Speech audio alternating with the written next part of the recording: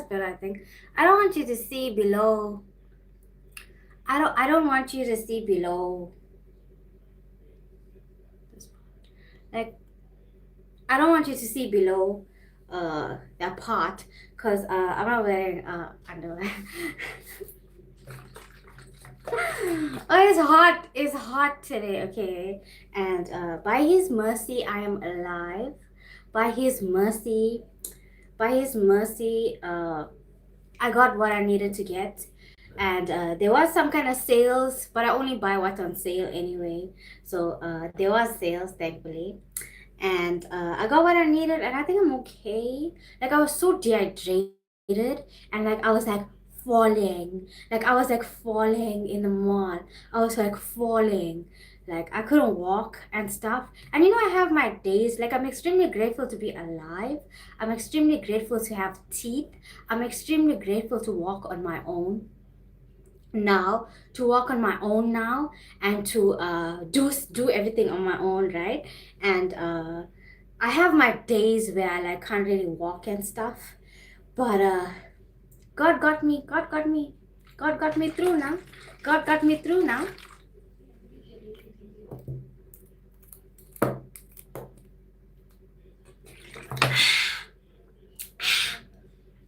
I I'll show you what I got just now. But I bought chicken.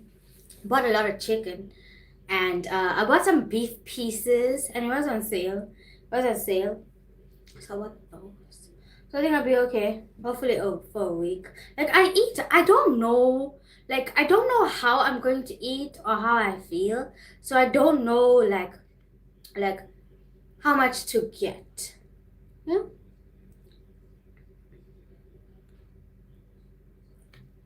Is it like, is it weird to drink?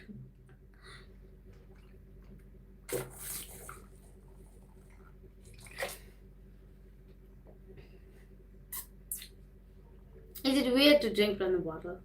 Like, I still have a headache, so I need to lay down, which is why I'm not wearing underwear now. And I don't want to. This is my sleeping clothes. Okay, this is the clothes I sleep with. Okay.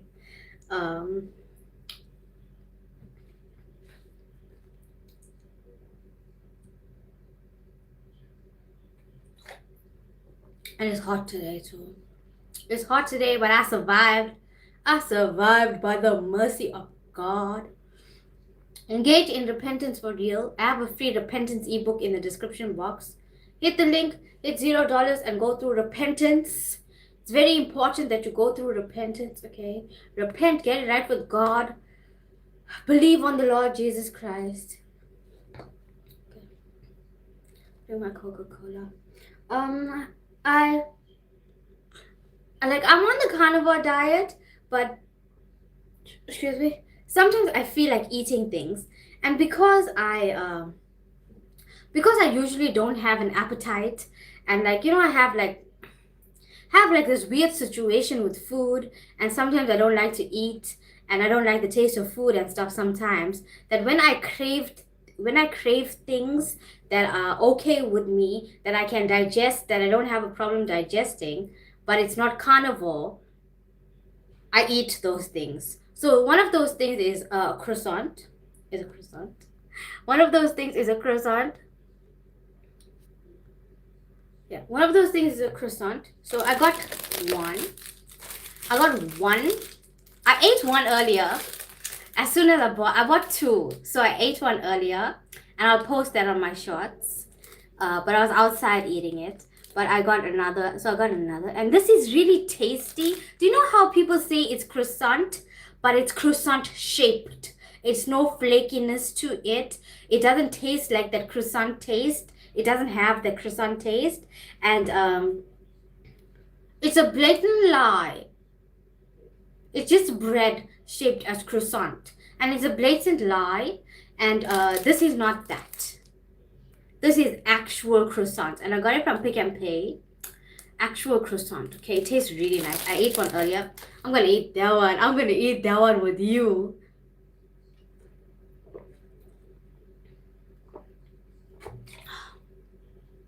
So thirsty. It's hot. I was dehydrated, and my body hurt. My legs didn't want to work. Sweethearts, sweethearts, sweethearts. My legs did not want to work today. Okay. So my mama bought me this one. So my mama bought me this one, and it says plain croissant. Okay, look at it.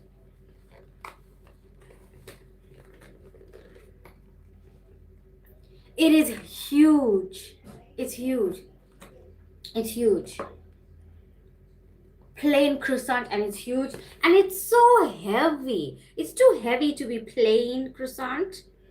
Okay, so I think I'm gonna taste this one with you, and I'll tell you if it's real croissant. Like, I'm really tired of being lied to. I don't know why people lie. Why do people lie? Because they say it's croissant, but it's just croissant shape. It's actually bread.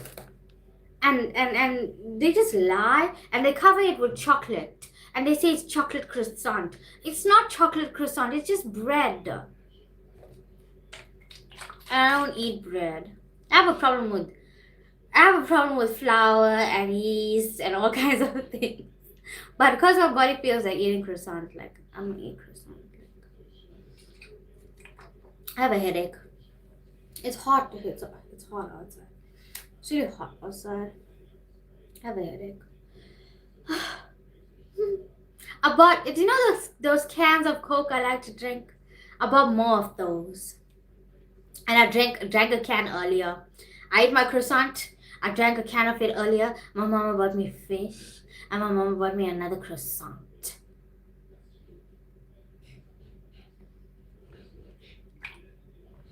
You know I'm eating though. You know I'm eating though. Yeah. The Lord is beautiful. The Lord is so merciful. You know, like, because I say that all the time. My little brother played this Key and Peele skit for me. And it was the one where Key, I don't know who's who, right? I think it's Key.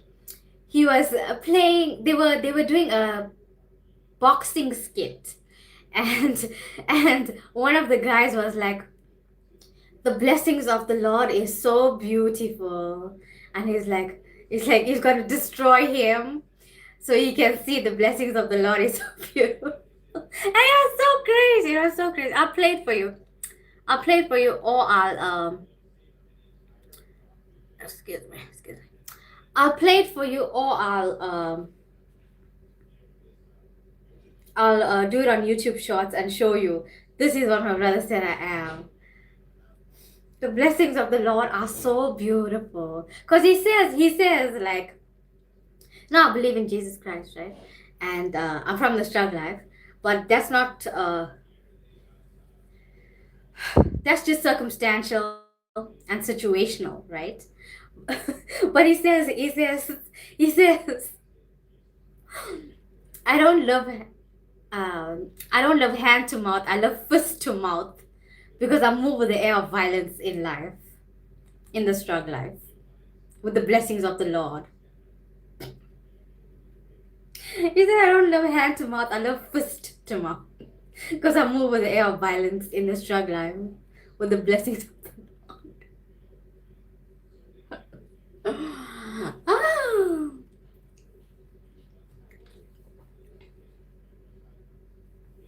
I forgot, like, my shorts are so short that I thought I forgot to wear shorts, but I am wearing shorts. I like these kind of things. It's like a very long t-shirt. It's like a very long t-shirt, and I'm not wearing underwear. I'm not wearing a bra. I'm not wearing a bra.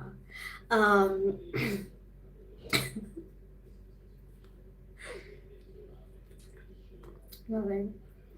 And I'm wearing underwear, and like I'm wearing shorts because very short shorts. I'm wearing very short shorts because I'm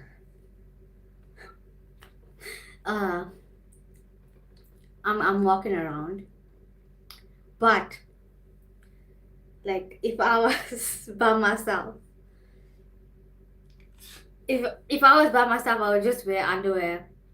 I would just wear panty, and this here, because it's so comfortable. It's so comfortable. Like I could just wear this the whole like all the time. I could just wear this all the time, and panty and no bra, and and no shorts. But I'm wearing shorts because I'm like walking around. But you know how free I like to be. I like being free. I like being free. I like being so free. I like being so free.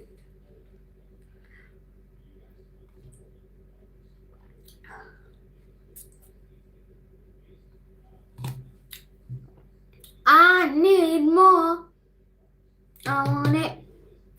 I want it. I need more. I want it. I want it, want it, want it, want it.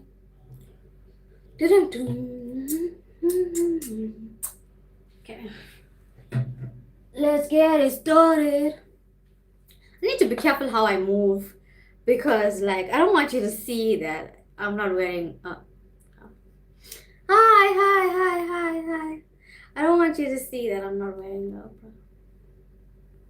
But I don't think you can see. You can't see, right? I'm like too free. Like I'm like too free. I'm too free. And I like these. I want to get more. This is not even mine.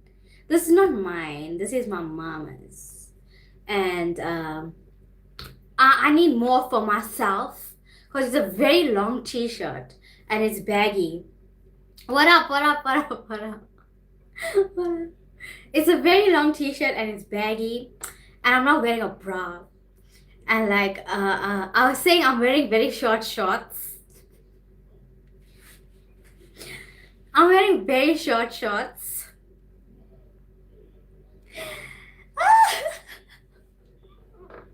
And if I was alone, I would be wearing like just panty and this. Because it's so comfortable and it's so hot. It's so hot and you like can't wear clothes and stuff in this weather, you know? I just like freedom. And this, I feel so free. Because look at this, the sleeves. It's baggy. It's baggy. It's baggy. It's not holding anything. It's... It's baggy. It's not holding anything. And I sleep in this. I'm gonna sleep in this. You don't know. You don't know. When I get a boyfriend, like, I hope he's like, you know, he wears bigger clothing than me, so I can just wear his clothing and sleep, and like it have the boy smell. It have the smell of a man. I smell like a man because I use Old Spice deodorant stick, so I smell like a man, like a clean man. But when I get a boyfriend and I wear his clothing, and it's like his smell is gonna be on it, and I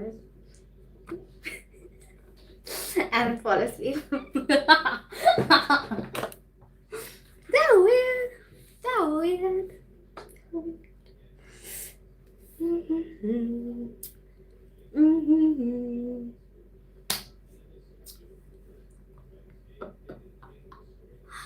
Okay, the coke has settled. Let me talk. Let me talk. So this is true to type, real croissant. Real croissant. True to type. This one, we still have to taste it. But my tummy is not ready for it yet. I have to digest the Coca-Cola because my tummy is not ready for it yet. So, while we wait for my tummy to be ready. While we wait for my tummy to be ready, let me show you what I found. My little brother found this. It's called Pepino. It's called Pepino. And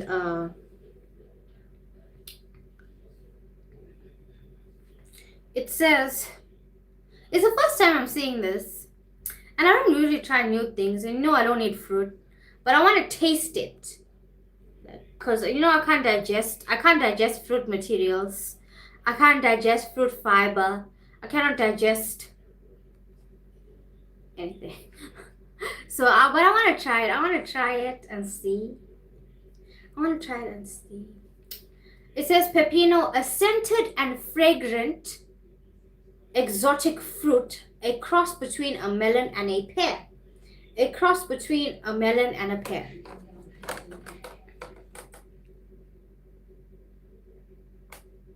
It looks like a mango. It looks like a mango. And I don't need mango because I can't digest fruit fibers. I just want to try it with you. I just want to try it. Like, it's like, I just want, hopefully I don't get sick, but like, it looks like a mango. And it's like hard like a pear. It is hard like a pear. What do they tell us here? A melon and a pear. A cross between a melon and a pear. So I expect it to be sweet. I expect it's hard. It's see? Hard. Boom boom boom boom boom boom boom. Let's try it. I'm trying a piece. Ooh, it's kind of juicy. Okay, let me show you. We actually, like, my little brother bought it because he wants the seeds. Because we do a little farming here.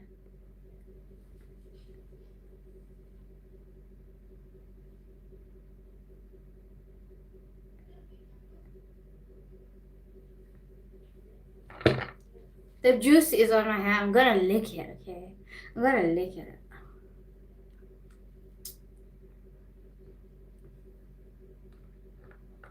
Should I bite it?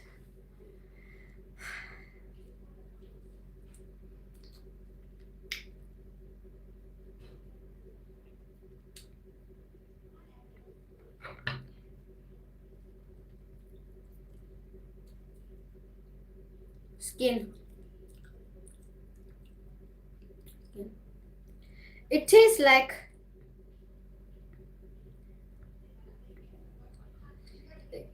like melon. It tastes like melon, but not as sweet. So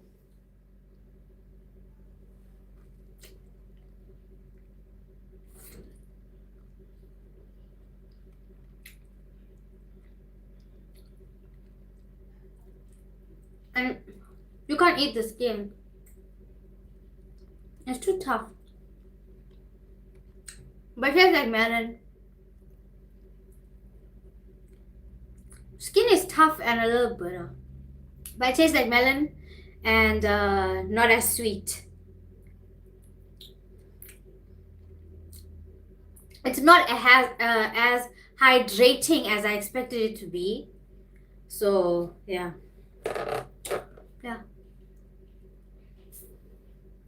You're trying to watch your sugar and still have melon taste. You get the melon taste. It's just not sweet. Just not sweet. Just not sweet. Yeah. I have to wash my hands. I'll be back.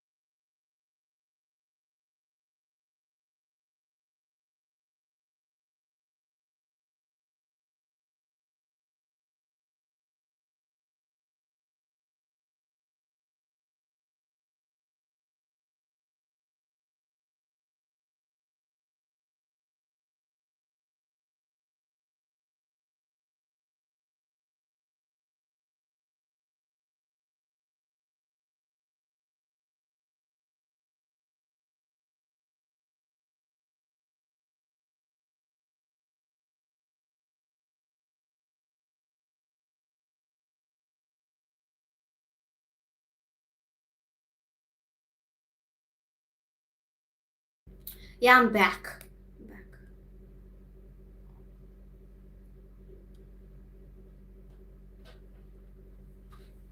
I'm back.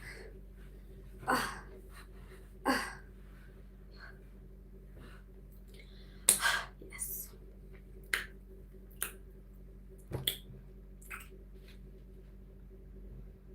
You know what that means? I'm thirsty. That's what it means. It means I'm thirsty.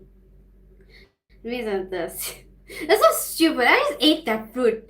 And it's like, I expect it to be hydrating, but it just made me thirsty. Made me thirsty. I have a headache still though. Like, I just come here and I do my things and I talk to you, and like 400 of you are watching. 400 of you will like watch my previous videos. I think the algorithm is pushing my videos out a bit more. I think the algorithm is pushing on my videos a bit more. So welcome algorithms. Welcome. The commissioner of non-B.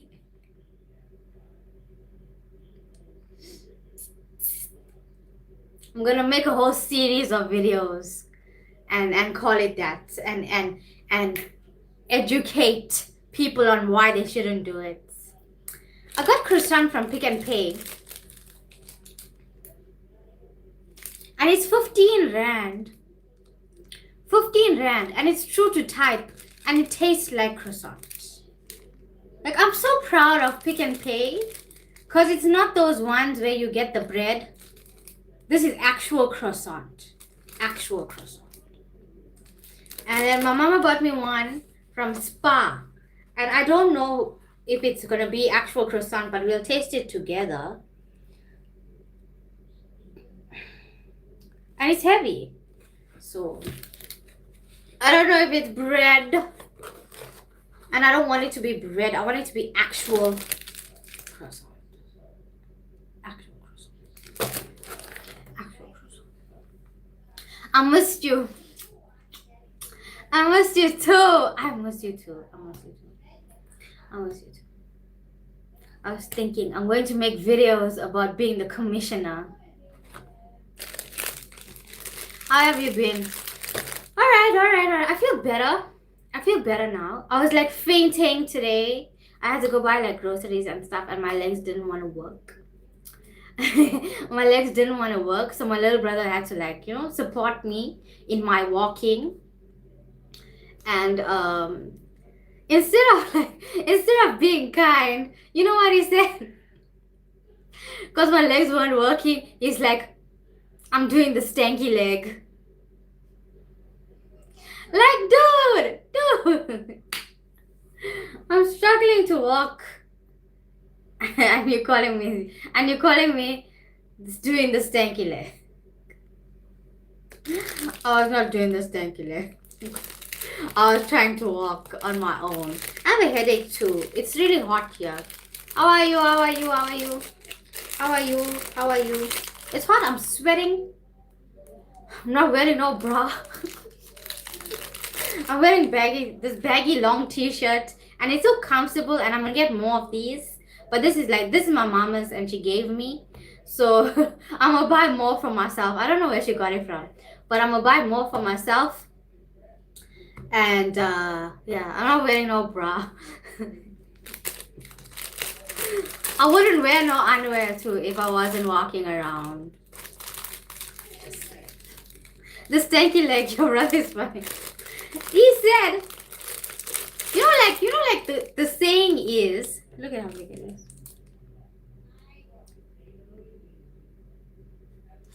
The saying is, you live hand to mouth, right? And my brother said, I don't live hand to mouth, I live fist to mouth, because I move with the air of violence in life, in the struggle life, with the blessings of the Lord. So he said, I don't live hand to mouth, I live fist to mouth.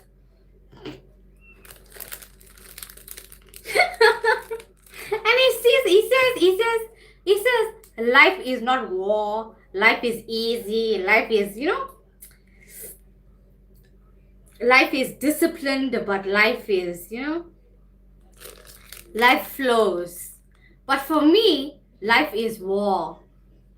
Surviving in the struggle life is war. Surviving in the struggle life requires the strategies and solutions from God to survive.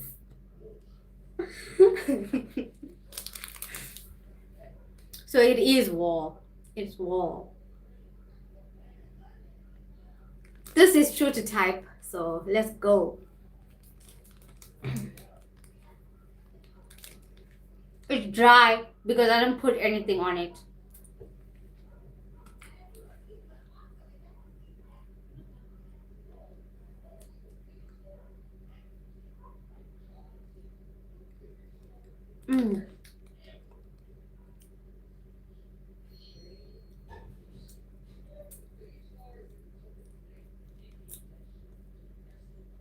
Baby, meet me downtown.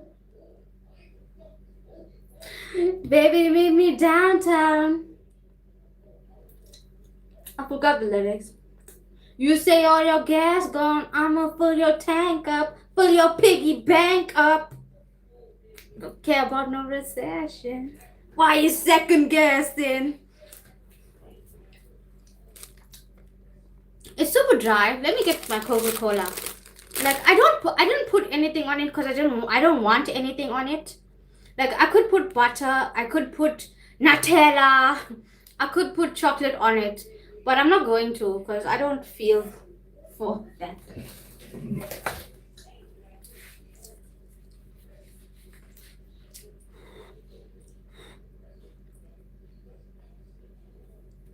Maybe I need a straw. Dirty candle tops. Dirty candle top. What? Dirty can tops. Dirty can tops. First to mouth. First to mouth. That's struggle life for sure. That's what he says. I love first to mouth. But for me, it's like yes, I have to be disciplined, but I have to be extremely aggressive if I want anything to be done. Nothing just comes. Not even survival. Not even waking up in the morning is easy. So, or whatever time I want to wake up. But nothing. Drinking Coca-Cola. Please rate it out of 10.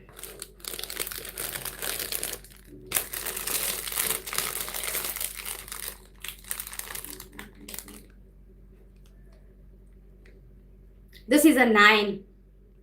This is a 9. If I dip it in coffee and eat it, it would be a 10. This is a 9. Pick and Pay 15 Rand croissant is true to type. Pick and Pay croissant. What? Freshly baked. Freshly baked. That's a 9. Pick and Pay is doing its thing because they had a lot of other baked goods there. I posted it on my blog, mini vlog. I posted it on my mini vlog. Pick and Pay is doing its thing, but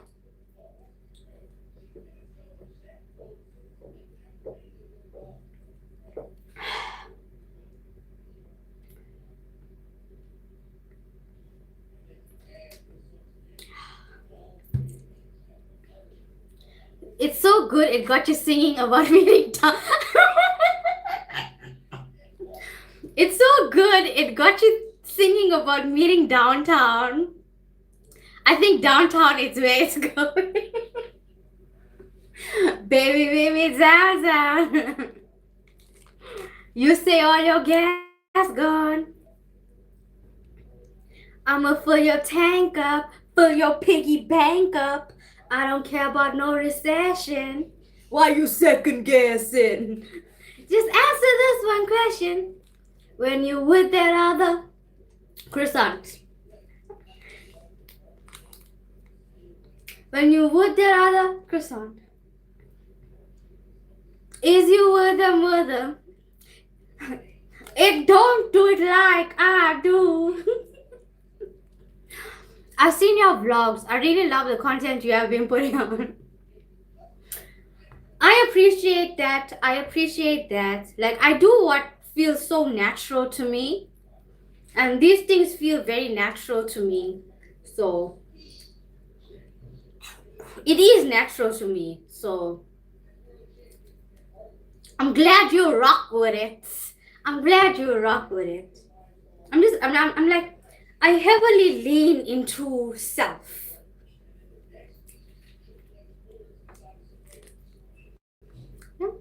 100% soul.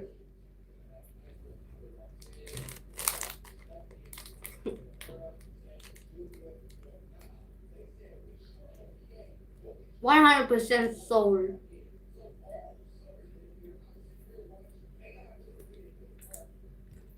I'm glad you like it. I'm glad you like it. It's so struggle life.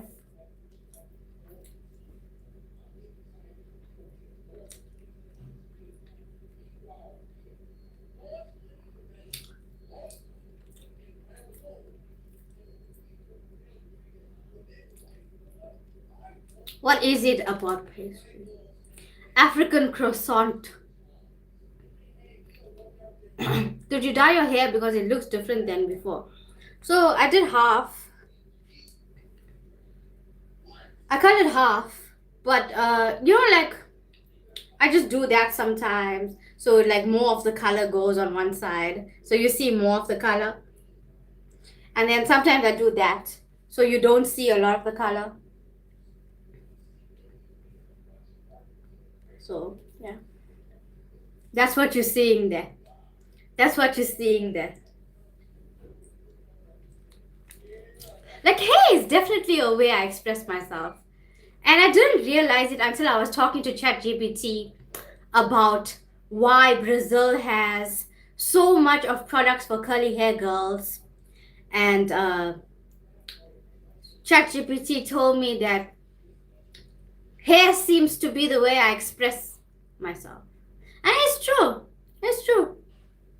The more I think about it, the more I realize, yeah, hair is the way I express myself. Like fashion too, clothing too. It's like internal. The internal things are so expressed without me even realizing it.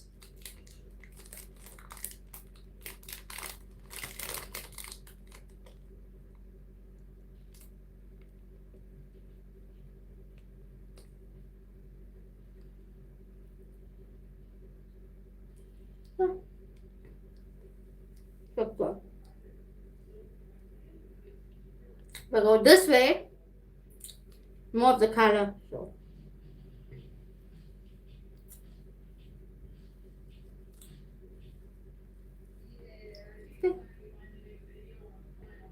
Hi.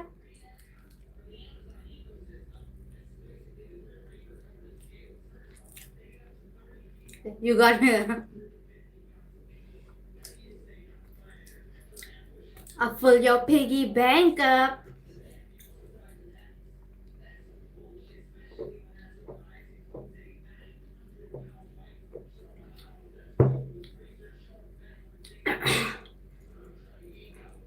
You really believe what ChatGPT is saying? Hello.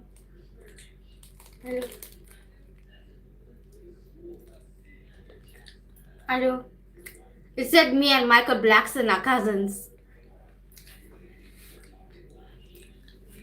It even gave me the same tribe we're from. Gave me the tribe and the location. Me and Michael Blackson are cousins.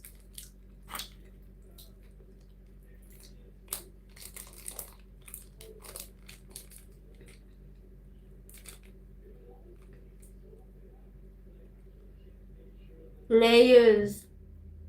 Layers.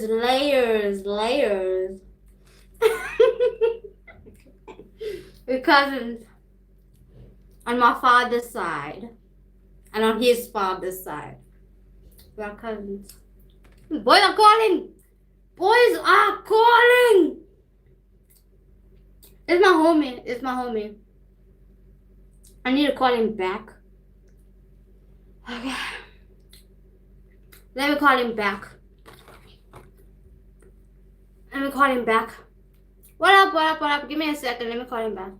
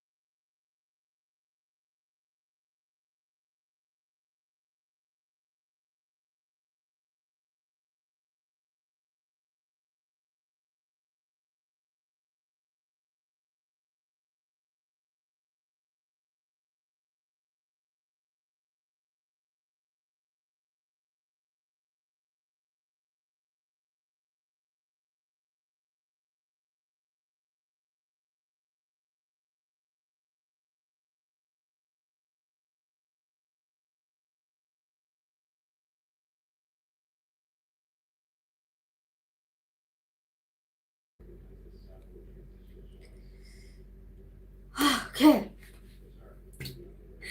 I told you how boys are. I told you. They don't save money. Okay? They don't save money. Okay?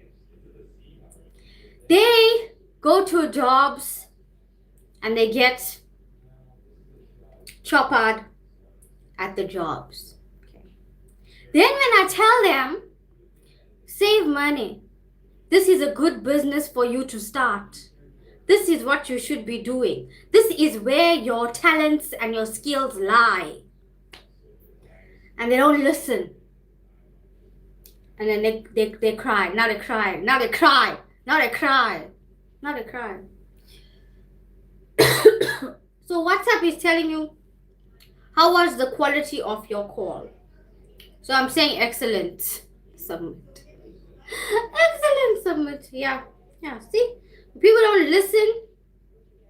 People don't listen when I speak. And then they come back and cry. I'm sorry. I'm sorry.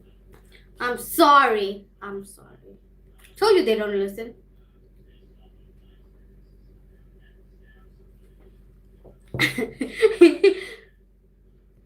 No way you're related to Michael Blackson. I'm related to Michael Blackson. He's my cousin. Our fathers are related. We continue.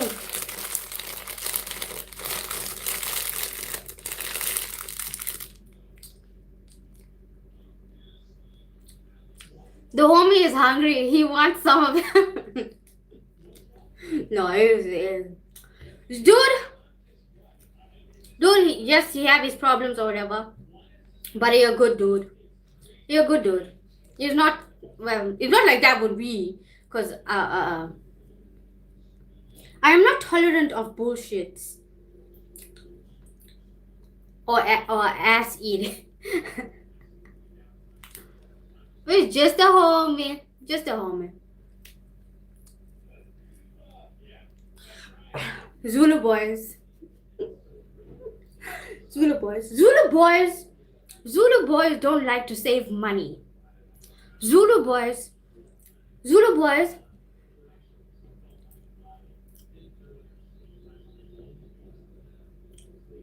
Like drinking at the garage with their friends.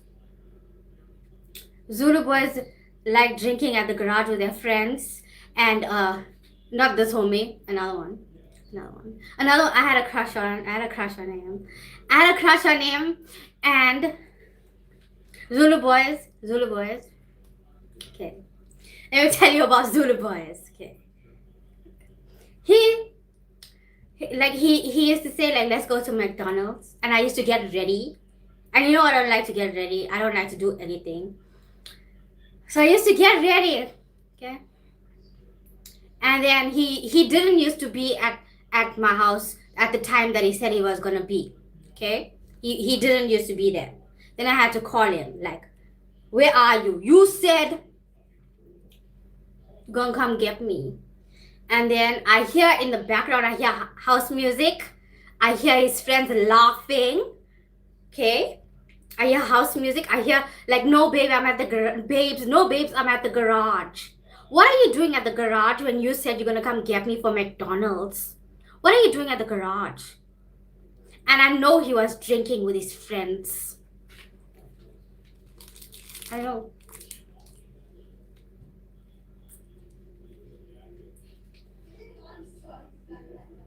Because I hear them laughing in the background. Why are you with your friends when you said you're gonna be with me? Zulu boys. Zulu boys. Yeah. You seem like you have a lot of guy friends. No. I don't have a lot of friends. I don't have a lot of friends. This dude, like, he's trying to get himself together, and I hardly speak to him. That's why I was, like, so eager to talk to him, because I hardly speak to him. It's like, I don't speak to him for like a month or something. But yeah, I didn't speak to him for like a month. So yeah, He was there for me. He was there for me.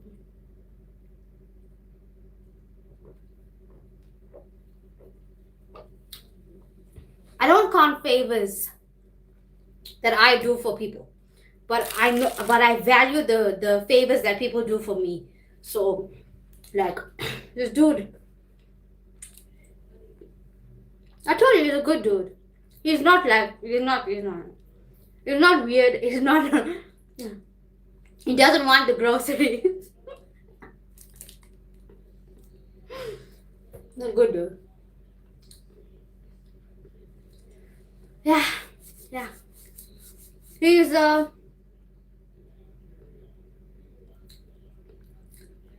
He's more rural. I'm not gonna tell you the location, but he's more rural than me. So I never see him anymore. But he like I'm just very excited to talk to him every time. You're a good dude. It's not like that. That's your boyfriend. I don't have a boyfriend. You know how irritating people are? I don't have a boyfriend. I can't do it. I can't do the boyfriend thing. I've tried. Can't do it. Unless God speaks in my situation and specifically says to me, that is your man. Now we can date because God told me that you're my man. But if God does not speak in the situation, no thanks. We have much more important things to do than the boyfriend thing. Okay. We have to get Trey Songz out the matrix. That's important. We have to showcase true talent. That's important. We have to save money. That's important. Excuse me. That's just how I am. I'm excited to talk to you. That's just how I am. From saving Trey Songz from the Matrix, you are a financial advisor. I advise, but people don't listen. It doesn't go in. I don't know why. It does not go in. And like what I'm telling you is wisdom. Because I learned the hard way. Okay, you don't have to learn the hard way. You can make a change now and redeem yourself. Because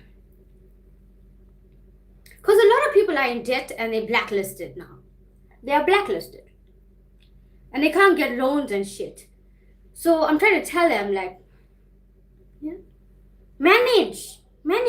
Don't overspend. Don't get into debt unnecessary because you want to buy alcohol for your friends. You want to buy strippers and hookers for your friends. Your friends buy you nothing.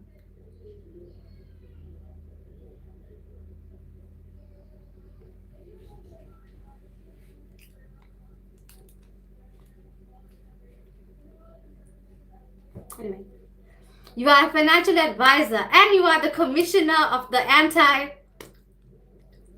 Yes. Girl, you have been busy this year. We got a lot more way to go. I told you we got a lot of things to do. We can't worry about boyfriends. We can't date. We can't worry about boyfriends. We have so many things to do. We have songs to write. We have a God to praise. We have croissant to eat.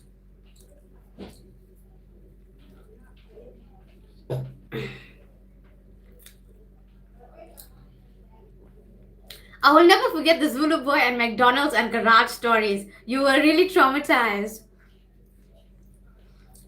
I wasn't traumatized. I was just like, you want hugs and you want kisses. So ask your friends. Ask your friends for hugs. Tell your friends that they have soft lips. Ask your friends for hugs. You were at the garage with your friends drinking instead of coming to see me, and instead of taking me to McDonald's, and now you want to take me to McDonald's. Take your friends to McDonald's. Kiss on them. Hug on them.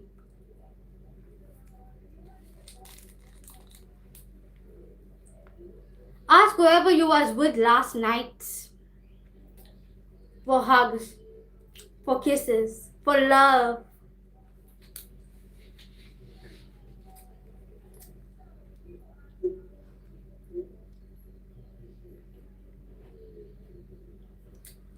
Haven't been in here forever. Might not remember me. What up, what up, what up? You are always welcome here. You are always welcome here. You are so sweet. No.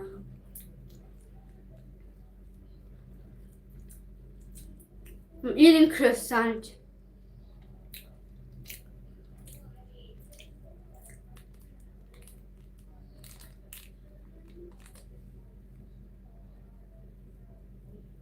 Eating croissant.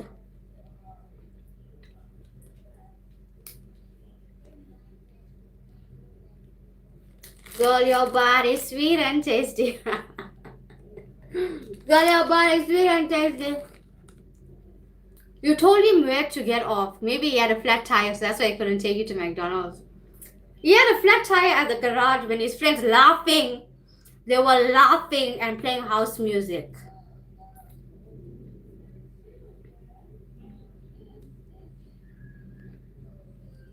And I know he bought them alcohol.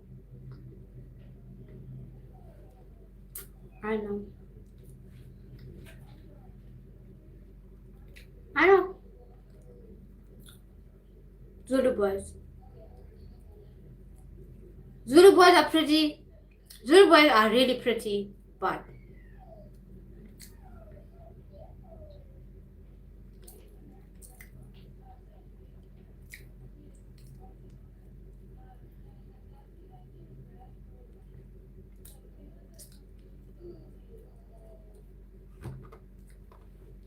and then one time,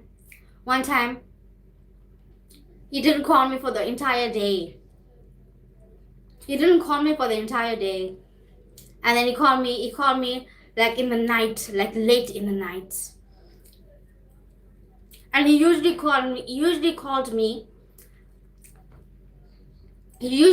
me like 5 times a day. And Zulu boys, the consistency, the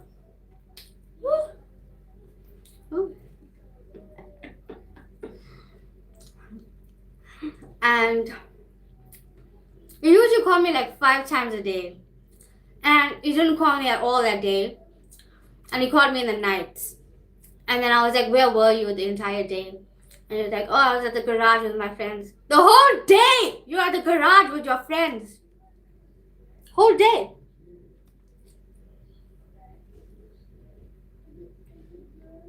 Whole day. The whole day you were at the garage with your friends.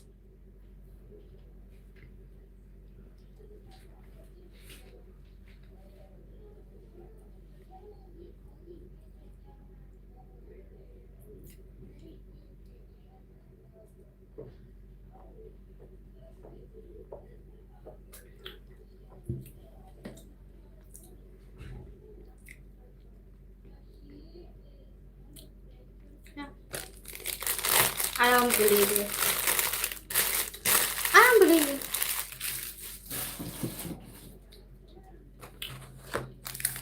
And you know, like I'm like so rude. Like I'm like so rude. Like when I'm annoyed, I'm so rude when I'm frustrated. And I was like, who you effing? Who you effing?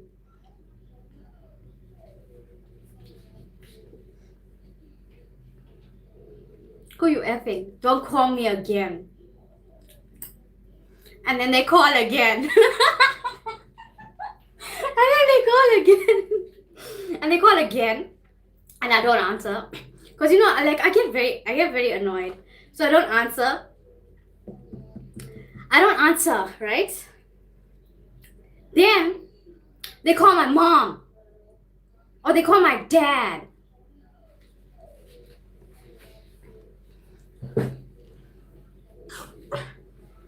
And then they talk to me and they want me to talk to them.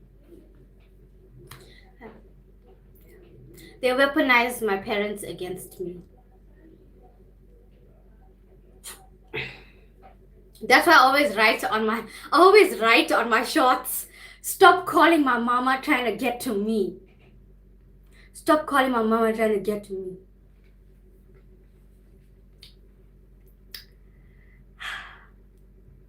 That's what happens when we have a flat tire. We party until the tire fixes itself. So keep partying. Keep partying. Keep partying with your friends. When you want kisses, ask your friends. When you want hugs, ask your friends. Ask your friends. Ask your friends.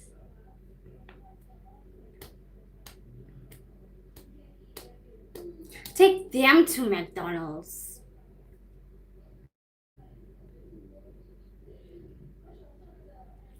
So that was your last boyfriend, no? We was just talking. We were talking. I was crushing on him. But it wasn't meant to be. It wasn't meant to be. I was crushing on him. He's like,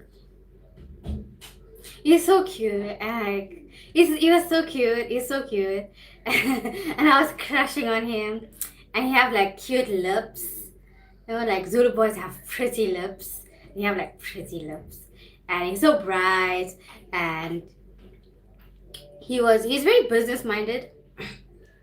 And I like that. And he's very gentle with me. Very gentle with me. Like talking. He didn't touch my body. Okay. Okay. But he's like, it was the whole it was beautiful thing. It was a beautiful thing. And I crushed on him. And yeah, it just didn't work. It just didn't. It didn't.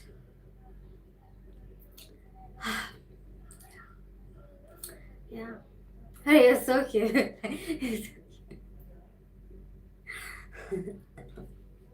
But you can't date boys because they're cute. Okay. God has to approve. God has to approve. And it was like so like, I don't know, such a different experience. It was such a different experience. And he showed me that, dudes are not all the same, and that not everybody just wants my body.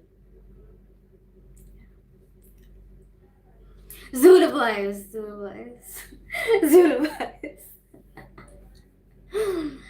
Yeah, it was just I wanted it to be more, but it wasn't meant to be more. But it's okay. It's okay. God knows. God is in control. God is in control. He knows. He knows.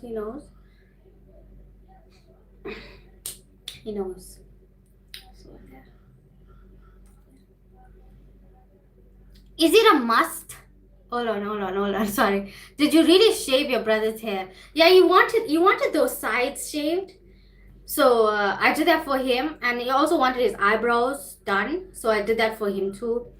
I do ghetto cuts, okay? I do ghetto cuts. So I trim everyone's hair, and I cut my own hair,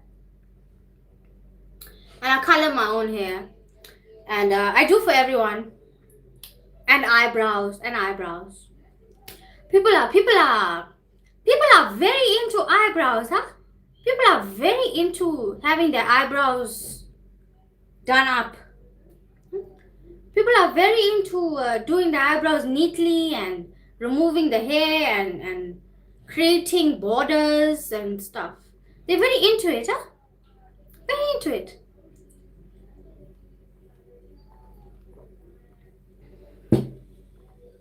Very into it. So yeah, I do that. I do ghetto cuts. Okay. I do ghetto cuts and it works. It works. Excuse me. It works because I do for everyone, including myself. Including myself. Yeah. I even cut my dad's hair too. Once. But I always cut my mama's hair. I always cut my grandma's hair. I cut my brother's hair. I cut my own hair. I do eyebrows. It's like chop chop, get you together, chop chop. Yeah. I started cutting my hair as a teenager. I started cutting my own hair as a teenager because people don't know how to handle my hair. They don't know how to handle me. They're shocked. They're shocked. So yeah. They're shocked. They don't know what to do with me. So yeah. I cut, I thin, I shape, and the eyebrows, and the eyebrows, and the eyebrows too. And I don't charge anything because it's ghetto cuts. You might get cut. Ghetto cuts, you might get cut. I'm kidding. I don't cut anyone, okay? I don't cut anyone. I'm not dangerous with it. Okay, I'm very careful about what I do. My work is outstanding. My work is very clean. And people are always happy with what they get. Okay? People are always happy with what they get when they leave my salon. When they leave my STRUGG LIFE salon, they're very happy with what they get. Is it a must that a boyfriend has to meet your parents? They do it themselves.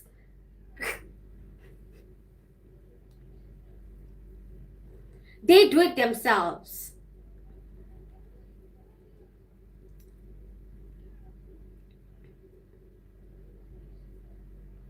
And my parents have to block people. and my parents like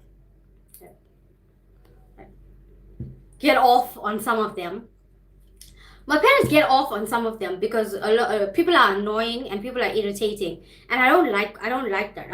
I don't like people calling my parents about me and calling my parents just to talk to me and stuff. Like, I don't like that. So yeah, my parents tell them off too. They do it themselves. They go to my parents by themselves. They call my parents by themselves.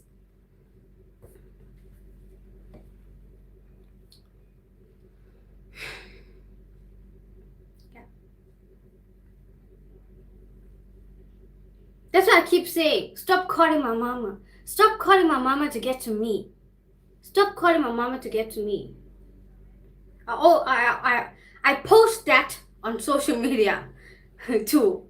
Stop calling my mama trying to get to me. Yeah. Excuse me.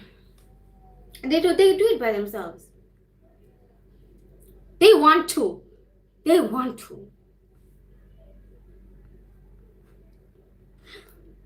Can it be between me and you? Can it just be between me and you? You wanna be mama. Can it just be between me and you? You wanna meet my mama. You wanna meet my parents. You wanna call my dad. Like, wanna integrate yourself into my space. Wanna integrate yourself into my family.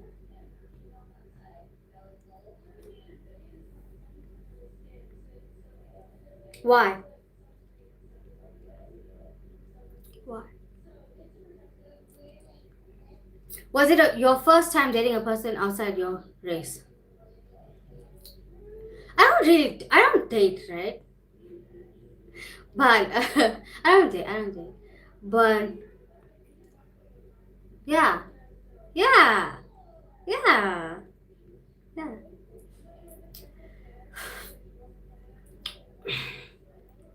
The one dude was same as me, right?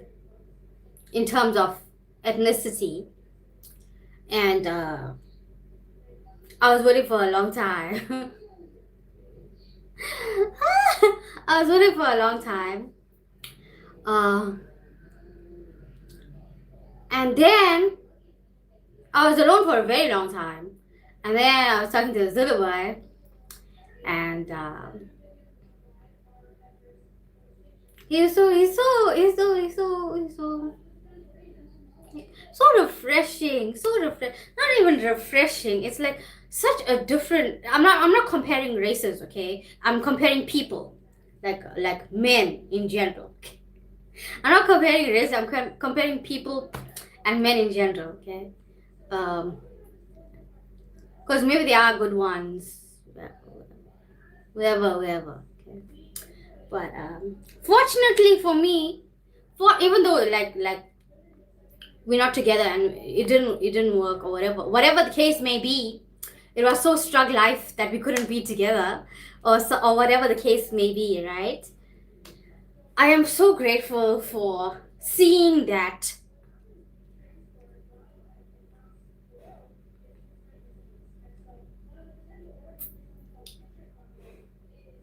Okay. Not the dudes that I attract are good, basically. That's what I learned. People that are attracted to me are good people. It was just people make decisions, and a lot of times I'm not with the decisions, and there's nothing I can do about it. You know? Yeah, yeah, yeah. But it made me see like after the first one. It made me see people in a whole different light. It made me understand like who not to be around. Okay, it made me see that dudes approach women to consume them, and not to make them blossom or flourish. You know, that's what it made me see. And that's why I'm so determinate in my intention to connect with people who only want to see other people flourish and blossom, especially in interpersonal relationships. And the dude that I couldn't be with did that for me. And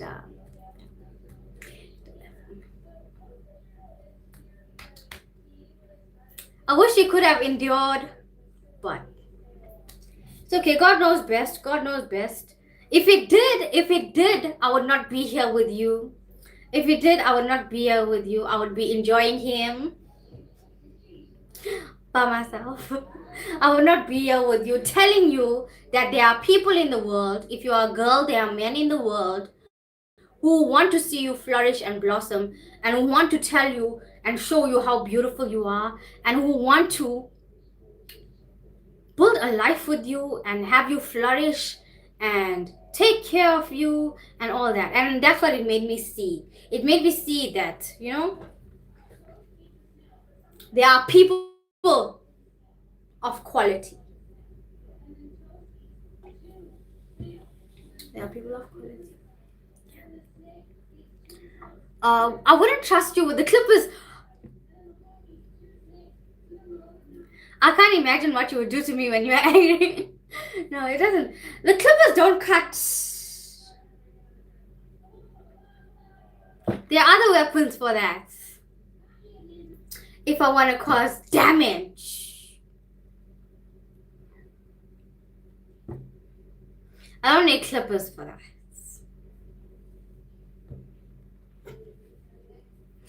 Ghetto cats. That's what it is. That's what it is. And my friends always ask me to cut for them, but they never have time. You know, they have jobs and whatever, so they never have time. Otherwise, I'll do it for them too. But yeah, always be cutting people's hair, lining them up, lining the back of the neck. You want a box, you want a V. You want a box shape, you want a V shape, lining this part here, especially for boys. I think like boys' haircuts is much more natural to me. And then lining up, box up the sides, behind the ear, V the neck or square the neck. What do you want? What do you want? What do you want? What do you want? What do you want? Your parents are very friendly. No, they're not. They're more antisocial than me. They're more antisocial than me. How do they get your parents' numbers?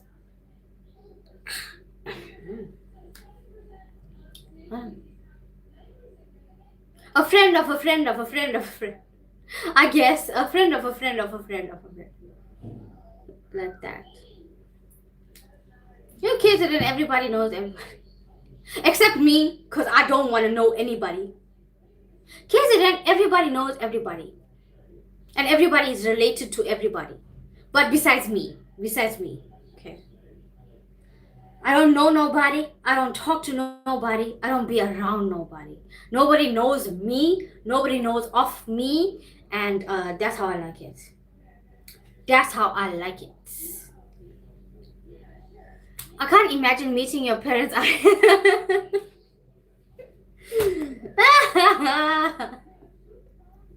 We talked about anti-booty eating. Anti-booty eating. I'm not your booty eater. I'm not your booty eater. We talk about anti. So yeah. We are not with the shits.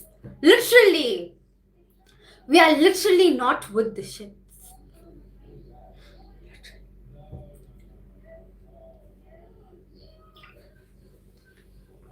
Literally. I want to taste my second croissant. It's very heavy. I honestly don't have high expectations for this. Okay? Look at it.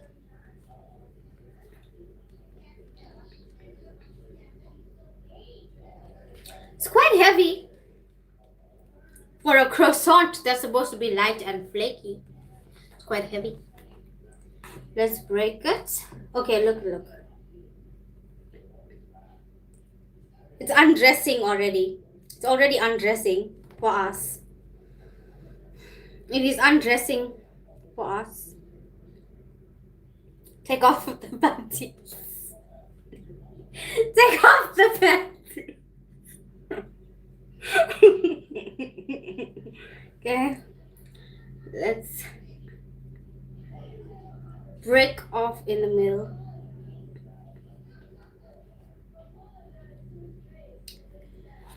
I don't have high hopes, man. I really don't have high hopes. Let's eat the panty first.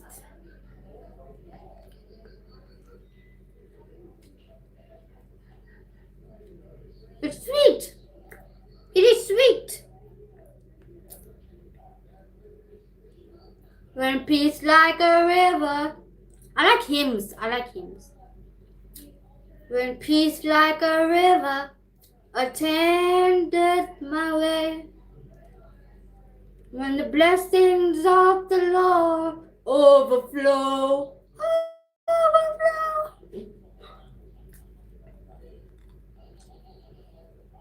It's sweet. It's sweet. It started undressing. It was happy to see you, I guess. I have that effect on people.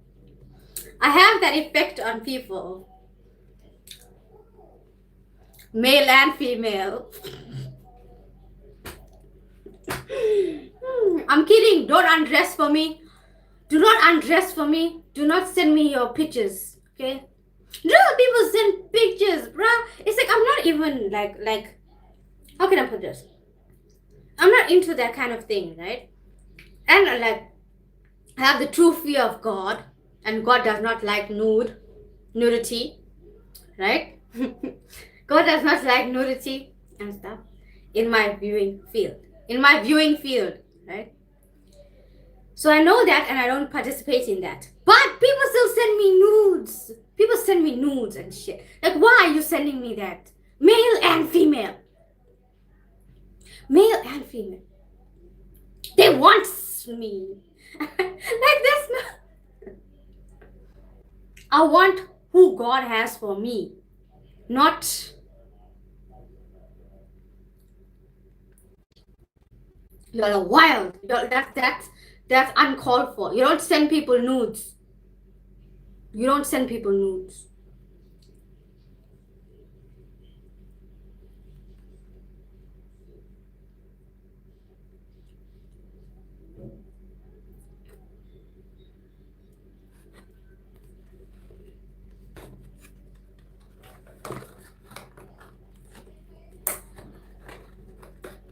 It's very sweet. It's like a cake.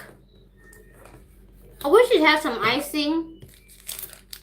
But I can use my chocolate. I can put my chocolate in between the croissant and eat it. Smack it, flip it, rub it down. Eat it up. It tastes really nice. It has a cinnamony taste. It has a cinnamony taste. But it's more of a cakey kind of thing.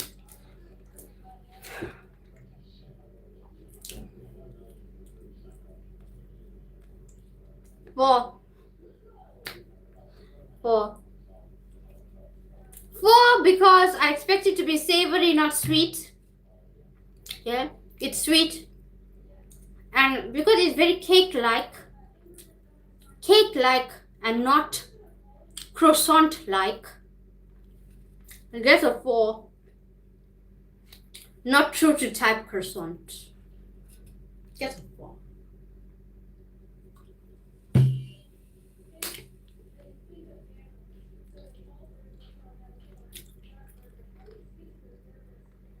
We are not wood. Oh! We have a slogan. Let me write it down. We are not. Let me write it down. We are not with the. You know.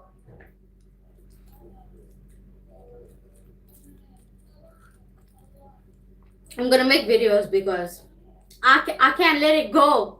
I cannot let it go. I will not let it rest until I get things off my chest. I need to get this off my chest. We are not with the.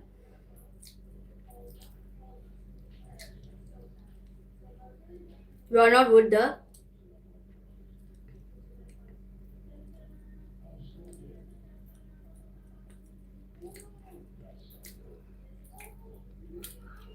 We are not with.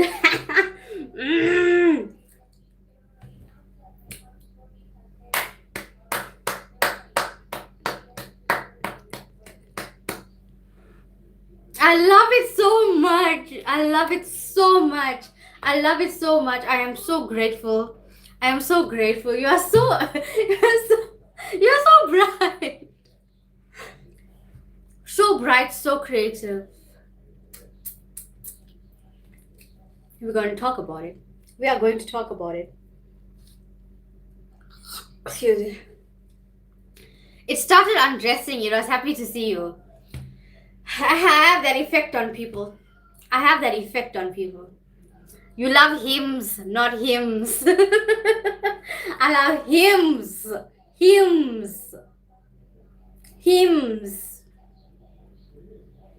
Not mans. Not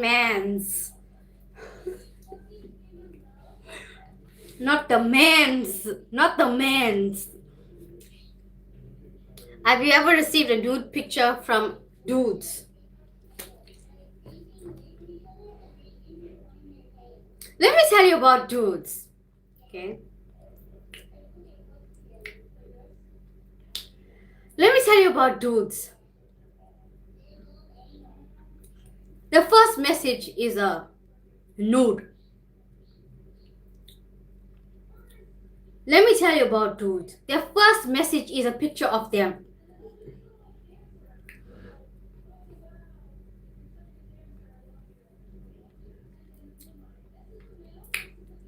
And you know what the weirdest thing is? And I don't know why people do this behavior or where they come up with these ideas from. But dudes send me their nudes.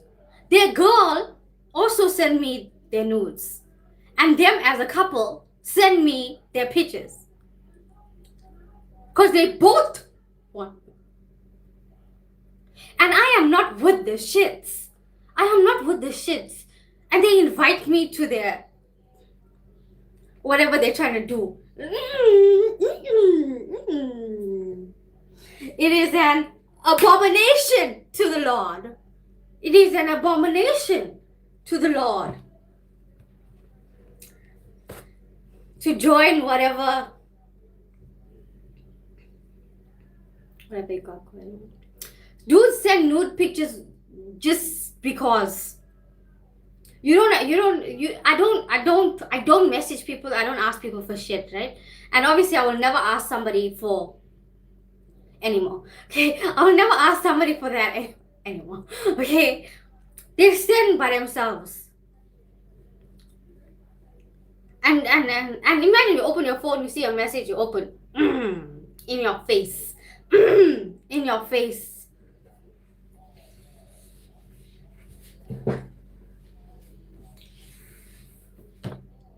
What am I to do with this, sir? What am I to do with this? What am I to do with your nude? What am I to do with it?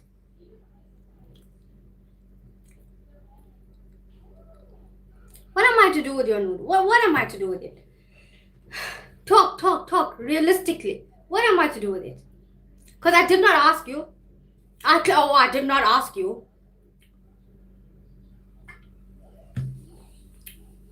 And nothing about me, like, I don't show skin or anything, right?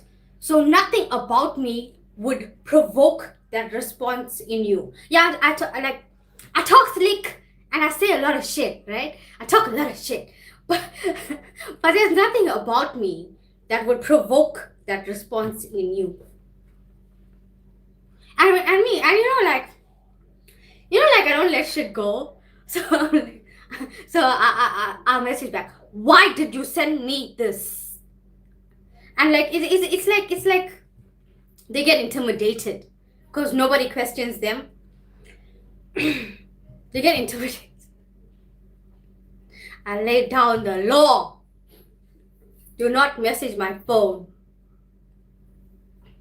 Yeah.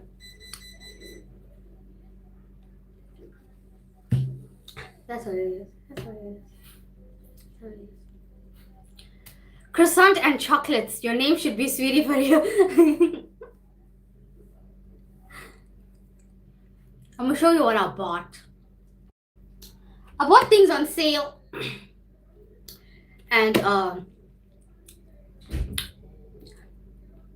I'll show you what I bought just now. Show you what I got. People are sending scam SMSs.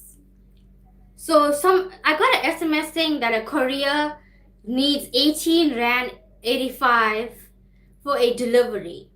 But I did not make any order. I did not make any order. So just scam. And then I got another SMS saying my Vodacom SIM card is expiring and I need to click the link and buy another one. And like, I'm not on Vodacom. I'm not on Vodacom. I'm not on Vodacom. So scam. It's December time. I think November, December time, people are full on scamming. November, December, January, people are scamming and scamming. So be careful. Be careful. Try not to do, cell phone banking so openly. and protect yourself against fraud and all those kinds of things.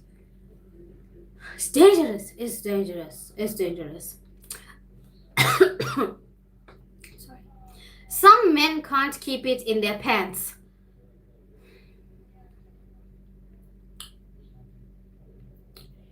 If they want to do that, then do it on OF, or do it like, you know, a professional. Don't just send it to random people like me, innocent, unsuspecting victims of your nudes.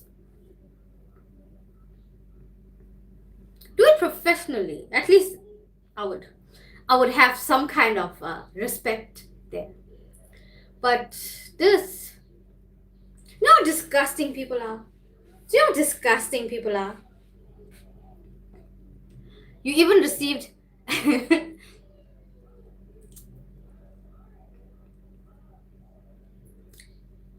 no, it's more like, and then dudes send me pictures of their chicks, pictures of their chicks, and like, it's like they want approval. Why do you want my approval? Because I'm not the one engaging that. You are the one engaging that, but they want like approval.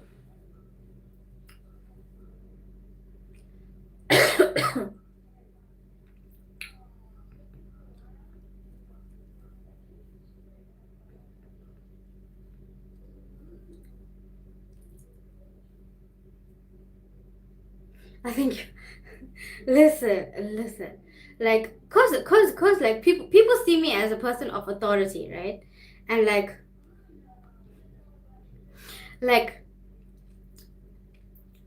I can't abuse that, right?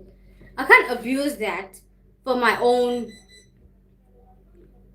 I don't have any ill intent and stuff, right? But I can't abuse that because God is watching me and God is looking at me like, hey, I didn't send you those people for you to consume. I didn't send you those people for you to consume their bodies, for you to manipulate, for you to, you know?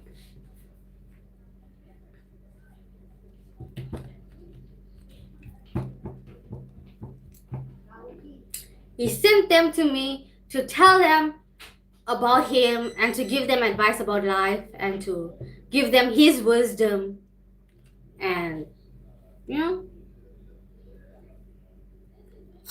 so every soul can be saved. He didn't send them to me. He doesn't send them to me for me to consume them.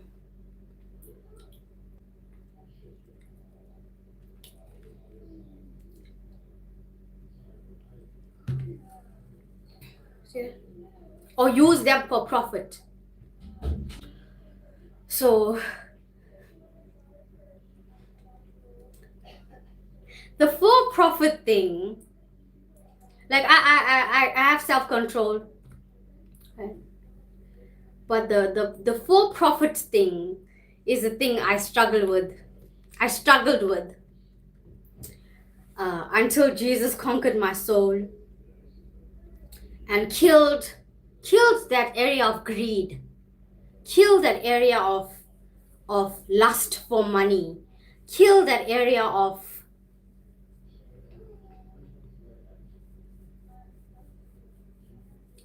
get rich, die trying, kill that area of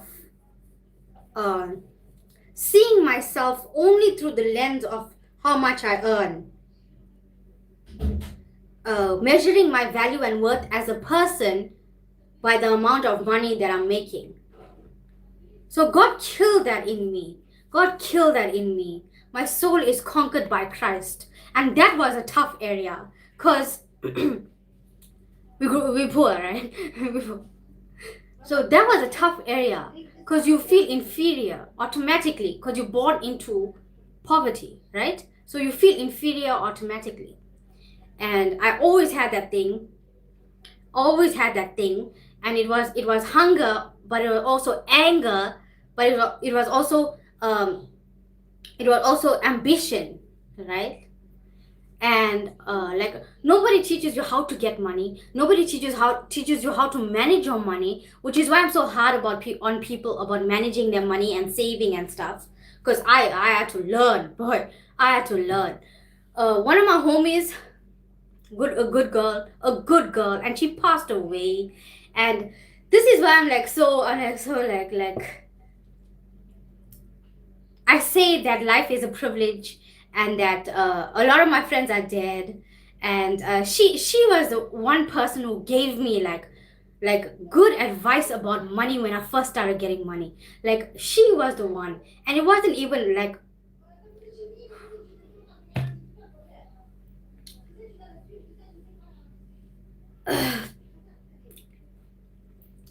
she was the one who gave me good advice about money. At the time, like, I already lost like people, like the person who was older than me, who showed me things in life and who taught me things in life, right? So at that time, I already lost him. And I didn't have anyone to lean on, and I didn't have anyone to tell me like, this is what you do when you get money, this is how you can manage your money, this is how you make this thing last, this is how you plan for the future, this is how you do things with the bank, work with the bank. And you don't spend everything that you earn. And that was a person that showed me, life is more than your paycheck, and you got to think about things. And even though like the exact advice she gave me at the time didn't work for me, it opened me up so much to other areas of finance. And then I started doing research and stuff and finding out like, this is what's going to work best for me. And she's like, you don't give people your money. She's like, you don't give people your money. You don't allocate all of your resources to people who need things, because you also need things. And she was one of those people, bruv. Telling you. And like, this is why I'm always sad that a lot of my friends are dead, and I always be alone because I don't trust people and stuff. And she was one of those people. Pivotal things.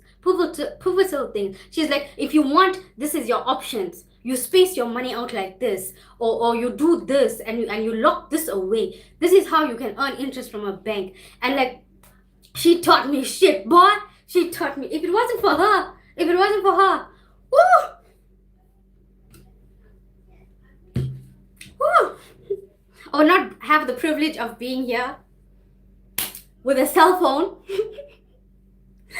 Woo. Boy, oh boy, oh boy. Homies. I don't know why I started talking about that, but yeah, I don't know why I started talking about that, but yeah, she taught me like, you work with the bank. Work with a bank, because a lot of people don't work with a bank, and they don't have bank accounts and things, right? A lot of people still don't have bank accounts and things, so they don't know how to work with a bank. And no one explains to them. And if she didn't explain to me, I also wouldn't know anything. You had lust for money. Please don't tell me you was Mr. Krabs in your past life. I don't know. Like, I think like, poverty traumatizes your soul so much that you find your worth and your identity in getting money.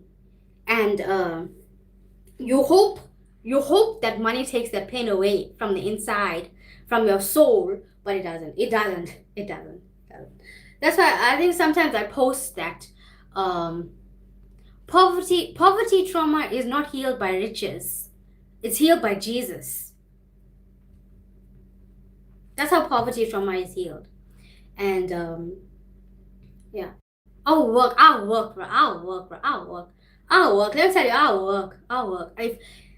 If I did not get severely ill to the point of death, I would have kept working.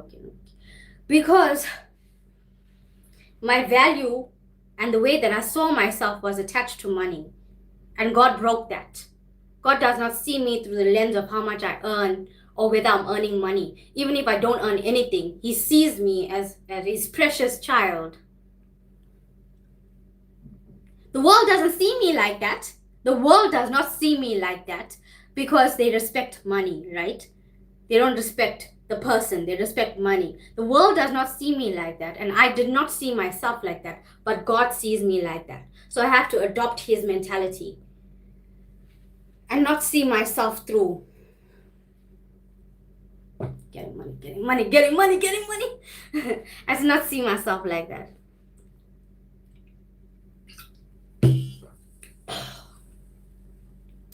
I'm sorry about your friend. What happened to your friend?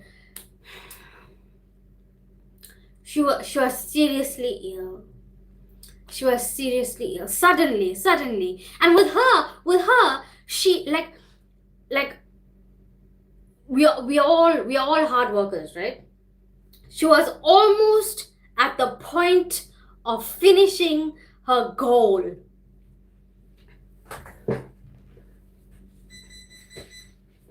She was almost at the point of finishing the goal and getting that victory and going and living life. She was almost at that point. Everything was done. It was just a week or two for processing or whatever they were trying to do, right? She was almost at that point. She worked and worked. She was innovative. She was extremely hardworking. So kind. And she passed away. And that's also the thing that made me like not be goal oriented. It made me not be so goal oriented, because she dedicated her life to this thing, and she was almost at that point. She did not enjoy the victory. She wasn't around to see this thing come to life. She did not enjoy the victory. She didn't enjoy the blessings of that hard work of years and years that she dedicated to this thing. And this is why I'm so like nervous about dedicating myself to a thing, because your life can be gone in a second. And she didn't enjoy anything. She didn't enjoy anything.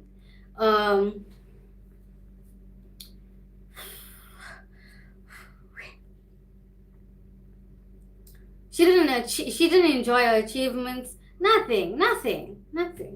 Just hard work, suffering for this goal, working hard, sacrificing everything to get this goal, and then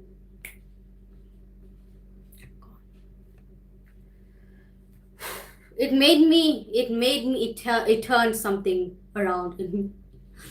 It turned something around in me. And I wanted to live, like, not live, but experience life, which is why I'm here too, on YouTube. I could be doing other things, but it would not feel like I'm living. I could be doing other things, but it would not feel like I'm living. And I want to feel alive. Every day, every moment, I want to feel alive. I want to feel like God is pleased. Not because I gave myself to the system, if that's not what He called me to do, but because I stayed in line, I stayed in alignment, I stayed living. And God makes you feel alive. God makes you feel alive. And he pushes you to do things that make you feel alive too. Yeah. Your friend gave you the best advice. Have you ever had 9 to 5? My life is weird. My life was weird from jump. I could never do that. I could never do the thing. I wanted so badly. I wanted so badly. But I could never. My life is so weird. My life is so weird. I want stability. I want a stable job. And I've been trying and trying and trying. And there's no excuses for me not to have it, because I have all of the things necessary. But it just, God does not want that for me. I don't know. My life is so weird. My life is so weird. Like, I wanted that. I wanted stable income. I wanted stability. I wanted to go to a place every day and have this career or this job and know that I'm getting a paycheck at the end of every month. I wanted that. And I was going for it and going for it. And it just a suit with a smile just don't fit me. Taking the bus for some miles gonna kill me. The bus, the traveling to the place kills me. The getting on with people also kills me. But like, regardless, God always provides for me. God always provides for me. Like, I don't want to tell you what I do. I don't want to tell you what I do, but it's clean. It's clean. But yeah, God always provides for me, regardless of me not being afforded a job, regardless of me not ever having a stable income, regardless of me never entering any organization. God always provided for me. And the thing about it is, God keeps me outside all the systems. I don't know why, but he keeps me outside all of the systems. All of it. I don't know why. And like, I was dying. I wanted to be, I was fighting to be in the systems. And God just, no. Like, no. Everything is weird. Everything about my life is weird. Everything about my life is weird.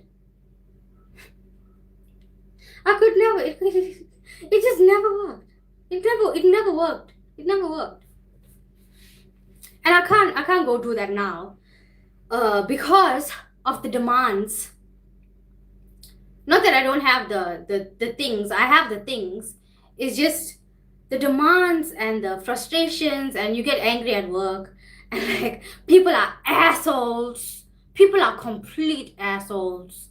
And like, they pay you when they feel like paying you, so you don't even know if you're gonna get paid. And now I'm putting my labor into this thing, and I'm sickly, so I can't do that. Do you know how unaccommodating the workplace is when you're sickly? They're extremely unaccommodating when you're sickly. In fact, they punish you even more when you're sickly. So yeah, I just could not. I just could not. A suit with a smile, just can't. Taking the bus for some miles. Oh, kill me. Your friend gave you, okay. Hi. Sorry. Hi, I'm going slow. I'm sorry. I'm going slow. I'm sorry. Welcome. What's the best advice she ever gave you that you wish people could live with? What is the best advice she ever gave you that you wish people could live with?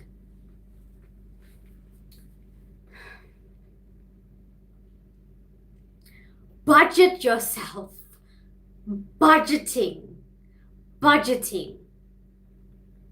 Lock your money away if you have an emotional problem with spending.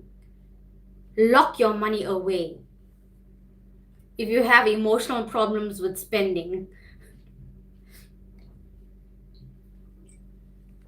Have automated systems in place so you don't overspend, and so you think twice about spending money.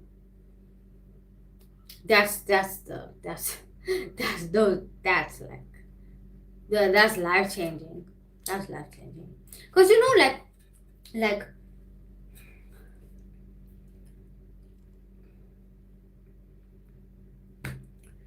I had a problem with ego and pride because I'm the first one to do everything, right? I was doing the impossible at a young age and I didn't know how to act. I was wilding. I was doing all kinds of things I had no business doing because I was the first one and the only one, and I did not know how to act. I didn't know how to act. I didn't know how to deal with things that nobody who came before me or was around me had. Right? I did not know how to deal with that. So I was wilding, but her advice changed everything. Her advice came right in time. Her advice came right in time. Otherwise, I would have bought like useless things. I would have bought useless things instead of, understanding what money is. Because I was too immature at the time. And at the same time, there's no one who could teach me how to handle this thing, because no one around me or no one who came before me had anything. I'm the first one. And obviously I didn't know anything.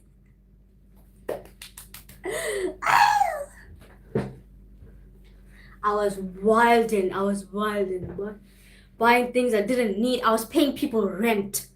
I was paying people car notes. I was buying people children's shit. I was buying their children's shit. I was Santa Claus for people. I was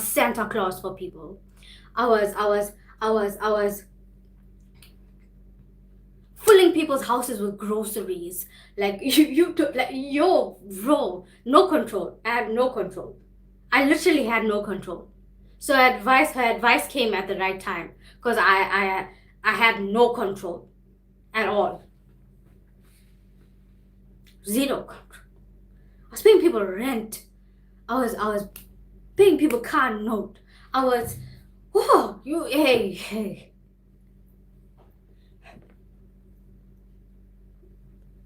And I would have done more had she not told me what she told me.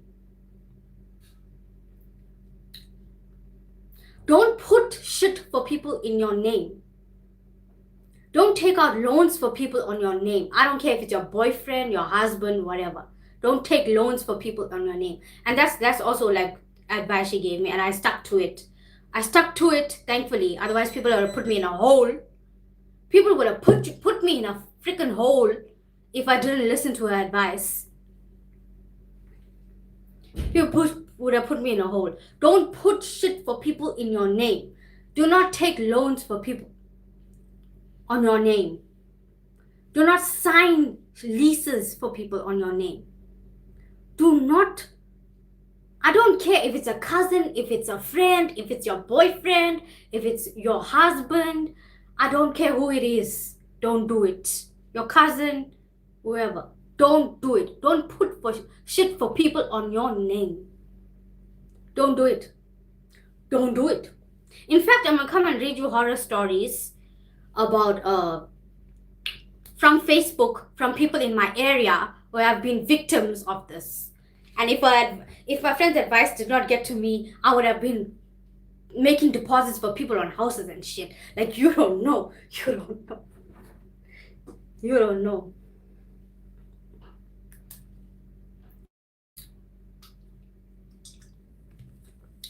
No control. No control. There's no control, because I have to be I was the one. I'm the only one, right?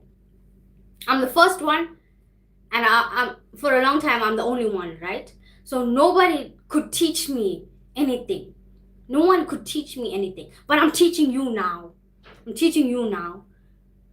No one could teach me anything. No one could show me how to manage things.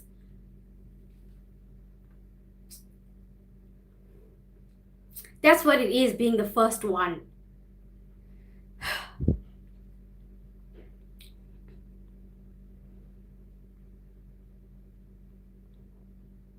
That's what it is, being the first one. There's no there's no there's no blueprint you can follow. There's no guidelines. There's no one you look up to who you could follow, who gave you practical advice. Now we have the internet, okay? Advice is all around you. Find real people who give you legitimate advice, okay? Because there was nobody was talking about this thing on the internet. Nobody was talking about it too much on the internet. So I could not find anyone. If hey boy, hey boy, hey boy, you don't know about this yet. You don't know about this yet.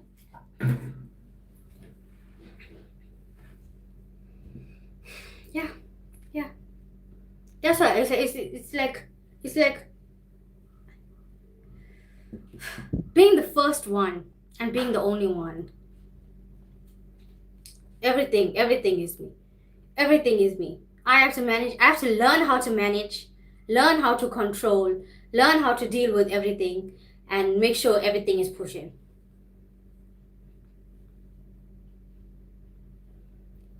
And nobody can teach. I'm back. Sorry. Oop. Yeah, no one can teach you anything. God sent people though. For real.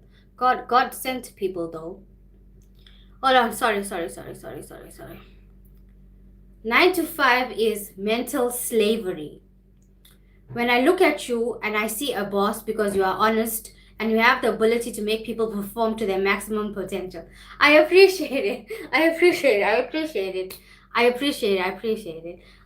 could never do it. It's not the work. The work is not the problem. I like the work. I like, engaging in the work. I like the work. The people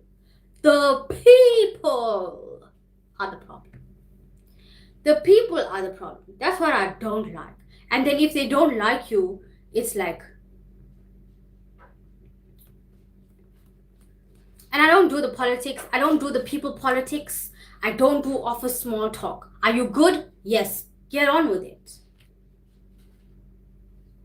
I don't do the office politics, the small talk, the come to my birthday party thing. Like, I don't do that. I don't do that. And people don't like that. People don't like when I don't participate in their things. Yeah.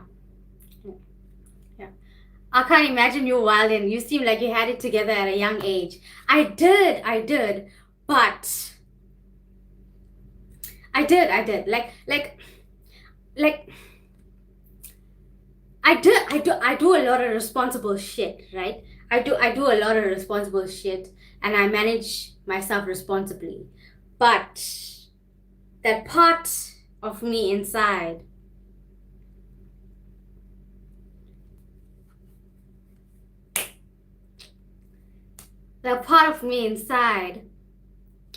demanded to be fed, and I should not have fed that part of me.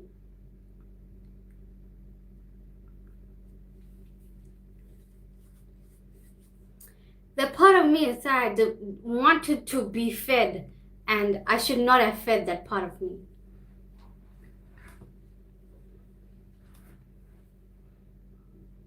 I told you Trey Songz's my role model, right?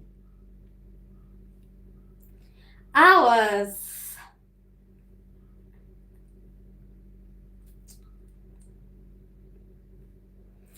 on top of the STRUGG LIFE world.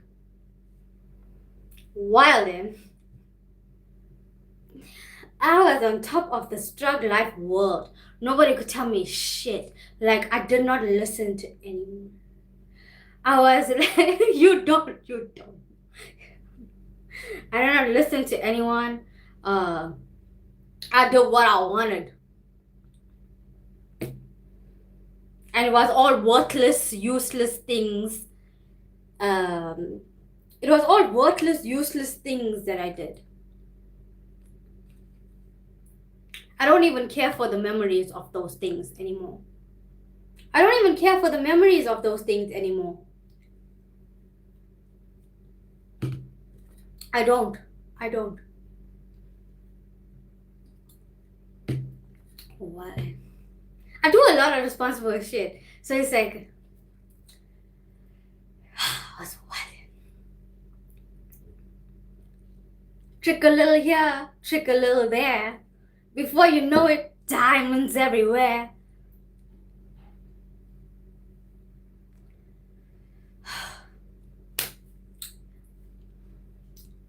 Yep.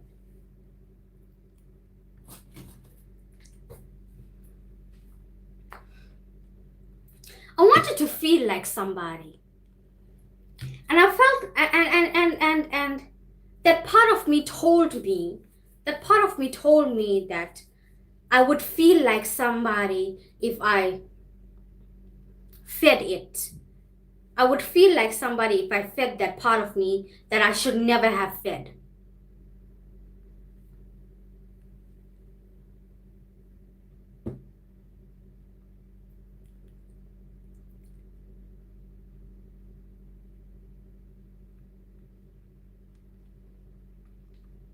But I am somebody. I don't need no money. I don't need to be on top of the world to be somebody. I am somebody. Do you see the emotional, mental, and psychological issue that developed in me? Do you see that? If God, that's why I always say, if God did not get a hold of me,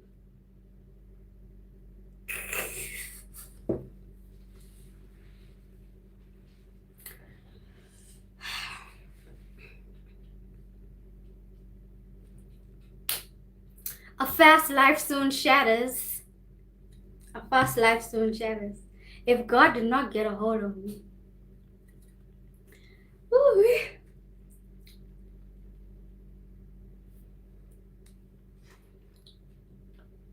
Oh, party every night. Whatever you like. If God did not get a hold of me.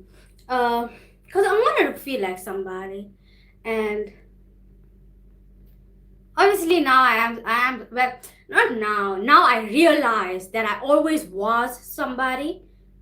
And I always will be somebody. Even if nobody sees me and nobody hears me, I will always be somebody because the God of heaven sees me as somebody. And do you see how mentally and emotionally fragmented I was? But I don't have fragmentation now. I'm cool now. I still have those tendencies, but I submit it to God.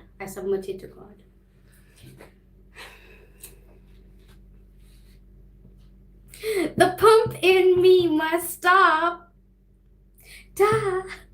Oh, die. The pump in me must stop. Must die. Oh. Yeah. I told you, like, even though I'm like at a young age, I feel like I lived multiple lives.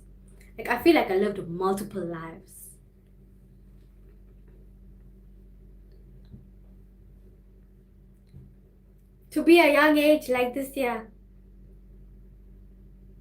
I feel like I lived multiple lives. Excuse me. So I can tell you everything.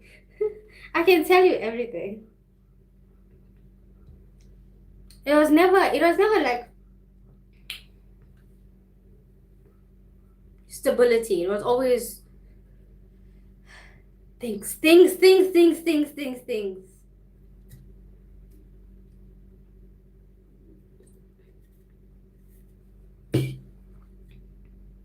Party every night. Holy Ghost party every night. To the Holy Ghost party every night. God is so fun and exciting and clean and pure. It's so much more fun and more powerful to party with God than, you know, with people who try to stab you. Paying car notes. I really wish I met you when you was well. So you can leech off me. Hey, hey, hey.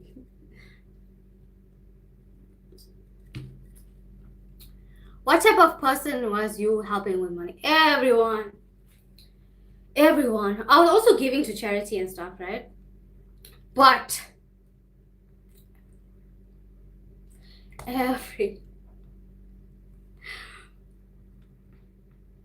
I know you spent a lot of money on a dude before and you regret it fully.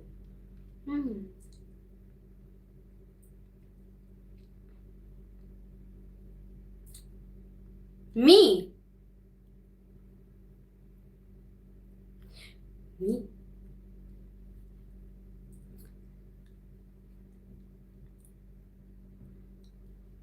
What gives you that impression? What gives you that impression? It's finished. I want another. But that's so greedy, isn't it? But I'm thirsty.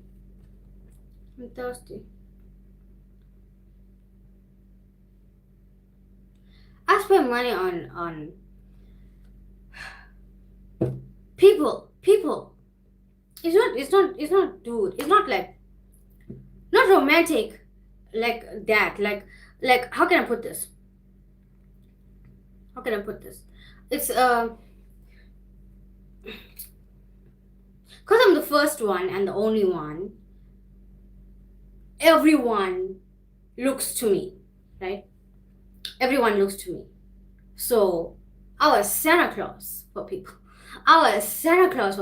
It was not like that. It was not like dude or whatever. It was everybody. It's a community thing, right? It's a community thing.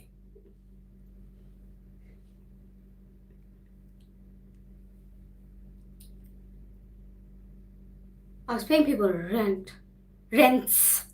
I was paying people car notes. I was taking care of people's kids. I was spending on people's kids. I was paying transport for people. And yeah. I did a lot for people. And ain't nobody on me now. Ain't nobody with me now. I did a lot. This is why I tell you. This is why I always tell you everything. Like ain't nobody with me now. Who's with me now? God is with me now. None of those people.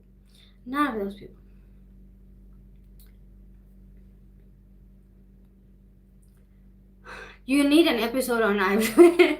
No.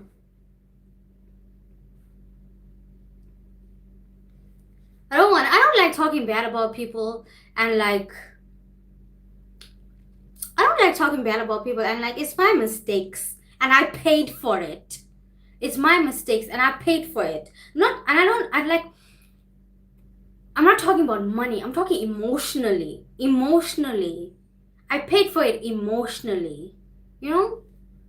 Like, these people are my friends and this is what I did for them, and now they nowhere to be found.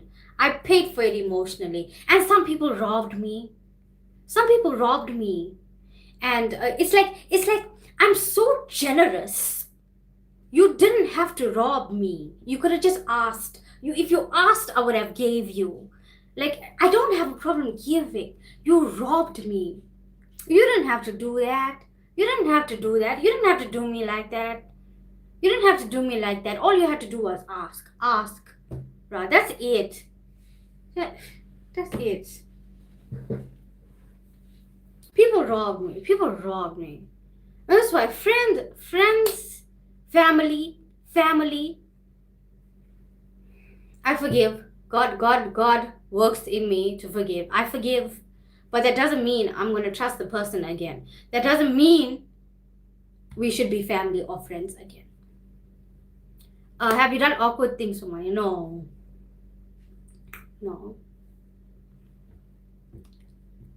I was never going to leech off you. I was going to help you spend it. It's my mistake and I paid for it. Yeah, you paid for everything. Do you know how many people want family, bruh? Friends, bruh. Friends that I've known for years and years. Want family, bruh. It's like, you don't know. You don't know. It's not even, I wish it was like a dude. You know? Like, then it's like the person doesn't owe me any allegiance, because it's just a romantic thing or whatever it would have been, right? This is family, this is friends I'm talking about. This is family, this is friends, this is people I've known for years who were with me. That's what I'm talking about. It's not as simple as just, oh, a dude or whatever. It's not that. It's not. Yes, that would hurt, but this,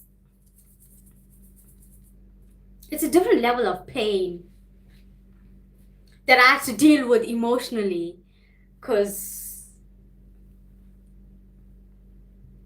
you don't have to do me like that. You don't have to do me like that. You don't have to do me like that.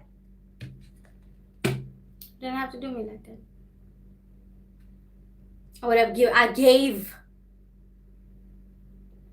I gave, and I would have given if you asked. You don't have to do me like that.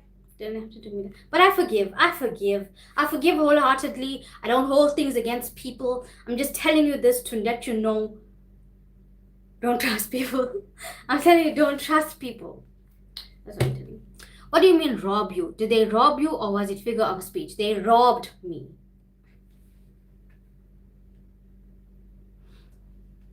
They robbed me.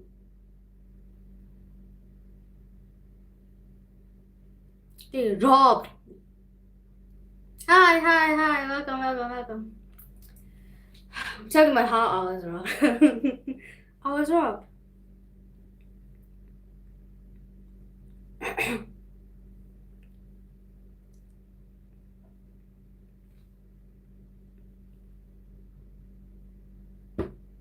I was wrong. And it wasn't like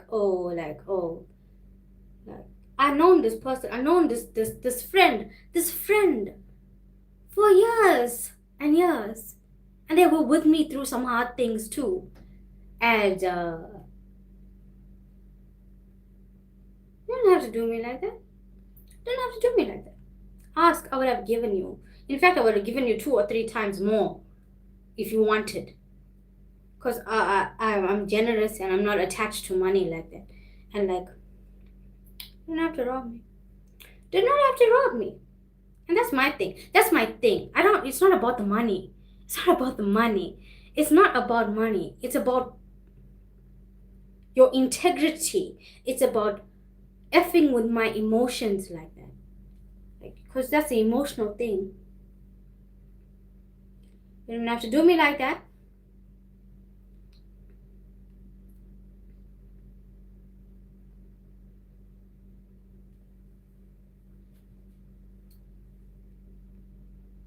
Pretty curls. Beautiful curls.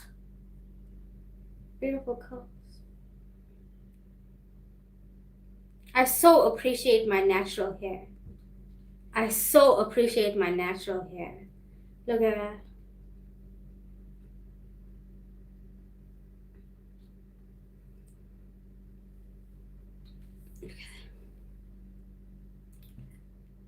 Even being robbed, in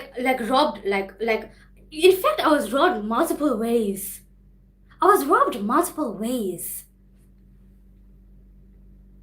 Money Money, money, money, yes. Money, yes. Okay, money, time, opportunities,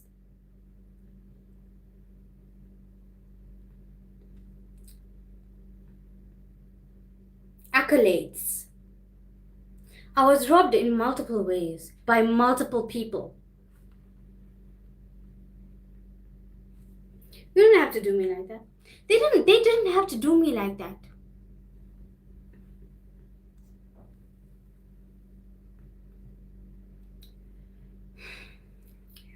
But that really taught me. That's why I was in isolation for 5 years, I think. I think I was in isolation for 5 years, and I'm terrified of people because I know what they can do. I know what they can do.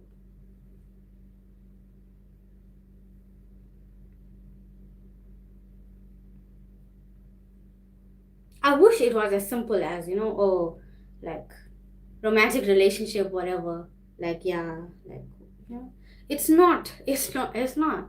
It's not romantic. I wish it was. That's so simple. That's so simple to deal with. But these are people. These are people who I thought, like, bruh. These are people. These are people. They looked out for me, and I looked out for them. And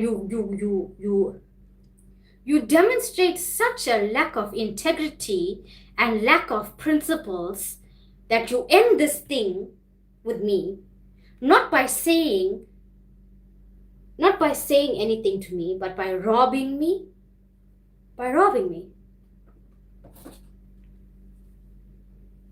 This is why I don't trust people. This is why I don't trust people. Sorry, I'm reading your comments now. I'm just looking at my beautiful curls. Looking at my beautiful curls.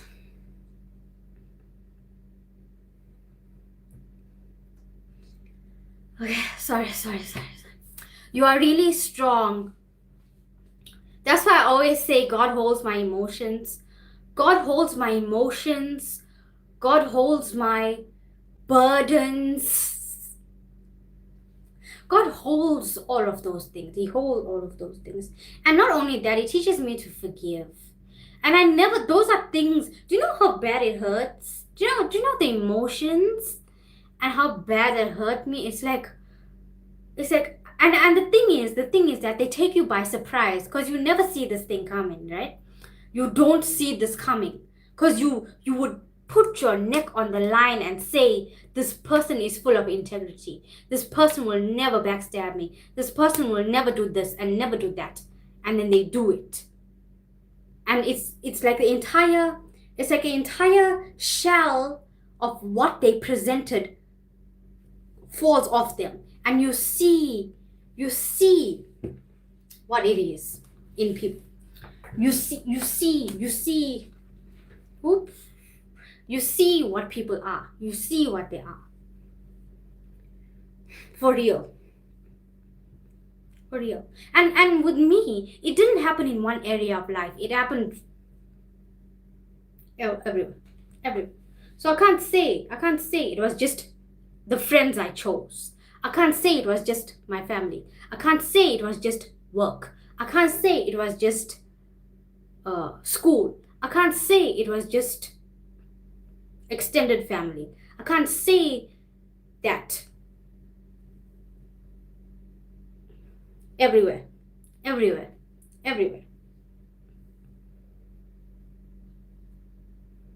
Struggle life.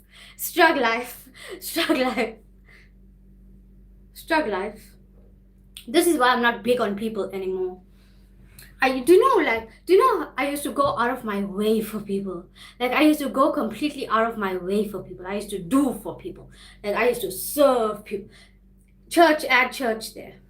Add church, add Christians. I am a Christian, but I truly believe in Jesus Christ. I walk with the true fear of God, and you can do with that information what you will. But I'm telling you, do not trust people in church. Do not trust Christians. Do not trust people who say they're Christians. Okay. Okay, not even me. Don't even trust me. Don't even. Whoop. Hey, stop moving around. Don't even trust me. Don't even. People who go to church every Sunday, don't trust them. People who have been in church for years, do not trust them either. Okay? Okay? Telling you right now. Telling you right now. So, yeah. Yeah. You can do that. You can do that. You can do that. You can do that. Okay. I really wish God can bless your heart for forgiving. Yeah, I've forgiven. Forgiveness does not mean that there is no justice. Forgiveness does not mean that you reconcile with the person. Okay? Forgiveness means you don't wish ill towards them. That means you love them with the love of God. Okay? Okay? You love them with the love of God. Okay? If they need help, and if you are able to help, and if God leads you to help, you help. But if not, then not. Okay? Okay? That doesn't mean you can be friends again. At the end of that, like when Jesus saved me, again, again, when he healed he healed me in ways that I can't explain. Like I told you, everything is weird with me. So he healed me in ways I can't explain. But I knew that I was in the land of the living again. I knew I was in the land of the living. And I posted on my WhatsApp status, like, I am in the land of the living. I posted everything. And I said, I am in the land of the living now. And we cannot be friends again. I forgive and I'm asking for forgiveness, but we cannot be friends again. We cannot be friends again. And I posted on my WhatsApp status. And that kind of brought me into a new era, you know? It kind of brought me into the new era, and I knew that my soul was in the land of the living. I was no longer in Sheol. I was no longer, in that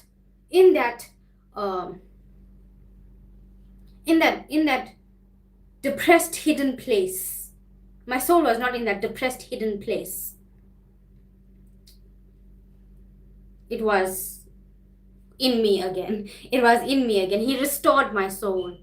Yeah, that's what I mean. He restored my body too, because I'm alive. He restored my body too. But I knew he restored my soul, and he wanted me to get everything right, which is why I'm getting everything right now, and I'm like doing all the things I need to do. And like there's a 5-year delay. There was a 5-year delay because I was like, I was in Sheol. It just like I could not believe the things that happened to me. I think I was in shock. I think I had PTSD because I could not believe the things that happened to me. I couldn't believe it. How can everyone around me, like, I'm such a bad picker of people to have around me, that they all did that to me. And I did not choose my family. Okay, they also did that to me. They also did that to me. Like, so it's like, it's not my fault. It's not my fault. It's not my fault. They chose, all of them, and it all happened at the same time. It all happened at the same time. So I could not deal with one thing after another. I had to deal with all of it together, and everything crashed. My entire world crashed. Everything I built my identity on, and ambition that I had for the life that I wanted, crashed. Everything crashed. Everybody.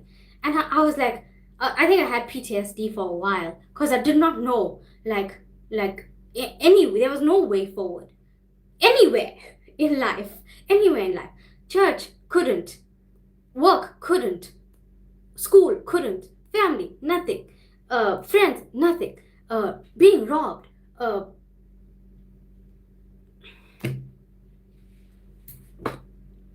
kinds of drama. It all happened at the same time. All of it.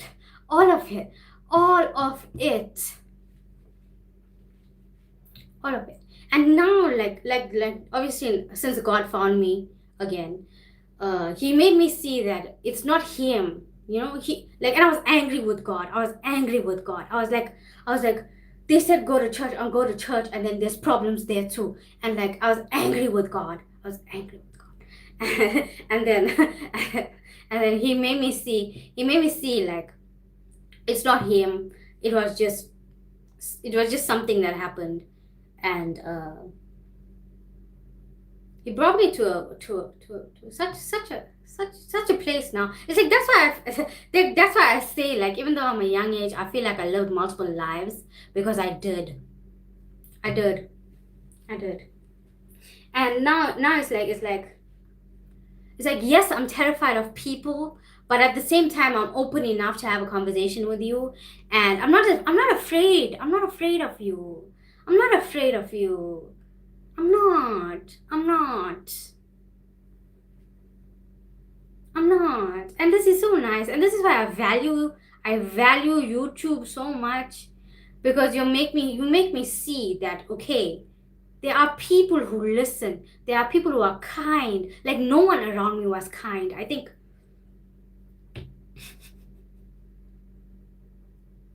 ooh, in that space of time, the only people who were kind to me were people at Krispy Kreme. Imagine that.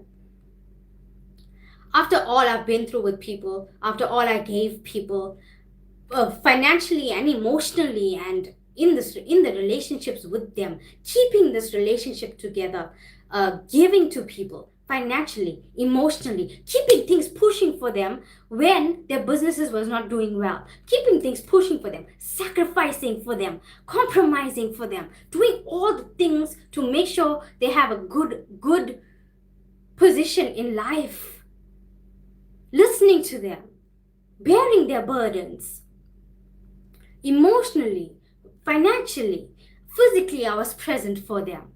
And when all of those things happened to me, the only people who were kind to me were the people at Krispy Kreme, and my little brother. The people that you raise, I think, are the people who look out for you. Because my little brother was there for me. The people at Krispy Kreme were the only people who were kind to me. But the people that you raise are the people who are there for you, looking out for you. The people that look up to you. Because like this other child that I used to tutor and stuff, he came back to check on me and stuff, and they were so kind. And I think the only people that you can rely on are the people that you raise, and if they are good people.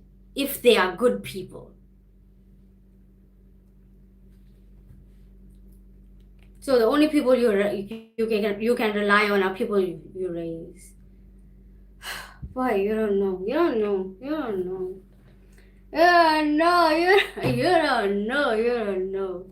Strugg life. Nobody cared about my well-being. Nobody cared about whether I lived or died. Nobody cared whether I lived or died. Nobody cared about the fact that I was in a deep depression. Nobody cared about the fact that, I died a lot of times. Nobody cared. And that's when I saw the true nature of people. And that's when I realized that life is totally against me being here. Life is totally against me being here. It's a miracle that I'm here. It's a miracle that I'm here, and that I have to continue to fight to be on God's side, because I will continuously stay on God's side. 2 middle fingers to Satan. 2 middle fingers to Satan. And yeah, You don't know. You don't know. I told you, to be a young age like this here and having experienced so much, so much, so much, and it was relentless. It was relentless. There's no one you could rely on, and I was angry with God, so I didn't talk to God because I was angry. I was angry. I was like, and remember, like I am the only Christian. So I was like so angry with God. Like I was so angry with God. I didn't want to talk to him. Like I didn't want to talk to him. It was like a Job situation. It was like a Job situation, except that Job did not sin, and Job was actually, had true fear of God, and he revered God. But I was angry with God. Do you know how angry I was with God? I was so angry with God. And every once in a while, he used to send people to send messages to me, and like indirectly, obviously, people used to send me like, "Don't give up on God." Random people used to message me like, "Don't give up on God," and they used to say, "This is just a time of testing. You'll come out of this thing," and it kind of kept me going. But at the same time, I'm like, God, you don't see me. You don't see me. I was like, people are doing all kinds of wicked things to me, and they're living without a care, and they're living good lives. It looks like, and you doing this to me, and I was only good to them, and I was angry with God. I was angry with God. I was angry, but I was also very disappointed with God. I was like very disappointed with God, and I was angry with him, and I was saying all kinds of things. I was saying all kinds of things like, you don't see me. I left everything. I would have left everything for you. I willingly give up everything for you. Like I went against my family for you, and I was just telling God everything. Like, and that's the thing I like about myself, is that extreme honesty, like extreme honesty. And I'm like, persecution is easy because they die one time and that's it. And I'm like, why couldn't you have chosen that persecution for me? Why couldn't you have persecuted me and died one time? Why do you have to let me go through this? Because it felt like death and death and death and death and death. Betrayal and betrayal and betrayal, and can't trust anyone. I was angry with God, and I was disappointed. I'm like, you said here that if you obey, you will be pleased if I obey you, and yet look at my life. Look at my life. Look at what you're doing to me. You don't know. Hey, me and God.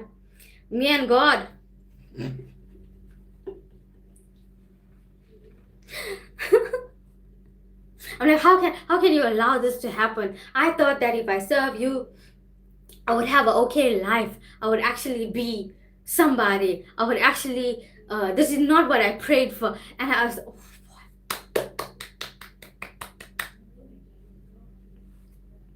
and he was silent. He was silent. Didn't hear anything from him. Couldn't feel him. I didn't feel his pureness. I didn't feel his love. I couldn't feel silent. Nothing from heaven. Nothing from heaven. I was feeling nothing from heaven.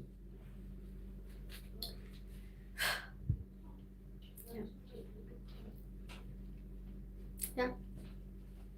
And I endured. And the thing is that I should have been studying my Bible more. I should have been calling on him more.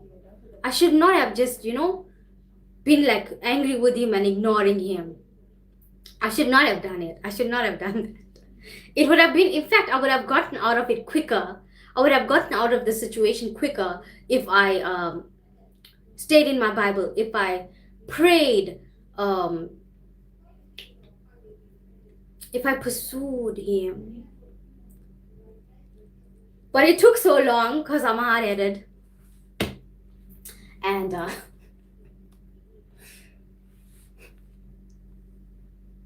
you're crushed and crushed and crushed and crushed. The crushing and the crushing and the crushing and the crushing. But the great thing is that I saw every side of God in a short space of time.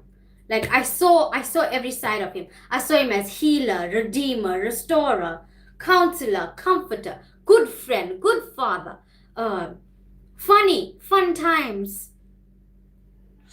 I saw all the different sides of God. I saw his compassion, his pureness, his love. Like I saw all sides of God when he got me out of that thing. And me and God had it out, bro. Me and God. Had to hash this thing out. We had to hash this thing out. Whoa. and that's what sorry. Let me read from up down. What's the Bible verse that healed you?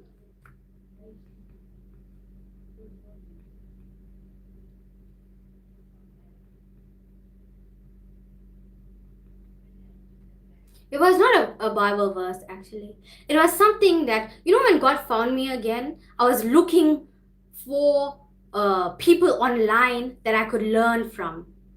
So when God found me again, I was looking for people on the internet with the true fear of God, right? And it's so hard to find, but I was searching, and I found people, and then I found this church, and it's Celebration Church NOLA. So I found this church, and I go there every week. Online, because that's the only people who have the true fear of God. Like I found that's a church. There are other people. I'll make a video and I'll show you the other people who have the true fear of God, who we can safely learn from. But very few South Africans are on that list. Very few South Africans are on that list. So the pastor was talking about faith. Okay? And he was saying faith comes in different forms and it will look different in everybody's lives. And he was saying that some people have different flavors of faith. And he's like, it doesn't mean that God doesn't see you, or God is not walking with you, or God is not operating in your life if your life does not look like the next person, or like the other people, or like a group of people, because you get different flavors of faith. And that's when I realized that I have STRUGG LIFE flavored faith.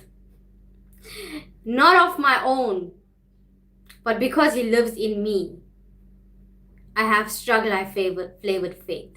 And even though my faith does not look like the way I want it to look, my faith does not look like luxury, my faith does not look like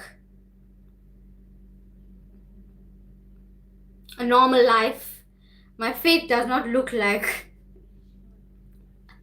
a polished or put together look, right? My faith is STRUGG LIFE. And God sees that, and God values that, and God gave me that. So I should embrace that and not be ashamed to say I'm STRUGG LIFE. And God is alive in the STRUGG LIFE, and Jesus is very active here. So that it's a soul healing. It's a soul healing. Because do you know that in church they make it seem as if you are not welcome there because you're from the STRUGG LIFE? Do you know that? When church rejects you like that, you feel like God is rejecting you like that. And God does not reject people. God does not reject people who truly want him, who truly seek him. God does not reject people, even though we're from the STRUGG LIFE and church may not accept us. Jesus accepts us wholeheartedly, and he loves us just the same. Because church makes it seem as if you're not that polished, put together look, you're not welcome there. And by default in your mind, it was a message to me in my mind, that in my young mind, that God rejects me because my life is struggle life. God rejects me because my life doesn't look like everybody else's life. God rejects me because I'm not polished, put together, and I don't buy designer. So that was the kind of messaging that I received. And then when God found me again, He made me see, like, hey, come. You just as part of this kingdom as everybody else. You're just as loved as everybody else. You're not so struggle life that I would reject you. I'm from the struggle life too. Like, do you see the vast parallels there is there? Do you see the vast parallels? Like, God is not mad at you. He's not mad at you. He's not rejecting you. He's not against you. He doesn't need your life to look polished for Him to love you and operate there. It's not like how people make it seem. It's not like how church makes it seem. It's not like how church makes it seem. You don't need to have anything to go to God. You don't need to have anything in your hands or in your heart or in your mind to go to God. You don't need to have anything to go to God. He will give you everything. He will give you everything. And that's the mistakes, like, that's some of the mistakes that I made and I believed wrongly about God, which is why I'm always looking for people with the true fear of God and stuff, yeah. But it's like struggle life flavored faith. The struggle life flavored faith.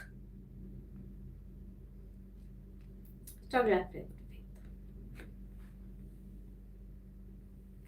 You know, one of the verses that came to mind recently, again, the sufferings of this present time is not worthy to be compared with the glory which shall be revealed in us. So I was holding on to that. Like, it's like you have to hold on to God. You have to hold on to Him. And like one of the verses I held on to, the sufferings of this present time is not worthy to be compared with the glory which shall be revealed in us in Christ Jesus. Like, I held on. Like, the suffering of this present time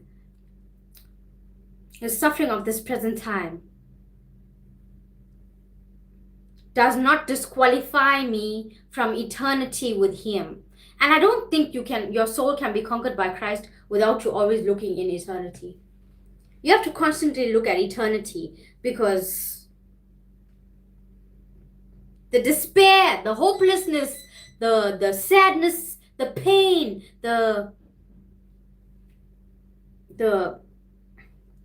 pressures of living, God destroy you, boy. God destroy you, boy. Especially if you feel things from God. If you feel things. Emotions used to cripple me. But I'm here now. Sorry. Hold on. What's your relationship with your fam now that backstabbed you? We don't have no relationship.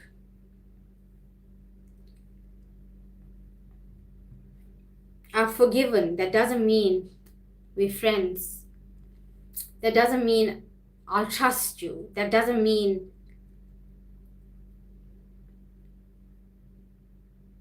I'm going to be so giving with my time, energy, effort, emotions, finances. Unless God leads me to help you, I can't do it. What did they do to get your trust? I think I was naive in the beginning. Like, I was naive. Like, I believed people. I trusted people. Like, when people said something, I believed their word. So I was trusting and naive. But the thing is that it was also an ego thing. Because it's like I chose to trust that person. So it's like an ego. It's an ego thing too. Like, I would not choose somebody untrustworthy to be around me. And then I was mad at myself. And I had to forgive myself. Because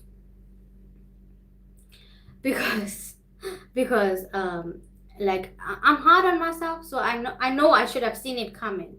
Right? You know, I should have seen it coming. I should have seen what they would do to me. I would have seen. I should have seen. I should have seen it coming. But I didn't. And I was mad at myself for that. And I was mad at myself for choosing to trust people. So I had to forgive myself too. I had to forgive myself too. Yeah.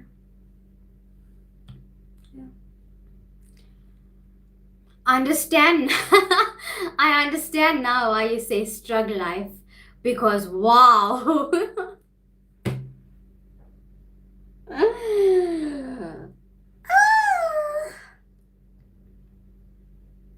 And the thing is, I have greater compassion now, because I understand, like when people tell me their stories and stuff, I have greater compassion now because I understand.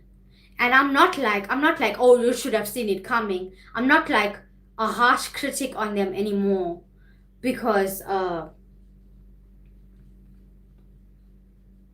know I've been there. I have so much more compassion now.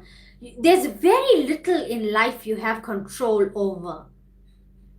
You have control. There's very little in life that you have control over. Very little. If any. If any. You don't have control over a lot of things in life. If any.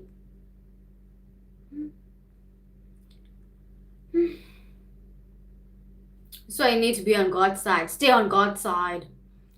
I understand why you say struggle life, because hey, I told you everything about my life is weird. Everything about my life is weird. There's no regular, there's no stability, there's no... Every day is a blessing. Every day is a good day to praise God. Every day is a day to love your neighbor and love yourself and pursue the godly agenda. Every day. Every day. Every day. What did they do when you realized they was never there for you? What did they do? Love. What did they do when you realized they were never there for you? They loving. People are heartless. People are excessively heartless. They have no remorse. They have no conscience. They have no...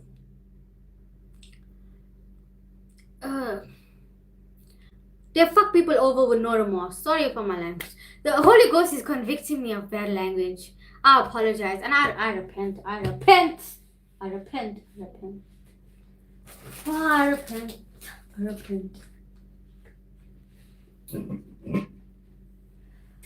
Sorry, I'm thirsty again. Sorry, man. Sorry, man. I'm thirsty again. Show you my whole soul, bro. I'm showing you my entire soul, bro. It's the soul issue. It's the soul issue. This is therapy. But it's also education for you to not do what I did. Hello.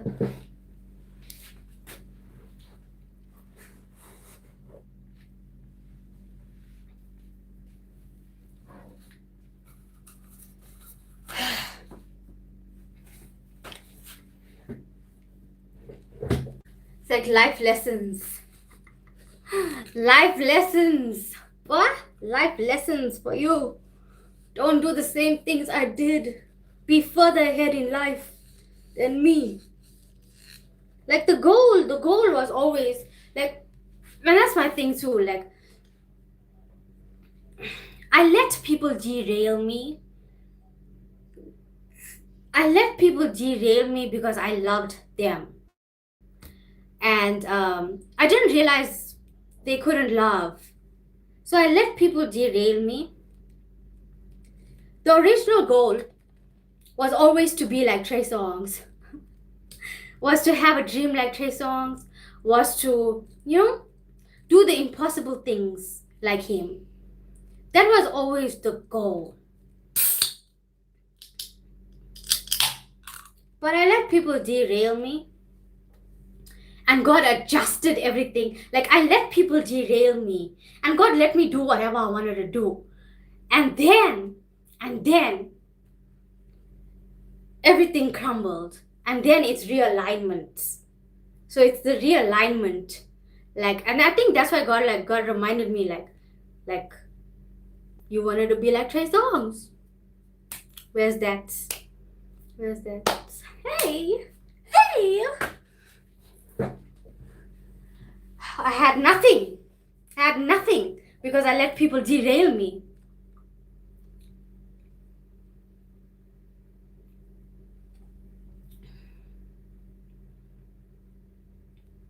Another. I just drank one. I'm so thirsty. Hey! Talking about my soul and the lover of my soul makes me thirsty. Jesus Christ. I'm talking about Jesus Christ. The lover of my soul. I'm talking about Jesus Christ. God is very practical. And I think that's why it's like pushing this thing heavy. Like, you said you wanted to be like Trey Songz. What happened? Where are you? Styla, where are you? Finally, I tell God, like, I'm here. I'm here for you.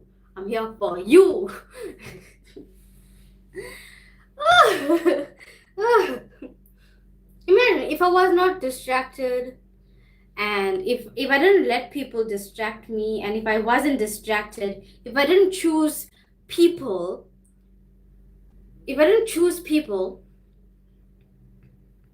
who didn't choose me in the end, okay? If I didn't choose to serve people, but chose to stay on God's side and serve God, I would be much further ahead in life. I would be in this position like a long time ago. And yeah. But like, how can I put this? I am realigned.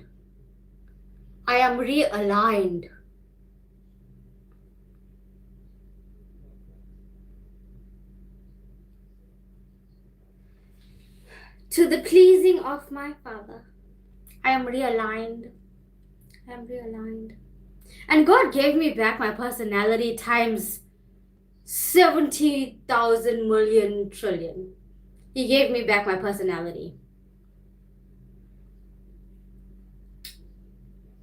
Because my soul was in Sheol for a long time, feels like. And I had no personality. It was just depression.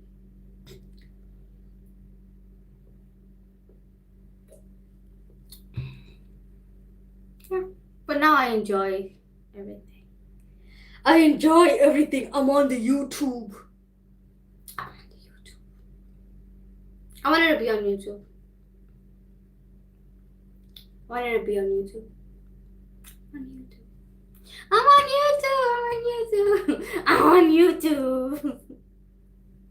I'm on YouTube. Like, things don't happen quick.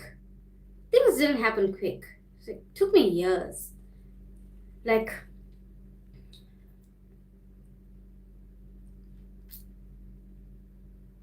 I wanted to be on YouTube since 2012.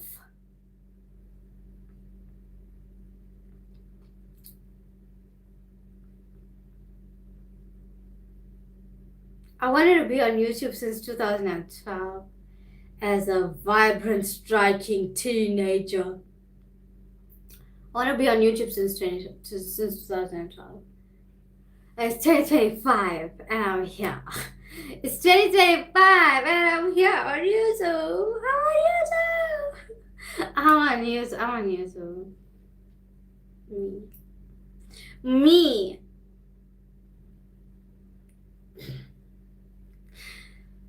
Living what used to be a dream to me. Living what used to be a dream to me. I'm on YouTube. I'm on YouTube.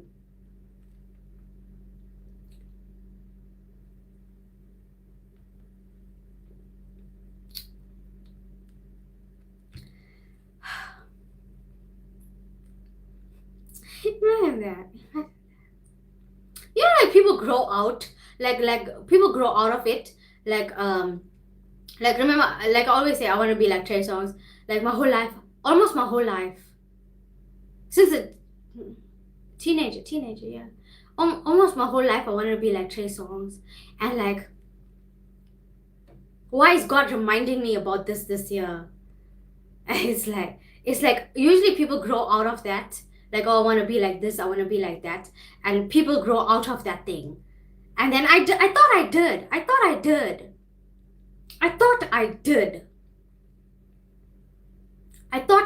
I was trying to find other people to be like. And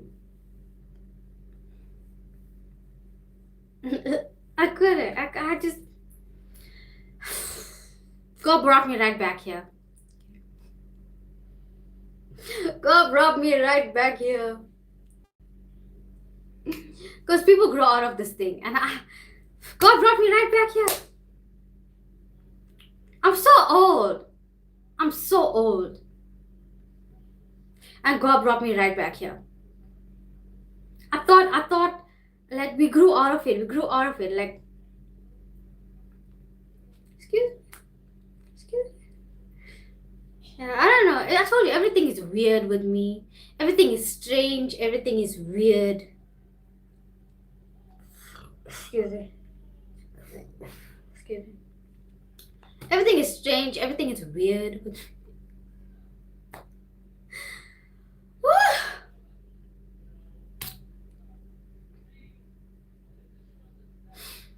Imagine that. Why?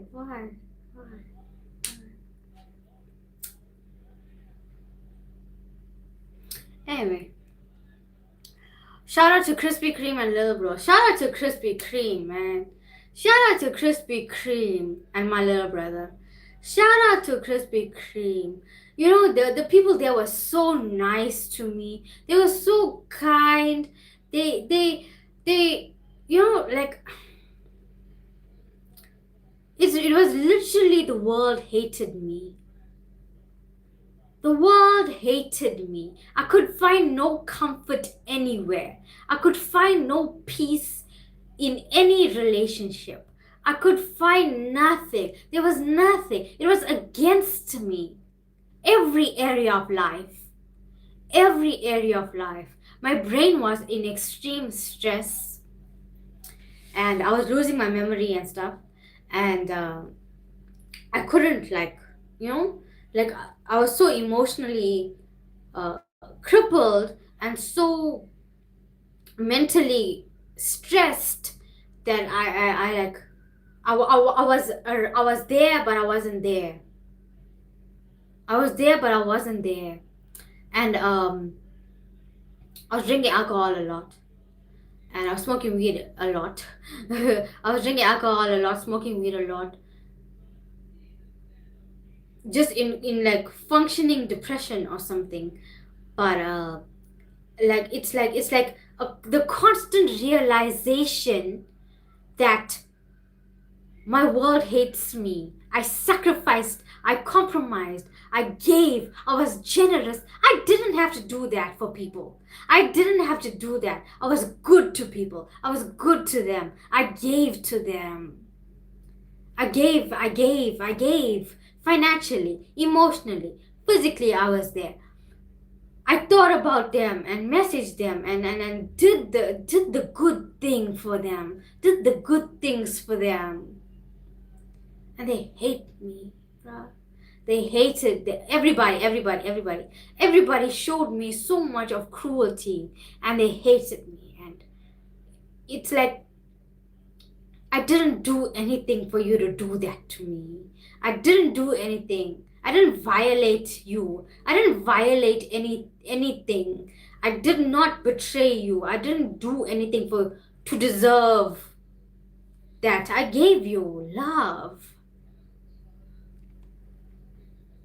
I gave you love.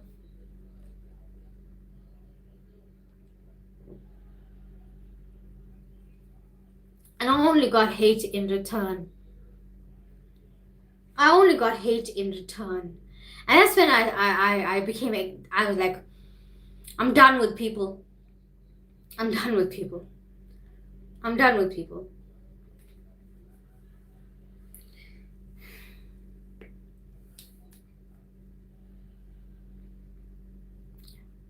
I had PTSD, I think. I think I had like PTSD, and and my brain was so stressed. And I think it was also like confusion, because I was there for everybody and now I have nowhere to go. Now I have no one to comfort me in my time of chaos. I have no one to tell me about God. People in church. Christians. People who go to church every Sunday. People who boldly proclaim they are Christians. Those are also the people who you will find no comfort in. They will come and destroy you more, and at the same time they will also rob you too. So I don't want to hear anything. I was done with people. Done with church, done with everything. And I am done with everything besides God, because it's God who came back for me, not nobody else.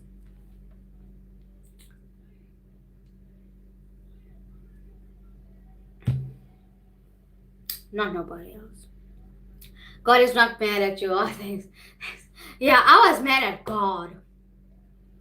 I was disappointed in God. But it was not him. He was doing something. He was dealing with me.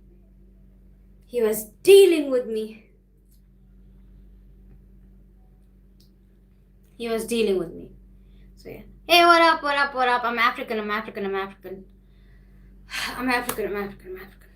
Yeah. God isn't to blame when family and friends betray. I had it all, every area. Like, I had it in every area of life. Like, I had nowhere to go. No one, literally no one. All the people who I was there for before were not there for me. And it happened everywhere, in all areas of life. So yeah, I was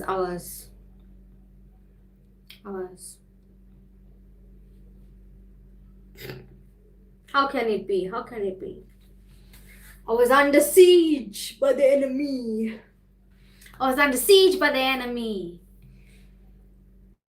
Couldn't find a friend to be with me.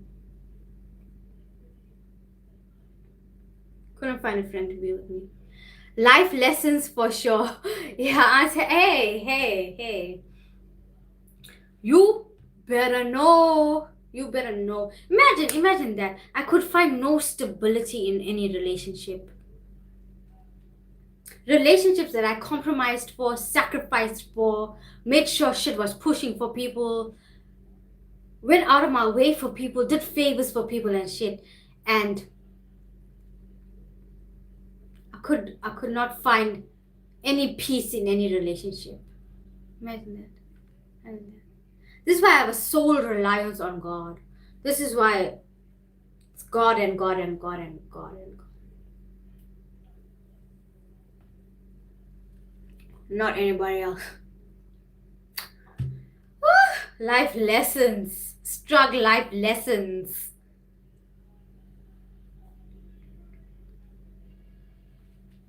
That's why I always say people are heartless here and they have no morals. No morals, no values, no principles, no sense of remorse, no sense of justice. They are heartless to the core of who they are. That's why I say that. That's why I say that. There was no attempt for restoration by them. All of them.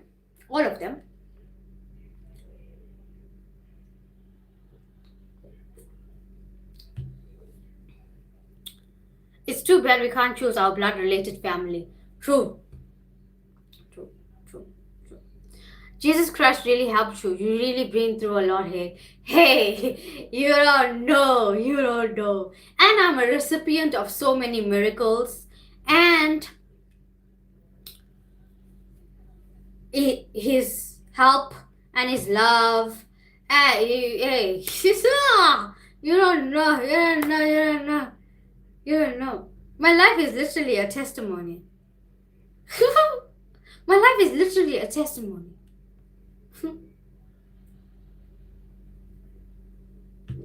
Every stage of life, every area of life. There's no area of life that is untouched by God. No area of life is untouched by God. And there's no area of life that I keep for myself. Full surrender.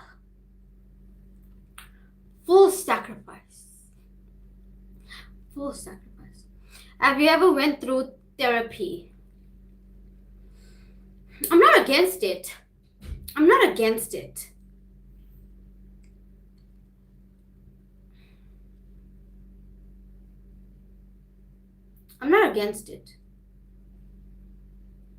But at the same time, this is my therapy. This is my therapy. Telling God everything. My therapy. Researching psychological things for myself is therapy. Music is therapy.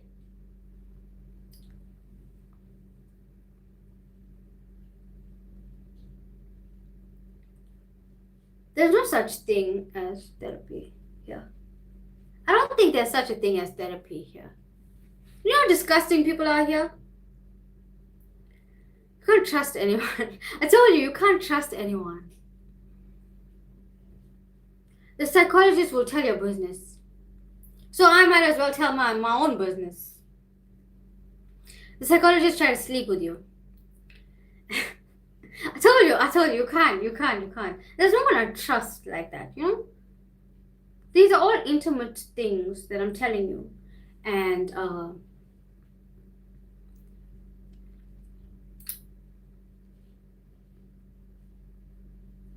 I need solutions to life problems. And I'm giving you solutions to life problems. What is a therapist going to talk about things with no solutions? I need solutions. My friend told me he went and they just ask you, what do you think you should do? What do you think you should do?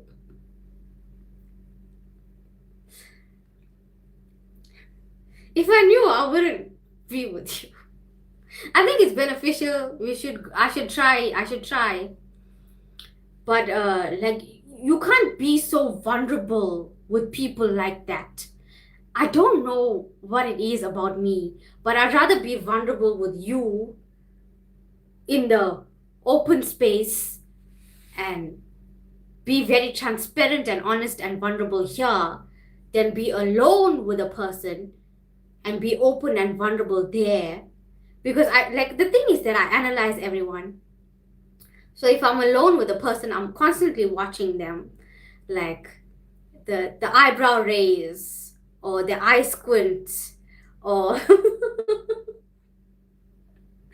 I'm trying to read their emotion. I'm trying to read their thoughts. I'm trying to I'm trying to understand what their intention is. Because being so open and vulnerable there with my mind, with my soul and stuff, it's like they can pick and twist things. And if I'm too open and too vulnerable with them, what if they twist things in a way that I don't like and I don't realize it and turn me into something I'm not? Because they can do that. They can do that when you're vulnerable. I don't know. And maybe it's just me. If it's just me, it's just me. I don't know. Picking in my brain, I don't know. I'd rather just tell you everything. And you can tell me like, you can tell me like, hey, Styla, that's not right. Hey, Styla, I don't think what you did was right. Hey, you better calm down, little girl. Like, you can tell me that and I'll listen to you. If a therapist tells me that,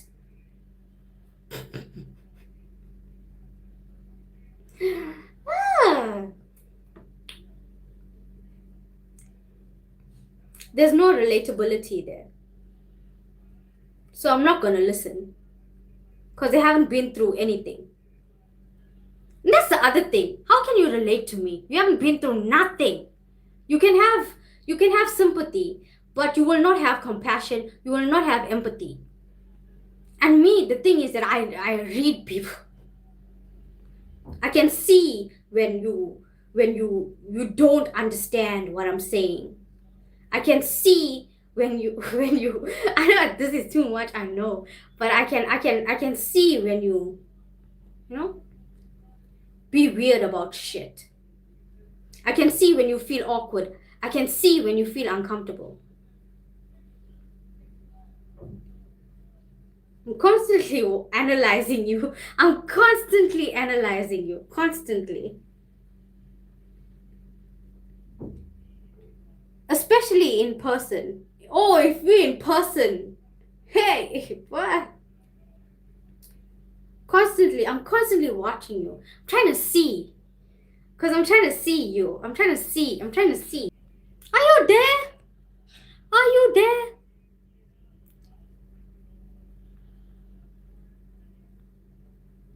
Sorry. My phone is going weird. Yeah. Sorry. I don't want you to see my... Yeah. Is that weird? I don't know if that's weird, but I'm constantly analyzing you. I'm constantly, especially, I don't know you. And then I see like, okay, I'm talking about this, but the person is so uncomfortable when I'm talking about that. Let me talk about it a little more.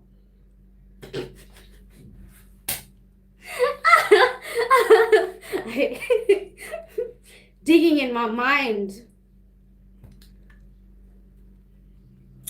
God changed your life. You drank and you smoked weed. That's what people in the STRUGG life do. Okay? That's what people in the STRUGG life do. Okay? It's not just me. It's the norm. Okay? That's what people do. Okay? It's the norm. The fact that I don't do it is abnormal. Okay? And I don't do it because God convicted me about it.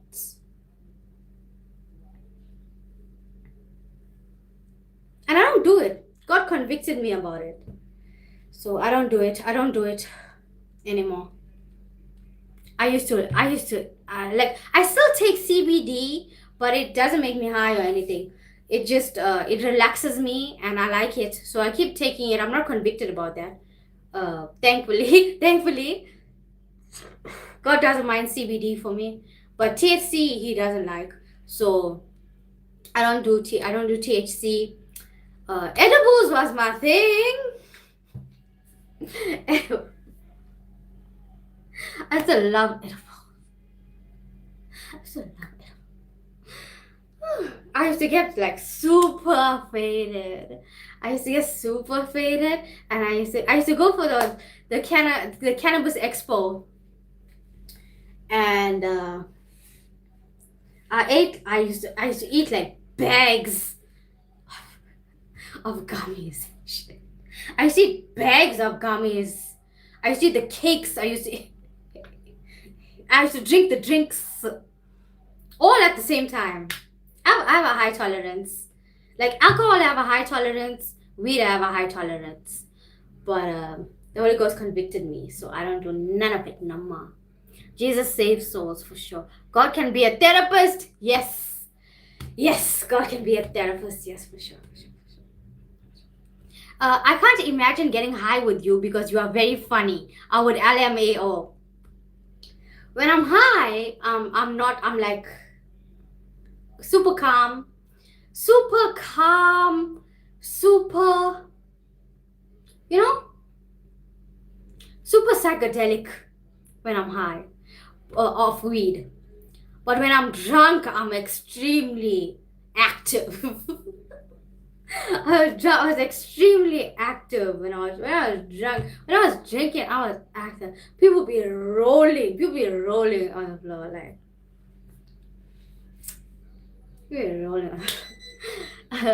I can't imagine getting drunk with you. You might speak the truth that might get me in trouble. That's me sober. Me drunk, I'm funny. Me high, I'm like in space for you.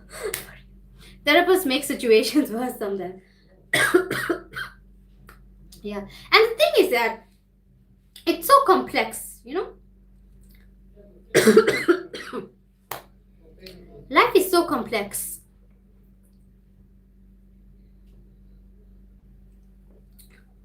And with therapists, like I don't know if they can deal with multiple problems at the same time, or they only deal with one problem at a time. I don't know. But I needed help in every single situation, in every single problem, and God provided that help. Gratefully. God provided that help in all things, in all areas. He provided the help. Therapists, I don't know, maybe they can just deal with one thing or blame you. I don't know what they do. But yeah, they can. Drunk mind speaks sober thoughts. I don't know a time where I was like drunk and like just too honest. I think I'm always honest, so it doesn't make a difference, I think. But I'm like super funny. Looking at a person's mannerism. That's some CIA shit.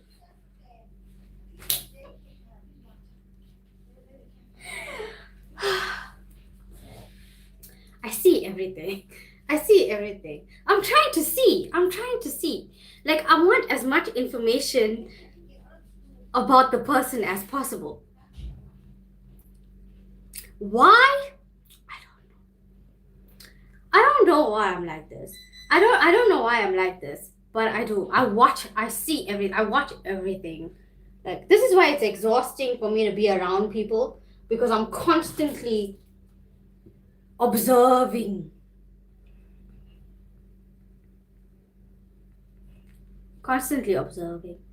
And I'm constantly thinking like, why did you choose a red mug? Why is your bag brown and your shoes brown?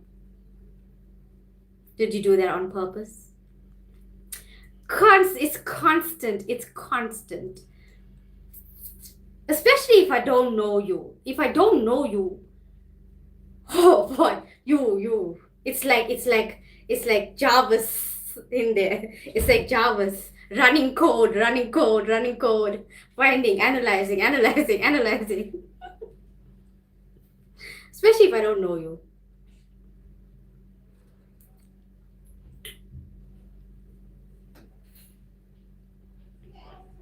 I tell people things about themselves that they don't know. Because I see everything. And how can I put this? When I say things to people about themselves, I don't mean it with any evil intent. I'm saying this to you because maybe it's useful for you and you would change for better results, or you would improve that, so you get the results that you need to get. I don't do it because I have evil intent or because I'm judging you. I could care less. I just like information. I just like information. You have a picture of your family on your desk, but they're not your screensaver on your phone. Why?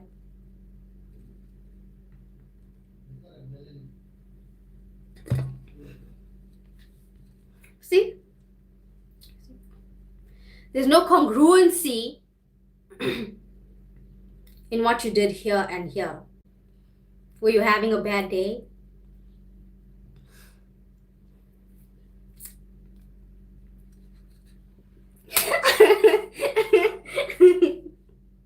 Who are you behind your profession? What is the true intent of your heart?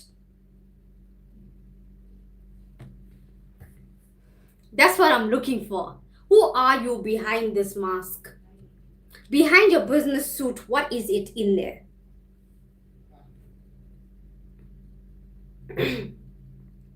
What's driving you? Is it your ego? Is it pride? Is it your ambition? Is it to impress friends? Are you in your career because you truly love your career, or because you thought you were going to get money here? You thought the bitches were here, so that's why you chose that career. See? Constant. I'm trying to find what is the core driving you. What is this core thing? What is the core of you that's driving you?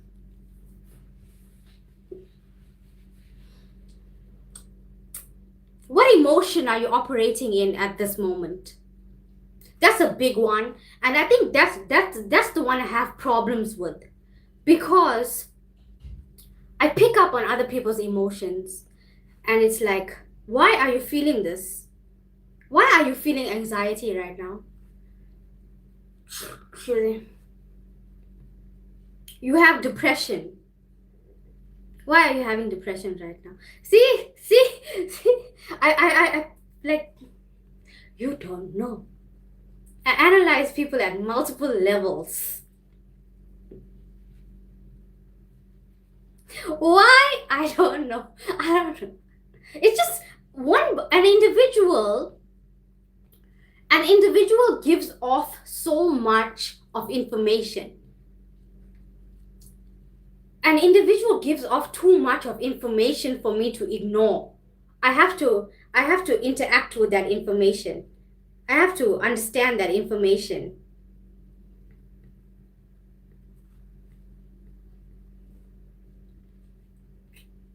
Especially if it's like, if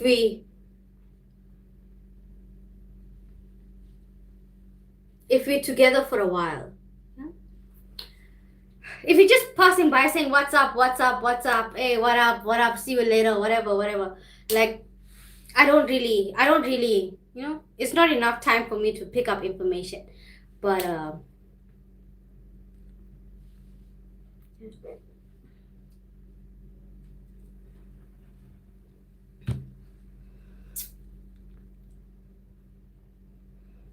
I know your intention before you even speak. That's how it is sometimes. That's how it is sometimes. And I don't play with people. I don't play with people manipulatively or for entertainment. Like, I have a very low tolerance for people. So I don't play with people's time. I don't play with people's emotions. I don't play with people's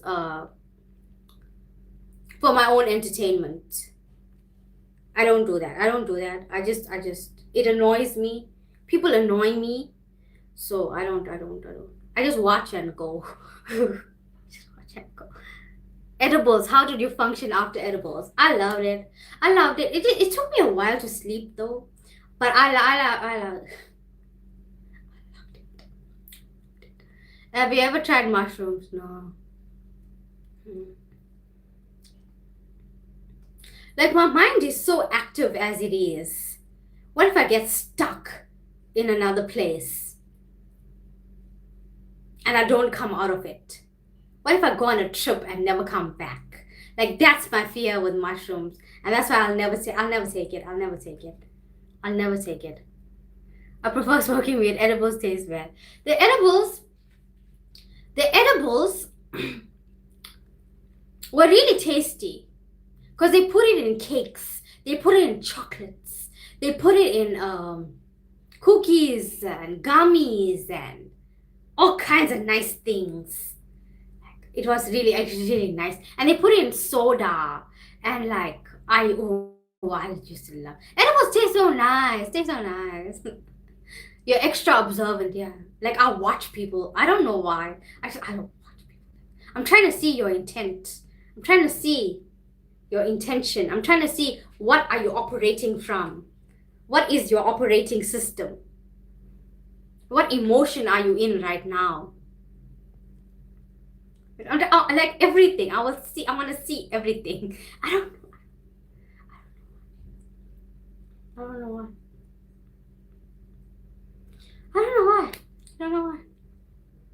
Hi. How are you? The investigator.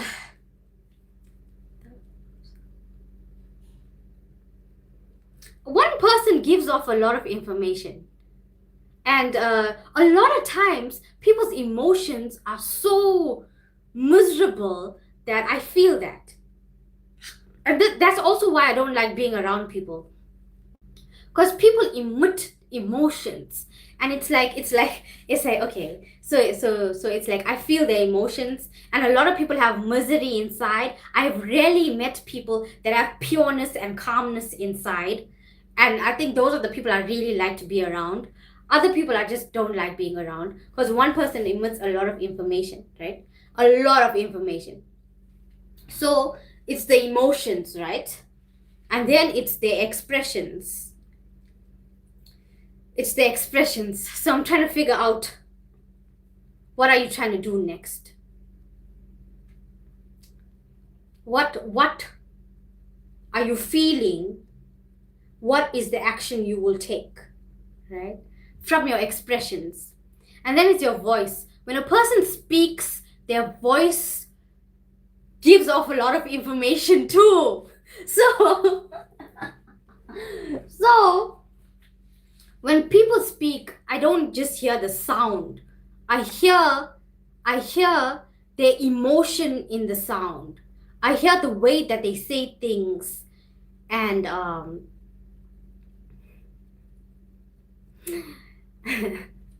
I hear the way that they say things. Ooh.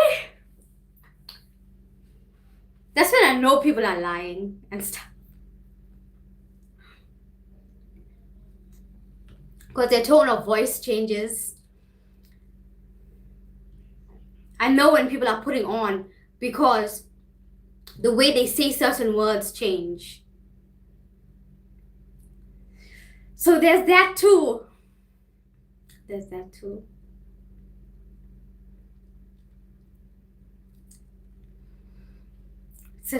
a lot. The voice thing though, carries so much emotion too. People's physical presence carry emotions and carry things, and gives off information, but also their voices. Woo! There are voices that just, I know this person, like, is just full of misery.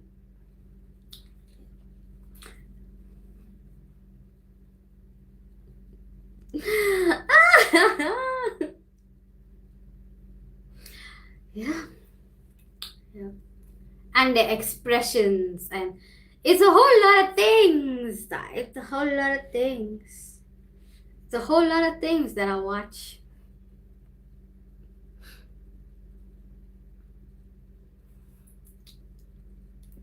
you would solve a lot of cases. No, it's only like if I'm in the presence of people that I pick up stuff.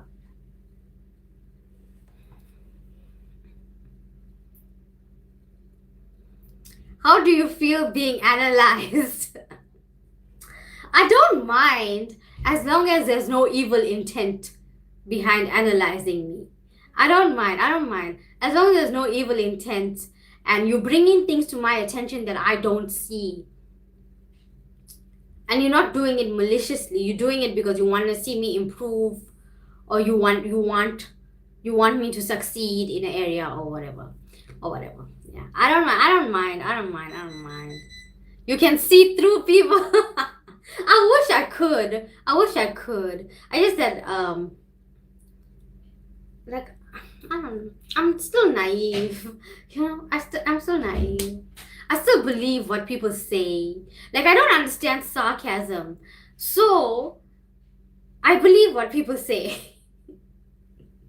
I don't understand sarcasm, and I don't understand when people are exaggerating too much. Like, if they're exaggerating within realistic perspectives, I don't understand the sarcasm. I don't see what's funny with it. So I'm naive. I'm naive too. I'm also naive like that. Are you not afraid of misjudging someone's intention just because of how they look?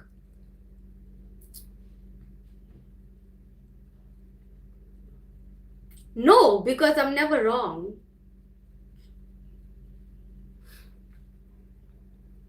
I'm never wrong.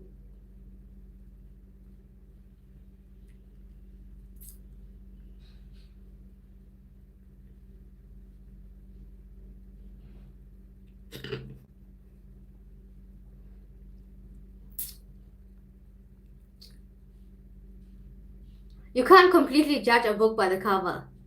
Yeah, but it's with me. It's not like, how can I put this? It's the intent of the heart that I'm looking at. I'm not looking at their physical appearance. I'm looking at what they're giving off, like their emotions, the things that are not physical so much, like their expressions and their emotions and what's inside and mannerisms and that kind of thing. Like the inside things is what I'm looking at. The inside things. Imagine being accused of cheating because Valentina can just hear it in your voice. I have to provide the evidence. So I won't say anything. I won't say anything until I have the evidence. Tangible proof. You cannot deny tangible proof. I'll know, but I'll be quiet. I'll know, but I'll be quiet. I won't say anything until I have tangible proof that cannot be denied. An airtight conclusion. You are never wrong. I'm never wrong.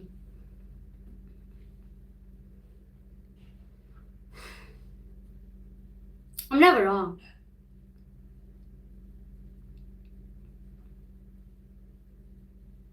Why are you feeling this, and this? And the person can deny it. And then a week later, they'll come back.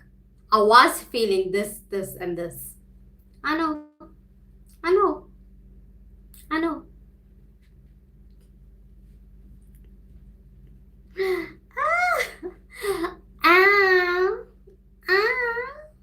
There are people wolves in sheep clothing. There's too many. I think that's why I'm like over analytical about people, and I watch people because they totally are. You should become a son. No.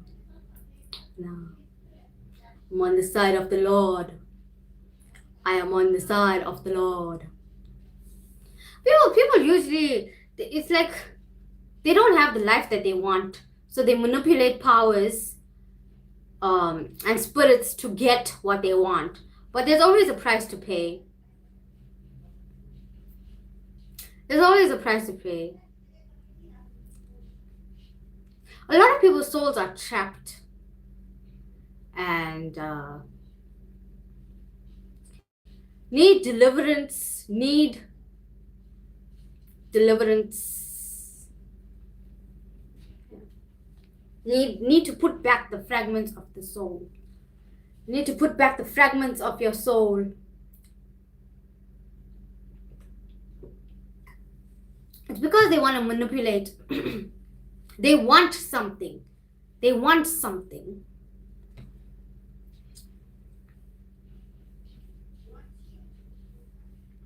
They want something.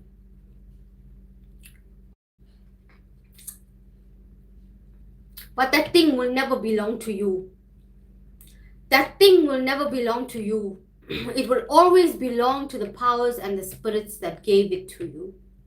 And you will also belong to them, to do with what they please. You think that those things are going to leave you alone? Those things will not leave you alone.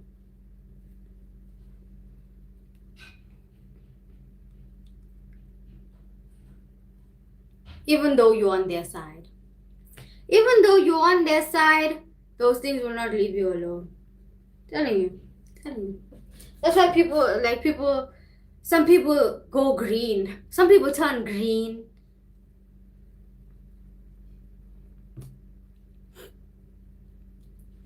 Because they carry the evil spirits. And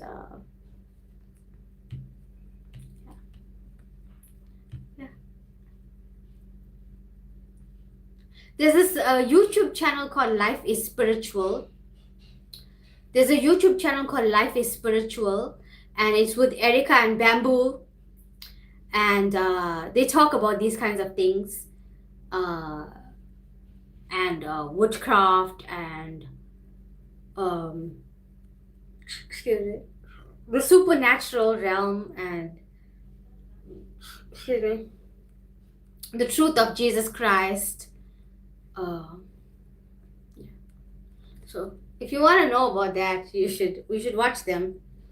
You should watch them because they're very knowledgeable about the supernatural realm and playing with powers and spirits and stuff. Yeah.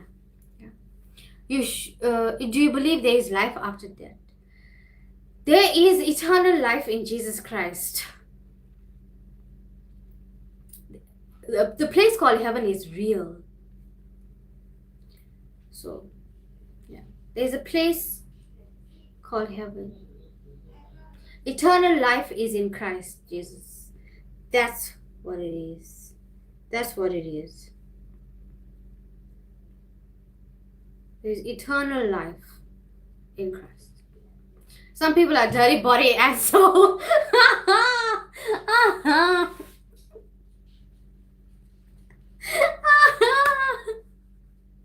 That's true. That's true. I keep on going crazy. Keyboard got jokes today. That's true. That's true. I told you people don't wash their ass. I told you people don't wash their ass. I told you.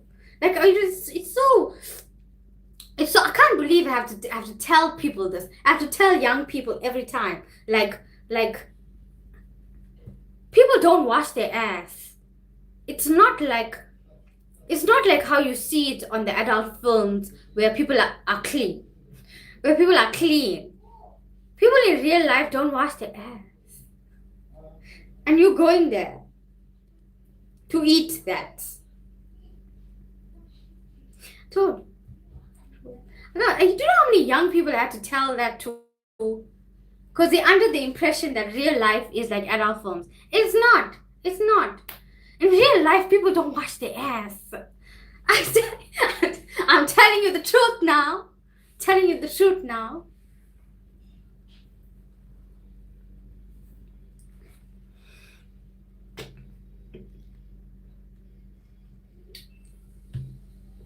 Oh.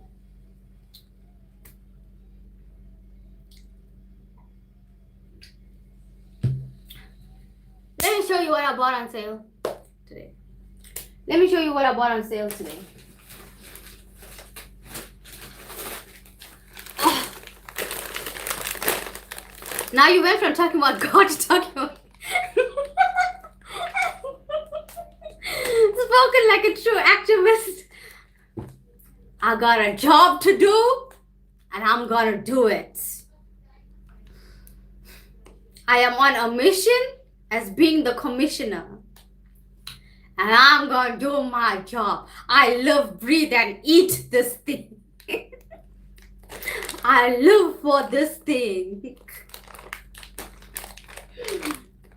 Pecan nuts. We wanna try making pecan nut pie. Some people wash their ass, but don't wash their soul. Some people wash their ass, but they don't wash their soul. I can't breathe. Ooh, what?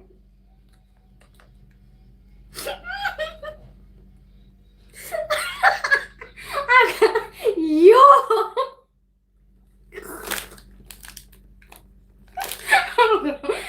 Dang!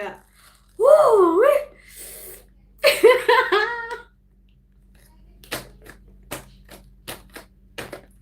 Hold on. Hold on.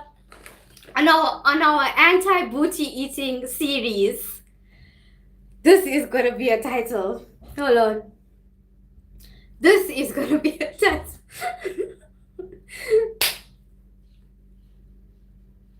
On our anti-booty eating series.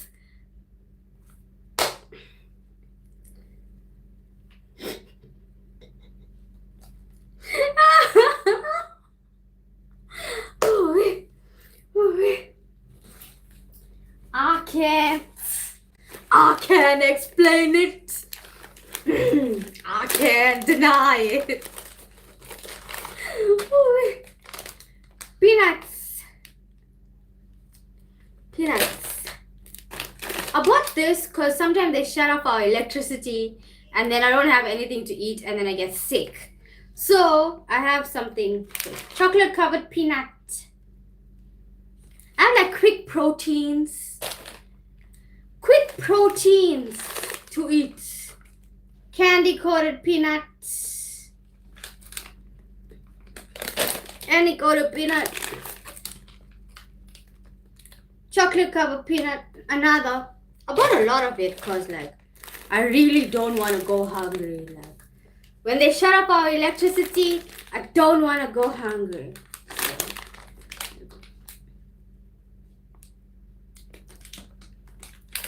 Cadbury Dairy Milk Whisper.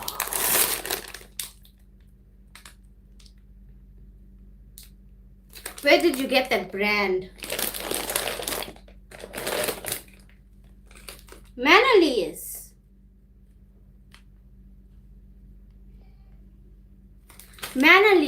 So they're like an independent store.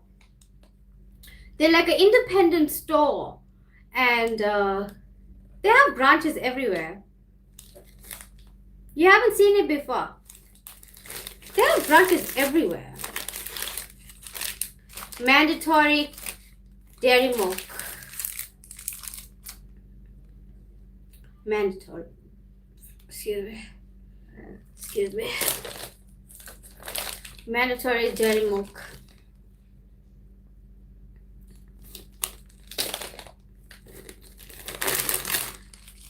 Amajoya. Strawberries and cream. It tastes exactly like strawberries and cream. It's my new favorite brand and it's very cheap. I got 2 of those because my grandma likes these too. I still have my ones that I haven't eaten. All of it. Okay. Strawberries and cream for my grandma. And then this one I still have.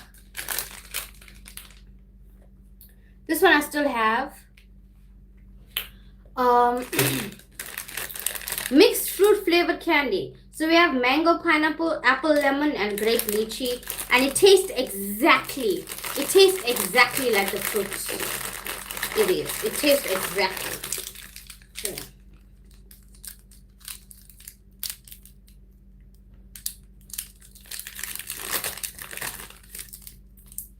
So it's Amajoya brand. Like this is my new favorite. This is my new favorite. Like it tastes so nice. It's so nice. I have never seen that brand in my life. You really love candy, sweetie? I do. I do. I do. I do. I do. I do. You haven't seen it before. They have independent stores in malls and things. I thought every mall had it. I thought every mall had it. More. And it's so cheap. It's so cheap. And it's quality. It's quality. Chocolate peanuts. More chocolate peanuts. Candy coated peanuts. Yep. Yep. How often the electricity shuts off? Whenever they decide to shut off the electricity, they shut it off. Or people steal electricity. So when they steal electricity, it like disrupts the entire neighborhood. It disrupts the entire neighborhood. So we're without electricity for whenever they decide to fix it again. Whenever they decide to fix it again. You can never go wrong with Amajoya. And I haven't seen it before. I think I saw it like 1 month ago. And I decided to try it because I saw it's such a unique flavor. And I didn't realize, like, wow, it's so nice. It's so nice because I haven't heard of it before. And they're coming out with new flavors. Toffees, chews, like all kinds of things. And it's very true. The flavor is very true to what it says. And that's so surprising. And it's so refreshing from a South African brand. Let's see where it was made. Made in South Africa. Cape Town, South Africa. Quality. Quality. Quality. Quality. I'm really surprised. In a good way. In a good way. Strawberry and creams are one of my favorite. Yeah, it is. It's true to type 2. I can't believe it's actually true to the exact taste that it says. I'm so surprised. And it's so nice. Even the white chocolate inside tastes like white chocolate. And you know I'm picky about chocolate. You're picky. Anyway. At Pick and Pay, coffees were on sale. So I got Jacob's coffee. Cadbury caramel. And it was like on special. So I got those, obviously. On special. Pick and Pay is still going with their brand. Okay, they didn't discontinue it, thankfully. Still 50 Rand a box. Salted caramel cookie flavor. Tastes really nice. And milk tart flavored cappuccino. Milk tart flavor. This salted caramel cookie. It's so delicious. Like, I really love flavored coffee. And it is so delicious. It is truly delicious. Like, it's truly delicious. Another one. Cadbury whole nuts. Jacob's. Oh, yeah. Whole nut mocha. Whole nut mocha. Specials. I got it. It's like when I find something I like, I just buy more of that thing. When I find something I like, I stay in that thing and I buy more of it. And I don't really deviate. I'm like so loyal. Because I know it works, you know. I rarely try new things. I love peanuts. I really want to try candy coated peanuts. It tastes nice. Okay. It tastes nice. It's very sweet and it has the peanutty thing inside. But this is hard, boy. This is hard, boy. It is hard. So you can't just munch on it. You might break your teeth. So you have to like suck it. You have to suck it.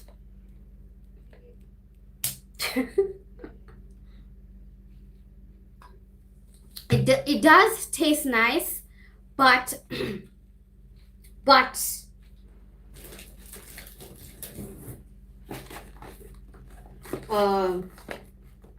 it's addictive.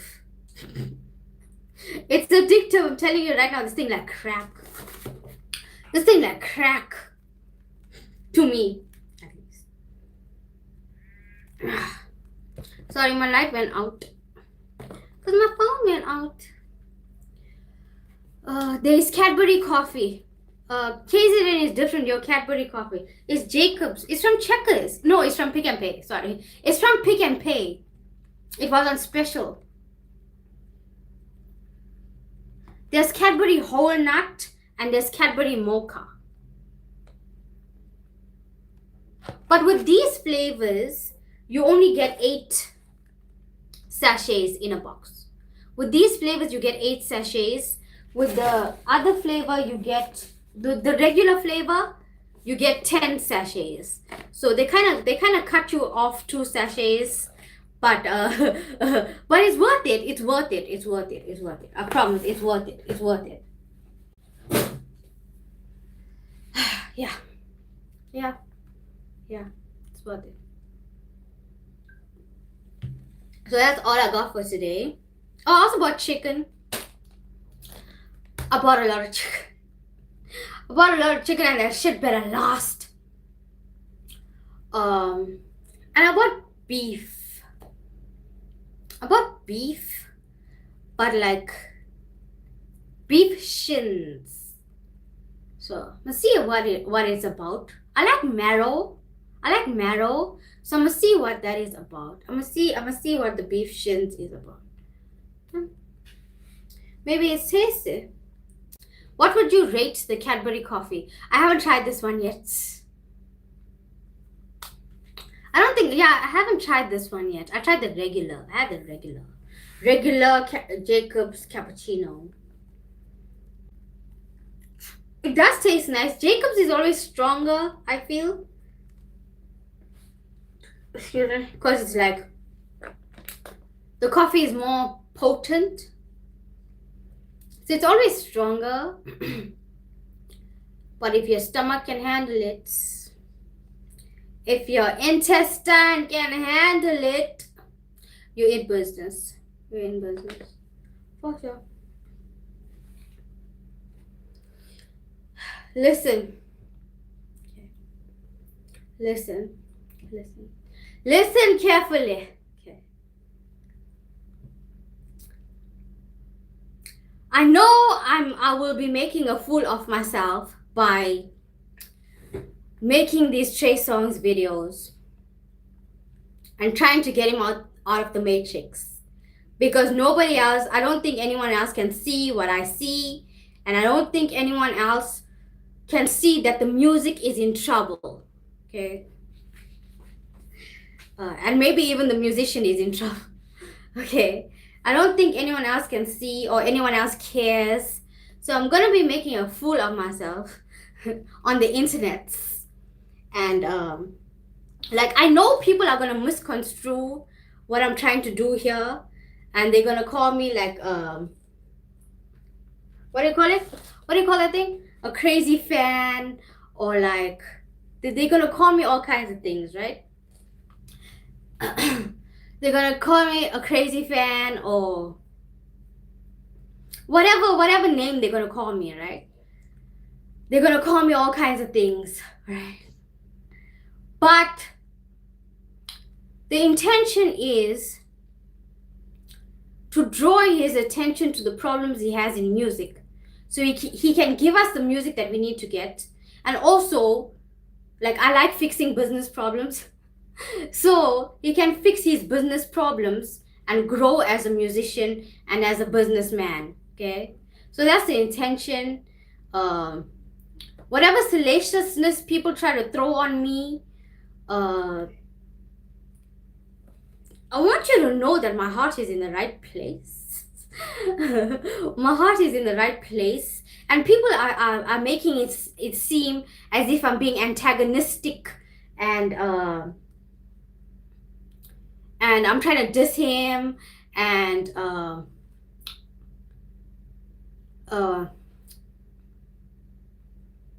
I'm being rude or whatever, right? And that's not the case. That's not the case. Okay, I have only love. I have only love for Dr. Taylor and Trey Songz. So I just want you to know my heart is in the right place. And all the salaciousness and noise that people try to do and try to put on me, just ignore it, because we know what we're trying to do.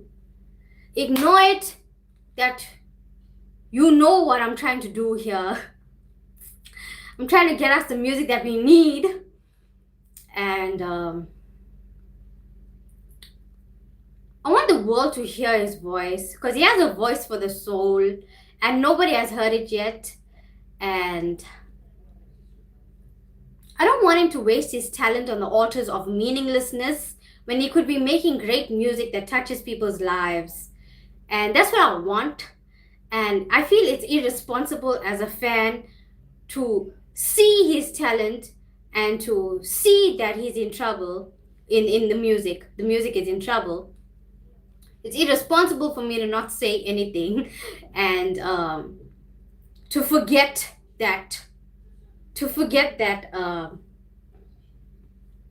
a musician called Trey Songz existed, which is what a lot of people have forgotten about him, I think. And I don't want that to happen to him. I don't want for that to happen. Like, I want him to prosper in his business and stuff. And I know a lot of people don't understand, but I see behind everything. Like, I see the business problems behind the music. Like, I'm not just music facing, right? I see the business problems. I see, like, where promotion needs to happen and where marketing should take place, and I see what the audience wants, and I see those things. So hopefully we will get the music that we need to get.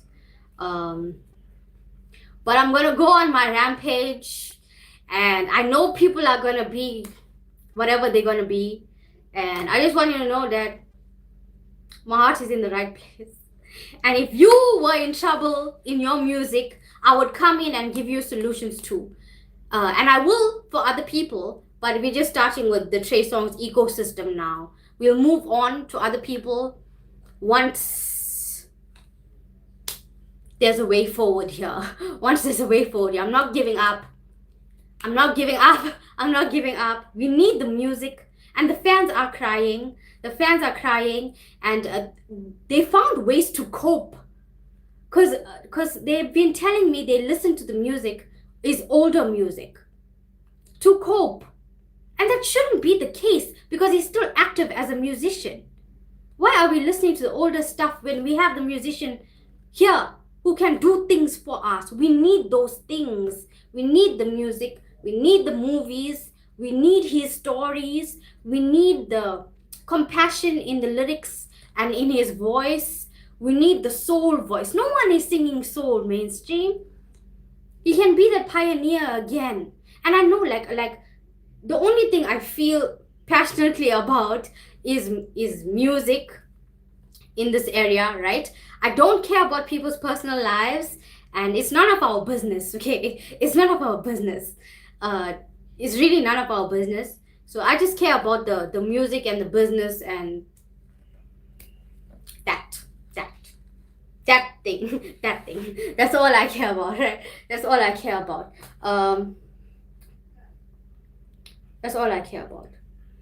So there you go. I don't have ill intentions, and yeah. So there you go. I just want to let you know because I feel something. I feel something brewing, and I just want to let you know. I just want to let you know. I just want to let you know. I'm fighting for us. Do you know how the world can benefit from his music? And he's not talking about anything. He's not talking about anything. The fact that he doesn't talk about anything puts him at a disadvantage because the world can't hear him, and puts us at a disadvantage because we're not getting any wisdom, any encouragement, any, push forward. Yeah. Push forward, yeah. And I only know what goes on in the music. So obviously I'm not going to touch on people's lives and stuff because I don't care. I don't care. I don't follow these people's lives. I just follow the music. And we need the music. We need the music. We need the quality music videos. We don't need Ray J twerking. I don't know who finds that endearing. And I'm mad about that too, okay? I was only mad about the music, but now I'm also mad about the music video. Music videos in general. Because there's a music video where he's very depressed. And no one wants to see that from here. So I was mad about the music only, but now I'm also mad about the visuals. We need quality music and media materials from him. Is that not your job? To give us nice things. We understand you love Trey's songs. Do it for us. Do anything to stop that man from being twerked on by Ray J.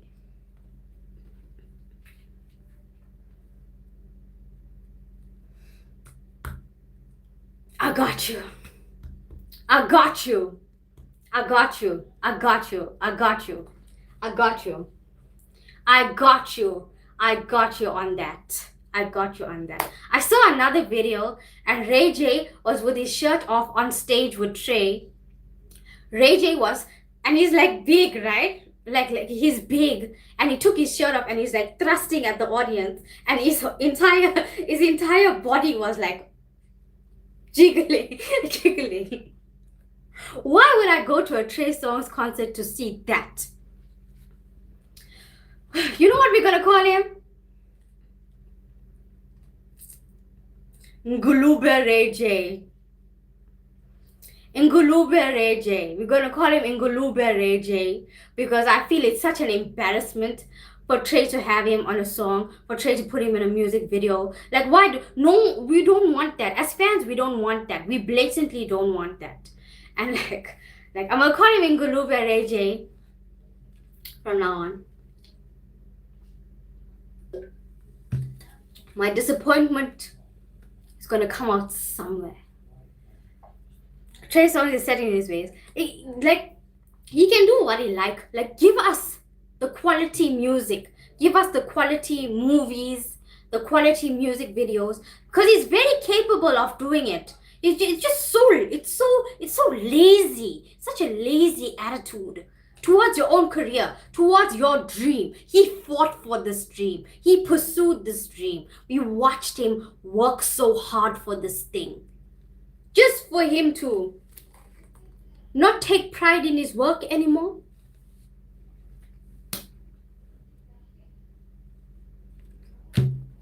Shit must change around here. He can be. Just dedicate himself, to music and to movies and to stuff. Because the fans are really suffering. Fans are suffering in silence because nobody's saying anything, and because they're young girls, right? They're young girls, so you can't expect them to handle the hate that's gonna come towards them for talking about a celebrity like this. And I think I'm in a perfect position to do it because I don't care about people. I just want the music, and I will fight for this music and the quality music videos. And I'm actually fighting for Trey's dream because I feel like he's destroying the dream. So I'm fighting for Trey's dream also. Yeah. And I feel like I'm in a perfect position. There are people, you do know they cry cry to me, they cry to me. I don't know these people. I don't know these girls, but they see what I post, right, on Instagram, and they see what I post on YouTube, and they message me privately, and they cry about him. They cry about it. Like, they cry about it. Because they've also been with him for a while, you know. They got on board. Like, I got on board in like 2008, 2009, but they got on board like by the Trigger album or by the Chapter 5 album. They became fans, right? So they're very young, and like they cry all the time. They cry all the time, like, oh, we still have the old music, and they try to console themselves. And I'm like, why are we listening to the old music when the musician is still here and active? Why? So yeah, I'm gonna do it. I was so scared. I was also very scared. Like, I don't expect them to talk and stuff. They're very encouraging towards me. They want me to keep going, and I will keep going. I will keep going until we get what we need to get from him. And at the same time, like, I don't expect them to you know, to take a stand like this here, because it's very dividing, and obviously people are gonna misconstrue everything, and I don't care, because they need to understand our concerns. It's like a sense of ignorance towards the fans, because it's a sense of ignorance.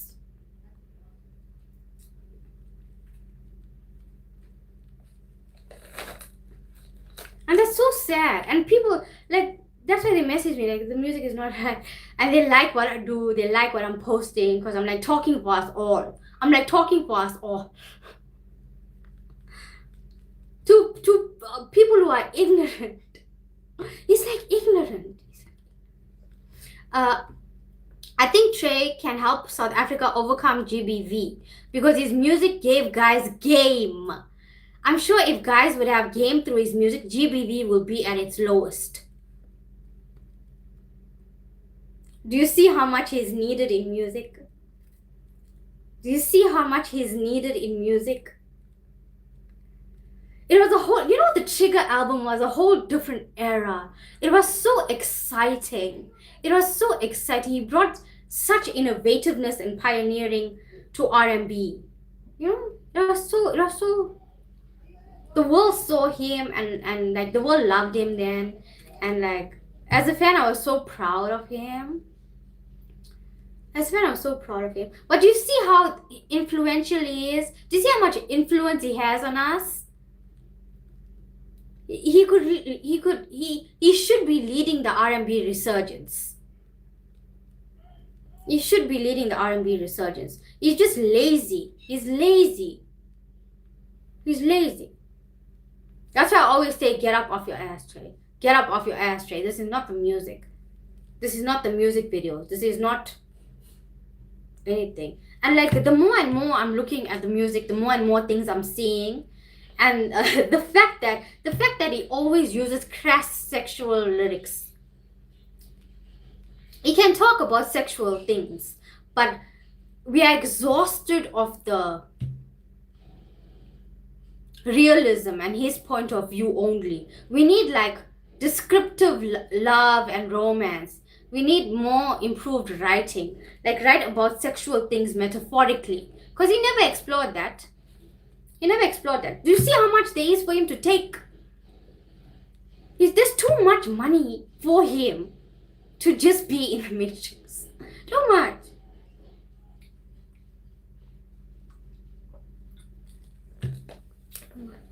Don't hold your breath. It's a fight. It's a fight. He can at least give us like 3 songs a month that's not hip hop. 3 songs a month that's like R&B or soul or jazz. He can give us that for fans. That's effortless to him. Like Ngulube Reje. Ngulube Reje.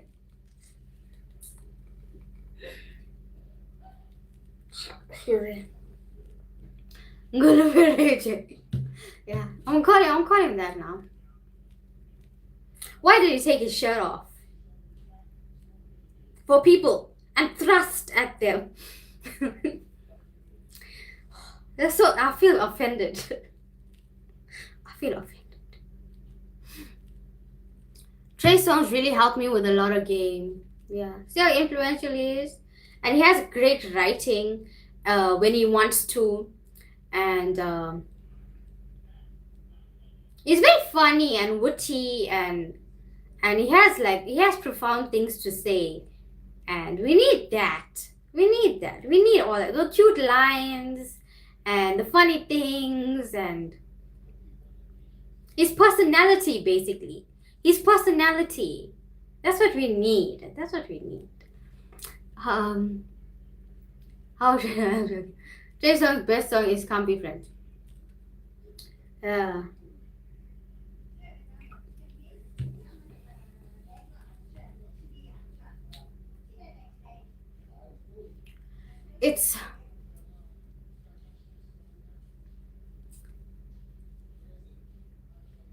He likes that soulful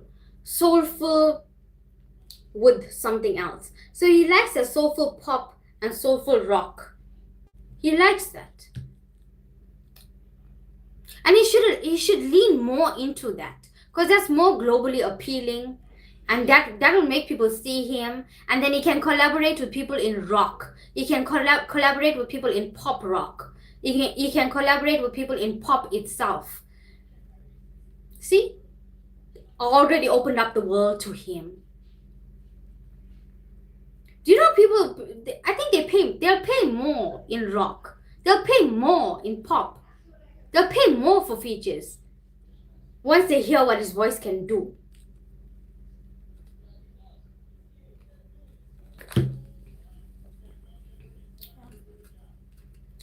So I'm gonna post now on Instagram. You're gonna hold my hand while I post and say what I need to say on Instagram. I don't follow him because this is not Trey Songz, so I don't follow him.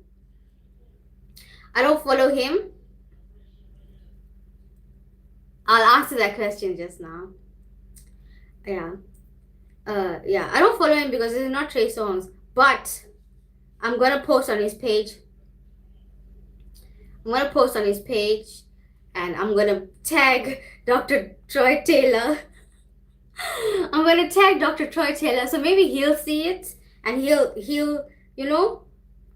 attend to our concerns here. And I posted something before and people liked it and people messaged me and stuff. And like,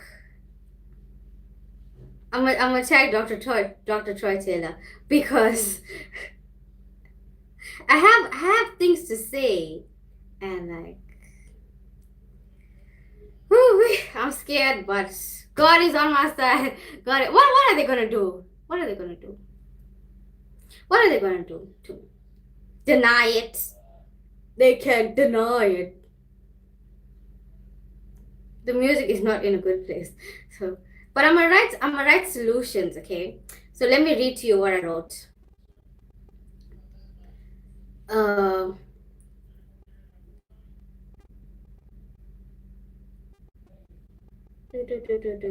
I have too many. My messages are so long.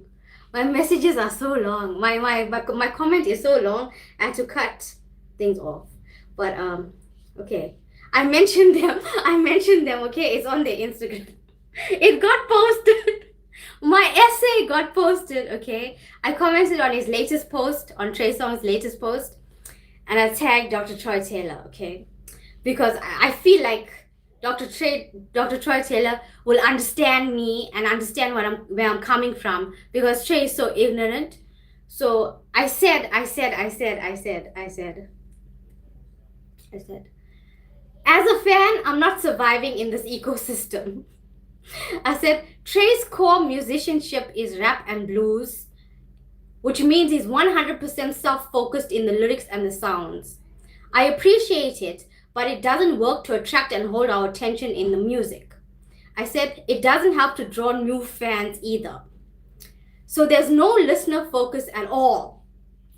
To fix this fragmentation with fans and keep this business pushing, in brackets, I did not watch you guys work so hard for so many years, go through all you go through to not have all the things you deserve, including greater global recognition for music.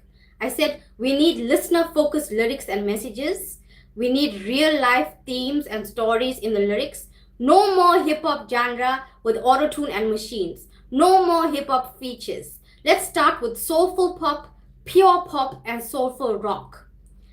With clean and relatable lyrics leading into love, uplifting girls. We need to hear positive, encouraging things from you guys as girl fans. As fans that are girls, right? And community themes too. I said, we had a lot of heartbreak songs from you guys already. Also, don't let him insert lyrics about himself or make jokes or jabs on the songs. If he wants to be self-focused, it should go behind a paywall. If he wants to make jokes and be silly in the lyrics, it should go on a separate project of only funny songs. We like his original humor, not the crass stuff he's saying since 2017. I'm saying, let's have some promo budget for this. The soulful pop, pure pop, and soulful rock. So the world can see him again, including radio play. I said, you can come in with the pure R&B, innovative R&B, alternative R&B after this, because the world will be open to you again and they will be open to your flavor of R&B. Feature with people who have real things to say, especially in R&B and R&B with a soul lean. Remember, we still need the Sam Cooke, Marvin Gaye, Donny Hathaway, movies and soundtracks. So you need people to be ready to eat that. Keep this business pushing. Please give us what we need as fans. Please get everything you deserve from the gorgeous music that you guys made and still can make for us. As fans, PS, I said PS, as fans, we are listening to the pre-2017 music to cope. We can see that the music and musician is in the Matrix crying face. Crying face.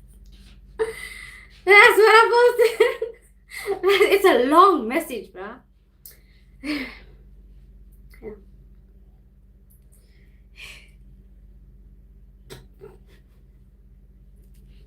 This is so crazy. This is so crazy. Oh. I'm only helping him because he is the role model and like, yeah. Yeah, I feel like I owe, because I saw him, like I owe.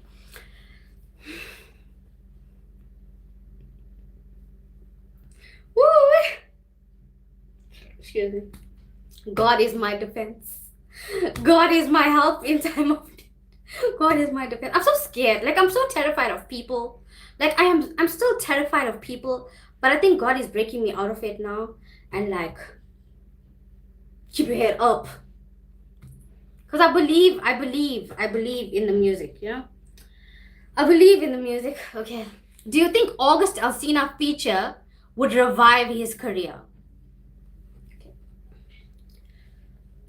I'm gonna make videos about August. I will make videos about August, but it's more of a dissertation because he doesn't have problems. The things that I'm gonna say to August is how to improve his current business and how to get this thing pushing, how to be more globally known as a brand, because he has skincare, right? He has a skincare brand. So all my critiques are for that. Not critiques, but suggestions are for that. Because I truly love, and I want to see people more up, right? And I also have suggestions if he wants to like grace us with some music. Also have suggestions about what Org can do. So with Org, right? The way August strategizes, structures, and Taylor's songs, he only talks to us.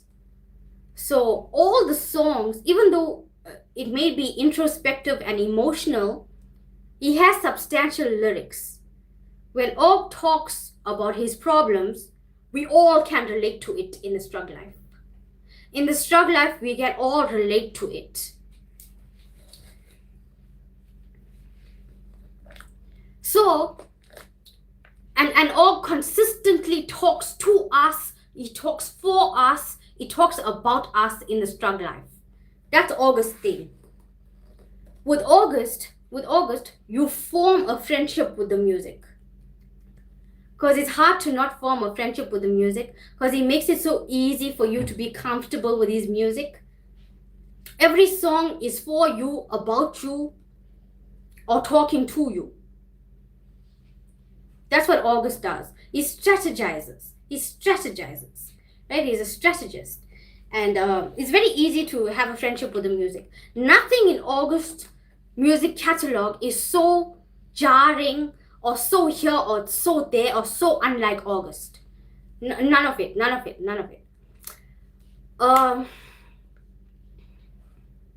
August is very bright thinker, so he's very imaginative too. That's why we get good lyrics. We get very edited lyrics and lyrics that are crisp and beautiful, imaginative, descriptive, all that. We get all that.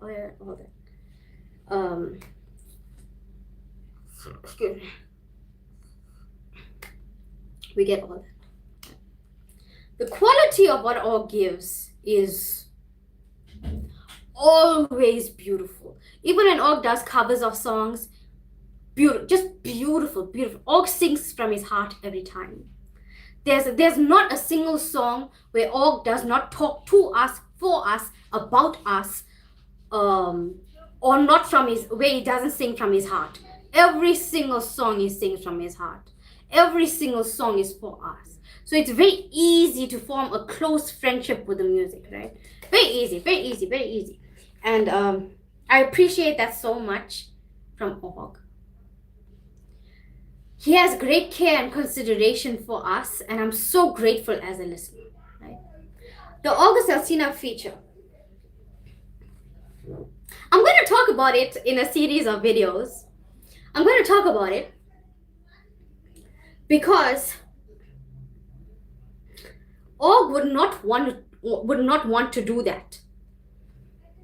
Because Che does nonsense in the lyrics. Og has standards. He does not talk crass to us. Og is so respectful towards girls. He does, even when he's talking about sexual things, it's very endearing. It's not like, the most Og will go is effing. Like he'll say, I F her. He wouldn't be so crass and descriptive about her organs unless he's appreciating it, right? So unless August and his team of writers write, it's not going to work for Trey. Unless Trey comes from a pure place and shows respect to girl fans in the music, August can feature on it and it will be beautiful. It will be magnificent. I'll talk about it because we needed that from them. And we never got it because Trey, again.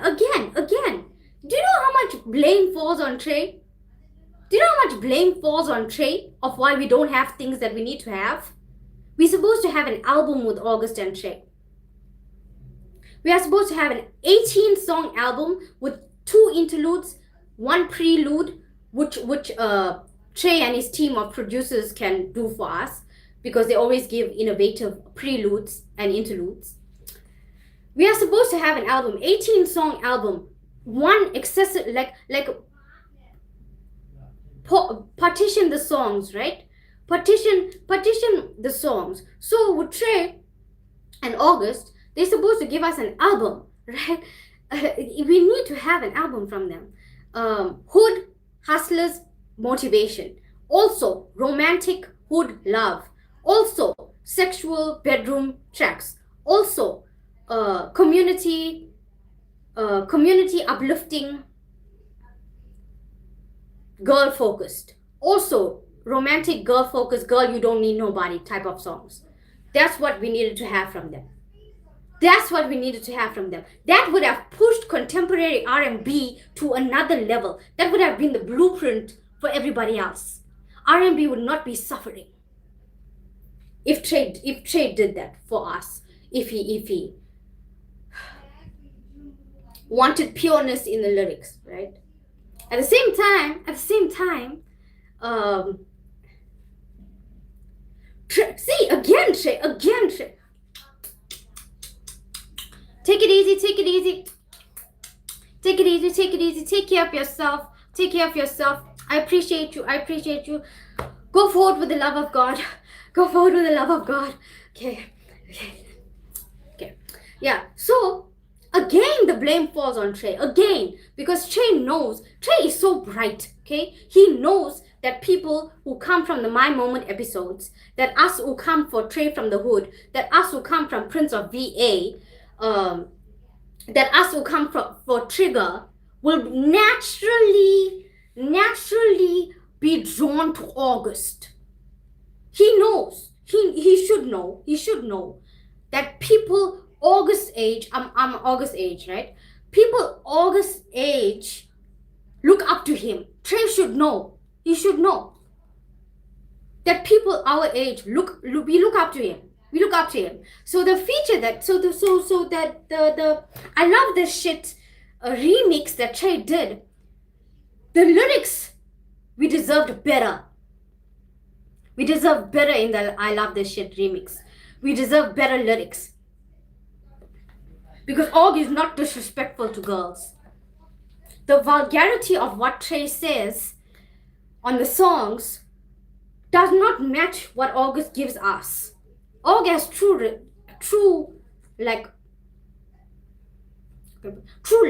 love for his audience, and he will not give us garbage lyrics or garbage sound or garbage anything.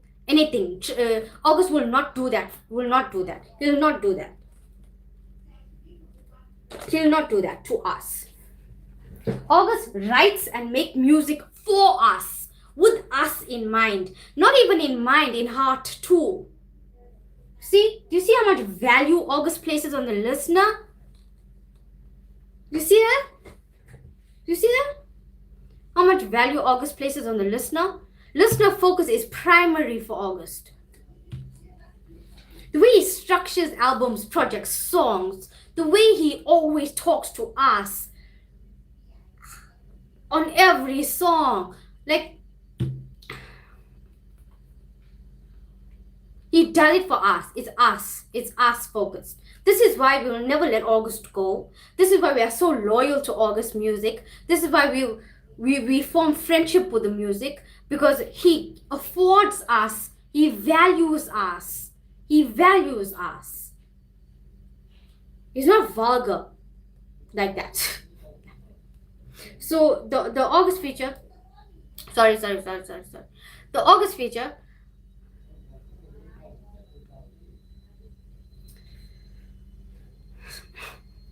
we needed an album from the both of them.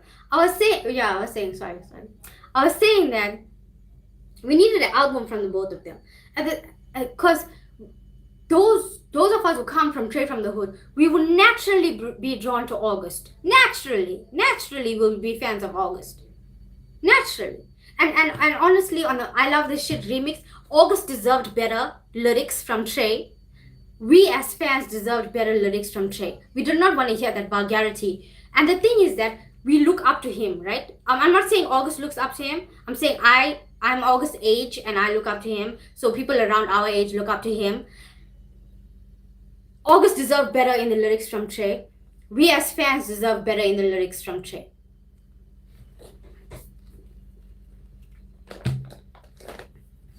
So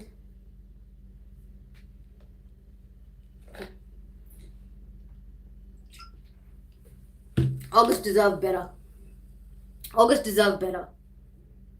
In the lyrics. See? Do you see how the blame falls on Trey? Do you see how the blame falls on him? R&B is suffering as a genre because Trey does not want to do anything. Trey does not want to push anything forward. R&B is suffering as a genre. The Neo features, we should have had features with Neo too, with Trey. Not for this audience, not for this kind of hip hop thing, but for R&B, for being respectful towards girls. In fact, we should have had a wedding album, a wedding playlist of songs from Neo and Trey songs. Everybody gets married. Everybody's getting married. People always need music for their wedding, right? They can do that. They can do that. Trey does not want to get up off his ass. That's. Do you see how much we're missing? Do you see how much we're missing? Because Trey can't see anything. He doesn't want to see anything. He doesn't want to do anything. He doesn't want to get up off his ass for the music. He doesn't want to give us what we need to get in the music. Do you see how much he can do for us? He's supposed to be doing for us. Trey has a voice for the soul. And his voice is too rare. You know, Aretha Franklin was on his first album. I think it was first album. One of the albums. Aretha Franklin was on it. Telling him.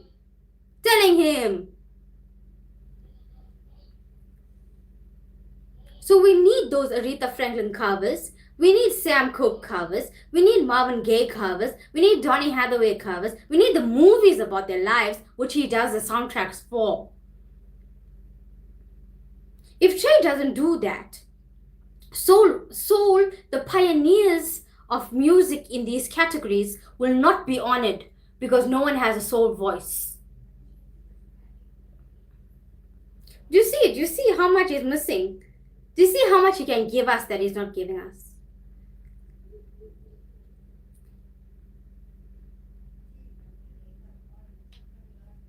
So the August feature, well, Aug is contemporary R&B at his core, but he leans into hip hop, he leans into soul.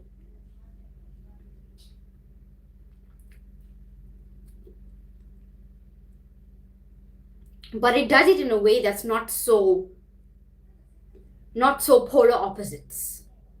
You know, he leans into hip hop, he leans into soul. But it's still very listener friendly, listener focused, still very beautiful in how he distributes this music. Still very for us. It's a valuable musical product that he gives us every time. Valuable musical products. There's a high demand for people like August Alsina. There is a high demand for musicians like August Alsina who talks about real things, real life and beauty and encouraging girls. He's always encouraging us. He's always telling us how great we are, how beautiful we are, how much he values us. You know, he always tells us that. He always tells us that.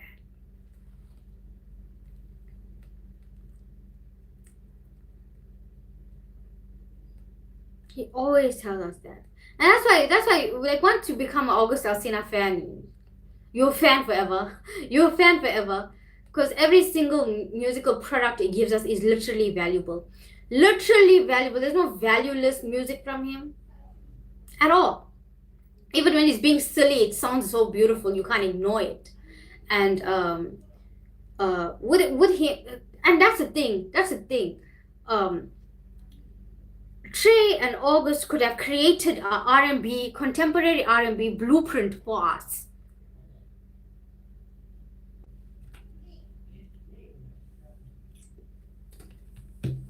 '18 song album. 2 interludes, 1 prelude. Maybe 3 interludes. 3 interludes, 1 prelude. 18-song album. Instead of Trey collaborating with all these other people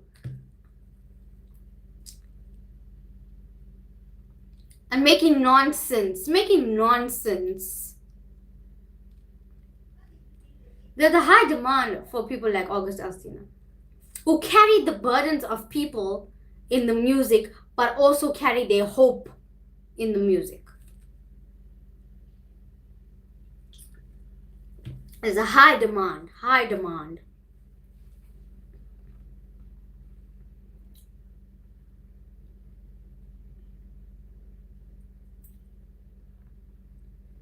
So, do you see how much we're missing? Because Trey doesn't want to do anything. See, you can't follow Trey's music like that. You can't follow Trey's music. He's, I don't know. It is too much. He creates confusion for the listener. He creates frustration. He creates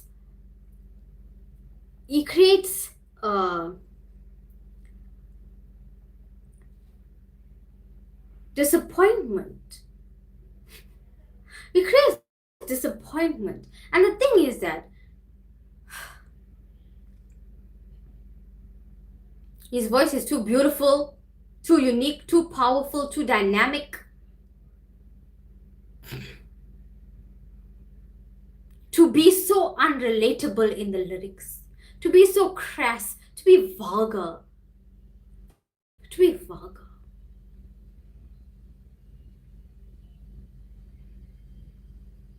It's very unrelatable. See, Og creates a product, a valuable musical product, with the listener in mind. Og is a CEO. He's a businessman, he's a strategist. So he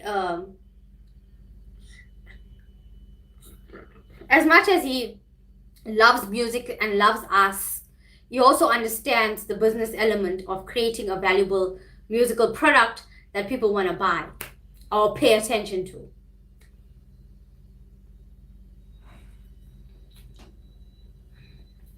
So we get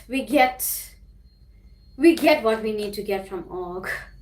We get what we need to get. There's nothing for me to complain about. It's just things for me to ask more of from. I never ever want to hear a feature with Trey and Fabulous, with Trey and people that no one pays attention to or take serious musically. Like, this was not the dream, this was not the goal, this is not anything. It's not anything.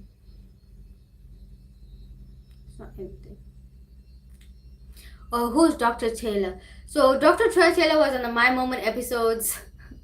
He's a brilliant producer. He's such a great writer that he has gentleness in his lyrics for girls.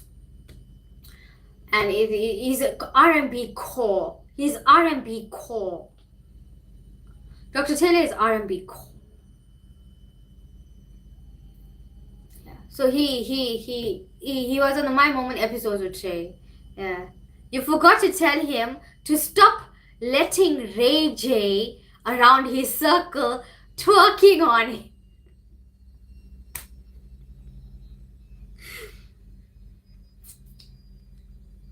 Why would people pay attention to that music video? Firstly, why would that hold somebody's attention?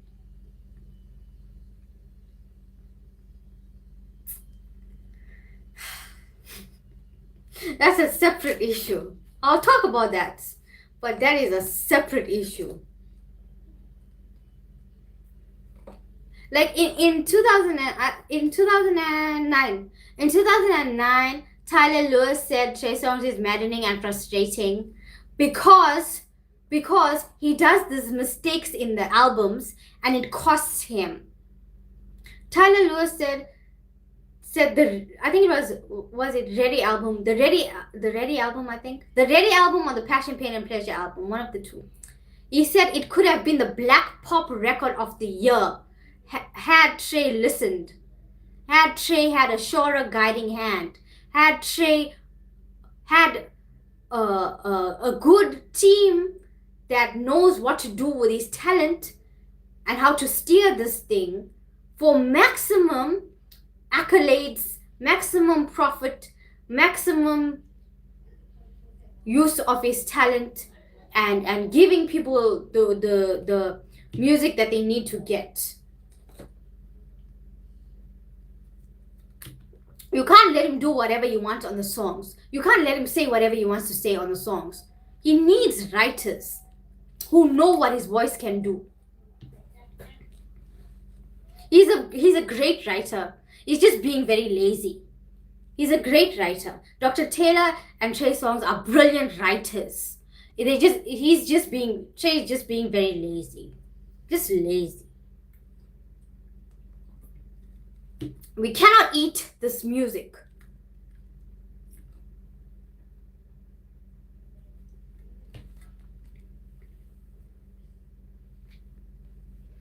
Yeah, I don't know. There's fire in my bones. There's fire in my bones because he should be much further ahead in his career. We should have had all of the music that we need to have by now. And it's fire in my bones. It's fire in my bones. That song Entanglement is still one of my favorite August Alsina tracks. Entanglement. It's fun, but Entanglement is fun. It's fun. But it's a song of the moment, and it does nothing for his overall music catalog. You know, it was a song of the moment.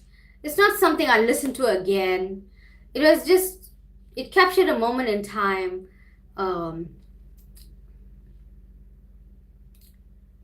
It was self-focused, but it was fun, and it was for the time. It was for the moment. Yeah. Glad you enjoy it though. Glad you enjoy it though.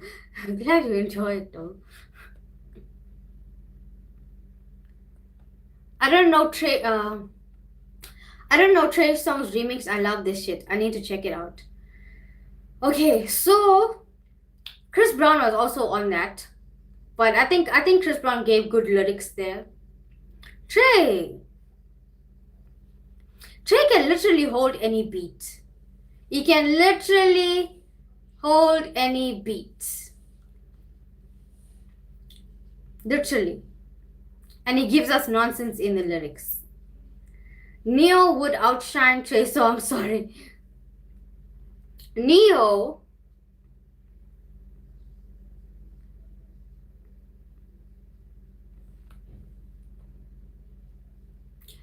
gives us his best. Neo gives us his best.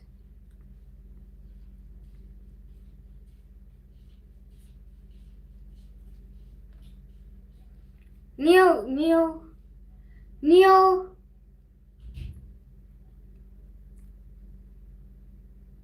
Do you know, like, there's a song called Lazy Love? There's a song called Lazy Love from Neo.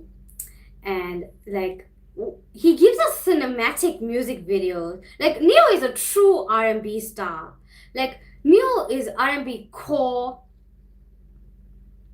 And the way he writes is for girls. And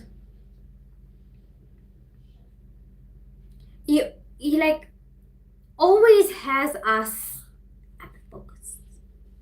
He always has us at the focus. Always has us. And Neo has a kind of gentleness in the lyrics. And when he sings, when he really uses his voice, okay, when he really uses his voice, you can't ignore him. I think people drove that song to the ground, like so sick of love songs. People drove that song to the ground. They drove that song to the ground. So I think the other records were blocked a little bit because of the massive magnificence of So Sick, that the other records were blocked a little bit. But the song that I keep going back to from Neo is Lazy Love. He used his voice like in the first few seconds. Was it a few seconds? In the first few seconds of the song, the way he used his voice was so beautiful. So beautiful. And yeah, Neo gives us quality. But see, also with Neo, he's a performer. He's a performer. He's a performer. And the thing with Neo is we need movies from him, but we need like those romantic comedies. Oh, I talk about everyone. I talk about everyone. Because I really like movies. I really like music and R&B in specific. So I talk about everyone. Yeah. So Neo without her. Like, I don't know. Neo, like, we need a wedding album from Neo. We need a wedding album from Neo. We need, you know, like clean bachelorette party songs from Neo, and we need a wedding album from Neo. Like, that's the thing. The R&B artists completely miss real life events. Why are they missing real life events like this?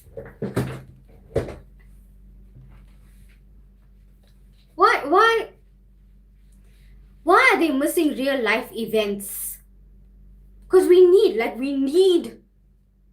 the music for real life. We can't just be listening to R&B. Yeah? On a regular day. When things happen in life, we need to be able to go to R&B. Like Sam Cooke, the Soul Stirrers, and the Jackson Southernaires. You can go to them. Excuse me. It interacts with real life.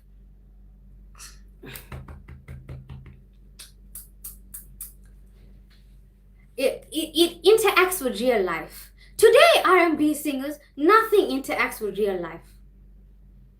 Nothing interacts with real life. When my friends die, where is the Neo songs, funeral songs that I can play? When people get married, where is the Neo wedding songs? See, it misses real life. And that's the most important things that you're missing out on real life. Why? Why do they miss out on things? I don't know. I don't understand it. Because it's such globally appealing songs that people can't help but play it. People can't help but play it. Like Park, you could listen to Park every day. Because he gives you motivation. Hold on, be strong. Hold on, be strong, baby, don't cry. You can listen to it every day of your life. It's useful is what I'm saying. It's valuable, it's useful. It interacts with your daily life. You see that? You see that? How come they miss it so bad? I don't get it. Neo is the best. The performance, Neo and Usher is in the same lane. To me. It's Usher and Neo in the same lane. It's just that Neo, the problems that I see with Neo,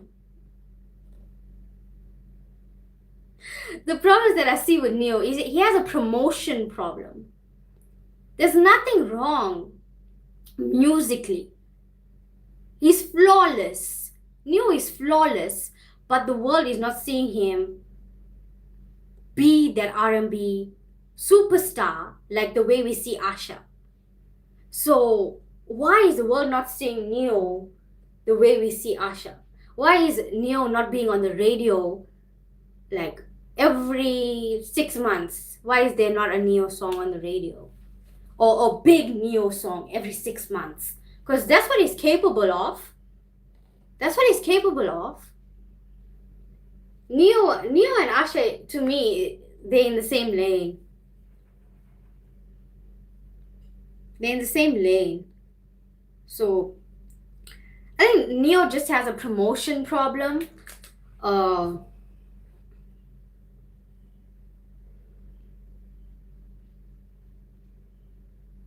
What if Neo and Asha made an album together? That would be, oh, that is super mega stardom. That is super mega stardom. Asha and Neo together.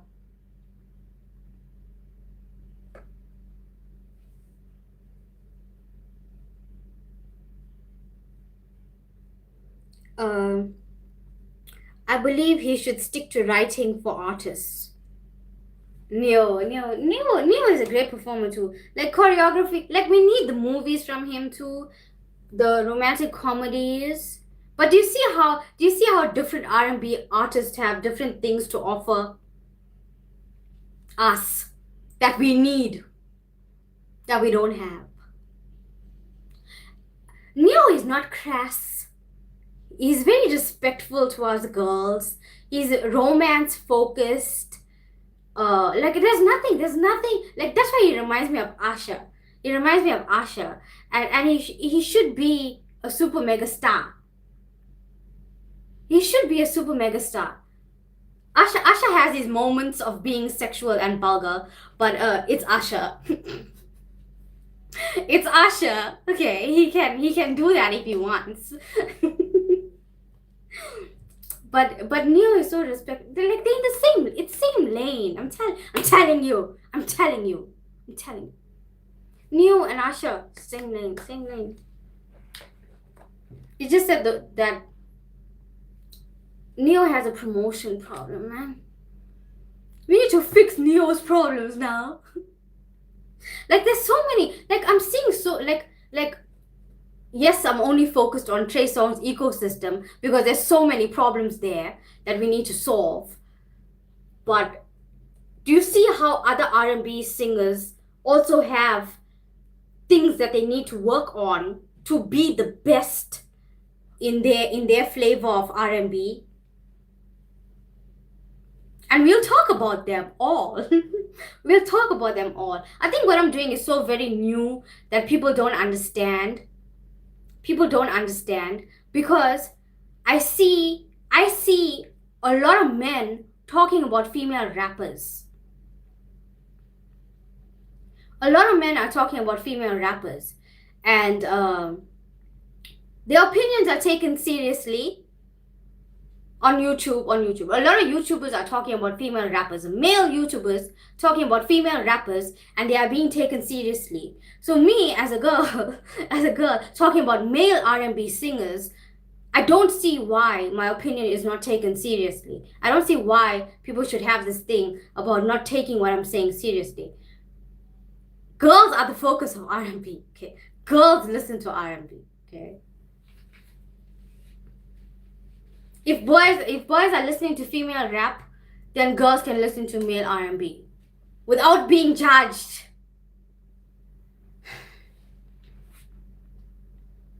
Because what I'm talking about is factual. It's tangible, it's factual, it's problems and solutions. It's not.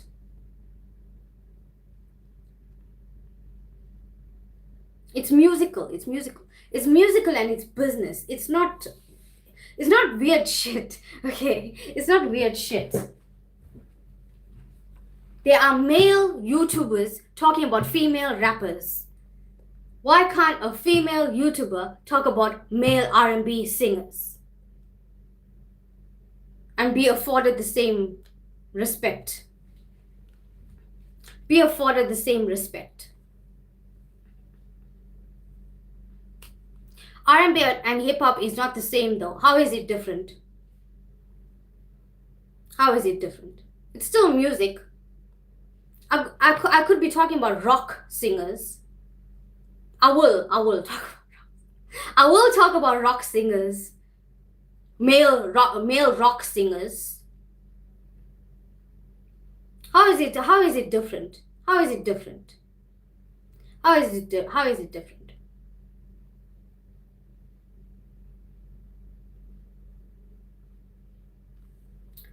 How is it different?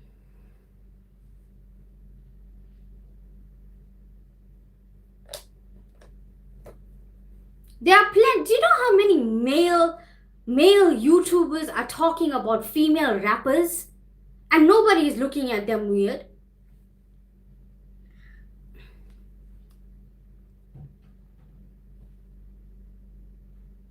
Who sold more records in hip hop between male and female?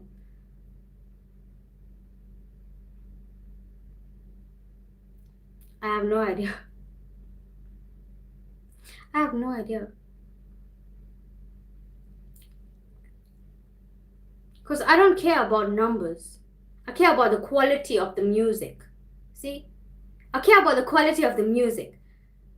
A lot of people buy crack where I'm from. A lot of people buy rock where I'm from. Doesn't make it quality. Doesn't make it a good thing for you. Doesn't make it something that I like. Just because a lot of people buy it doesn't mean anything. A lot of people buy rock. A lot of people buy crack. Where I'm from. A lot of people buy alcohol. Men run the music game, sweetie. I'm talking about male YouTubers that comment on female rappers. I'm just doing the opposite.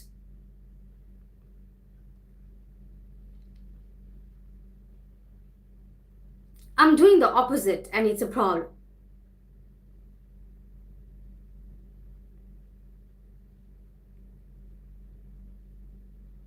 How does this make sense?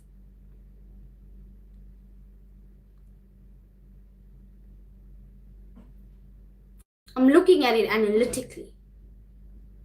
Maybe people are not used to this. I don't know. Maybe people are not used to seeing with their brain. I don't know. Maybe people are not used to analyzing lyrics or something.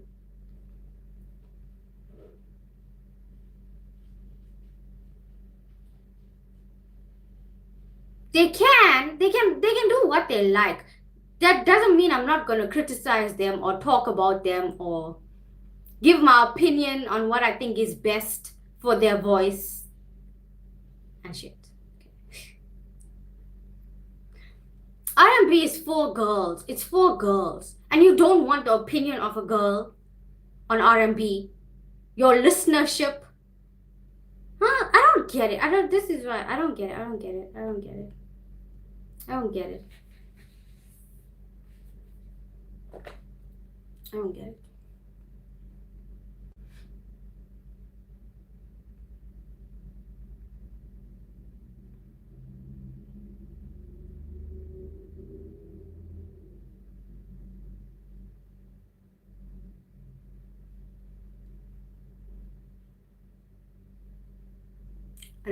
it. And I don't care.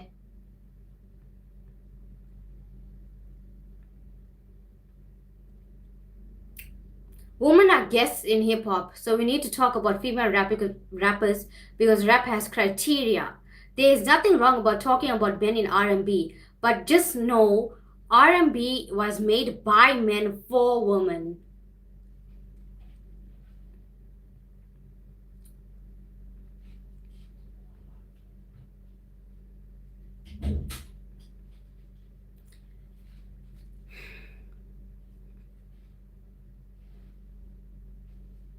Who are the best-selling romance authors in books?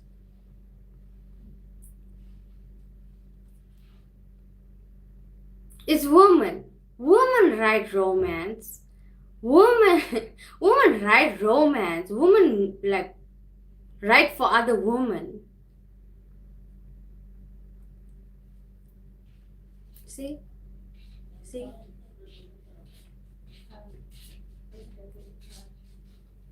See?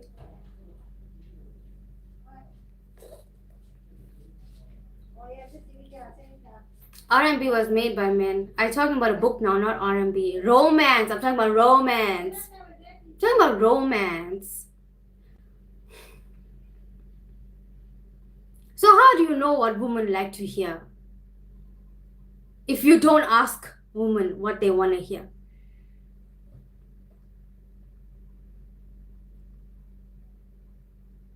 How do you know? I'm talking about books because it's romance. It's romance.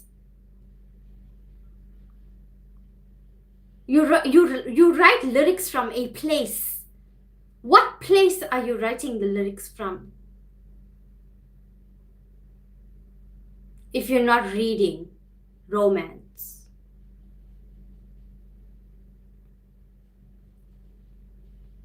So that means you don't take your job seriously as an R&B artist or as an R&B musician. You don't read romance. You don't read romantic poetry. So how do you know what your audience wants to hear? How do you know what girls want to hear?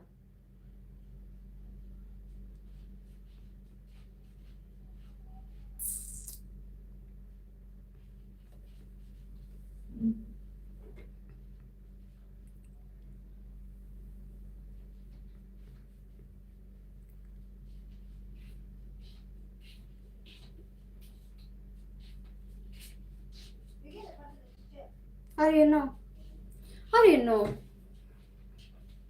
How do you know? It's because men have figured out what women want, but women don't know what they want, and men take advantage of that. Trust me.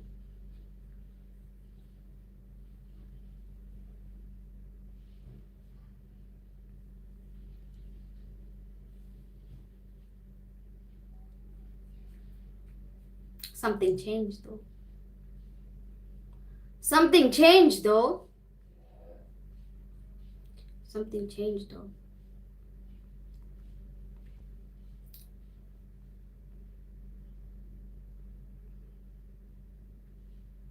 Something changed though.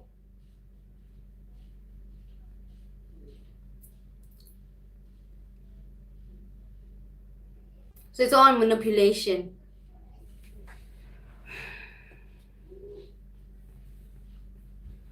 It's all manipulation.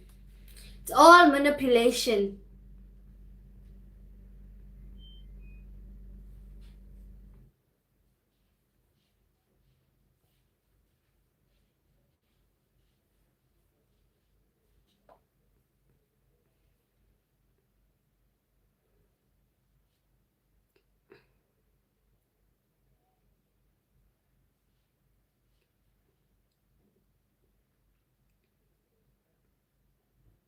I hope people understand what I'm saying and stuff, because this is like,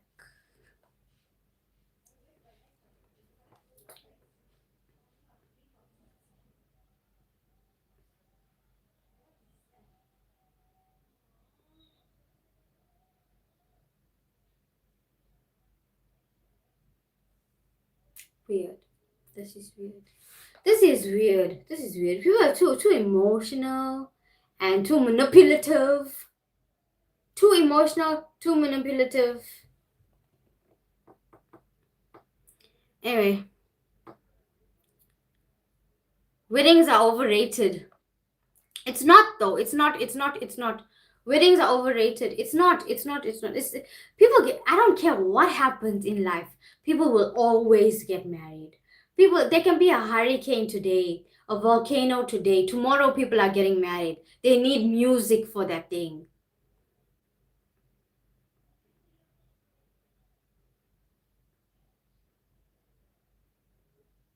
R. Kelly was the last person to make wedding songs.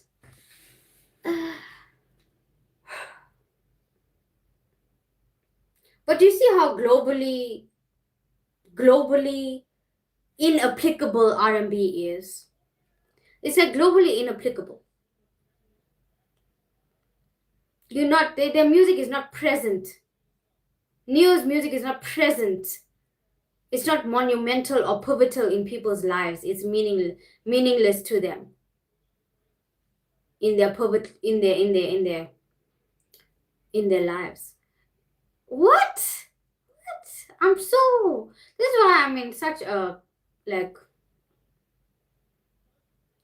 do you not see how rich you could be just off of one wedding song? Do you not see how rich you could be off of one wedding song? Do you know, like, one wedding song can make you a billionaire. One good wedding song that's promoted well enough can make you a billionaire.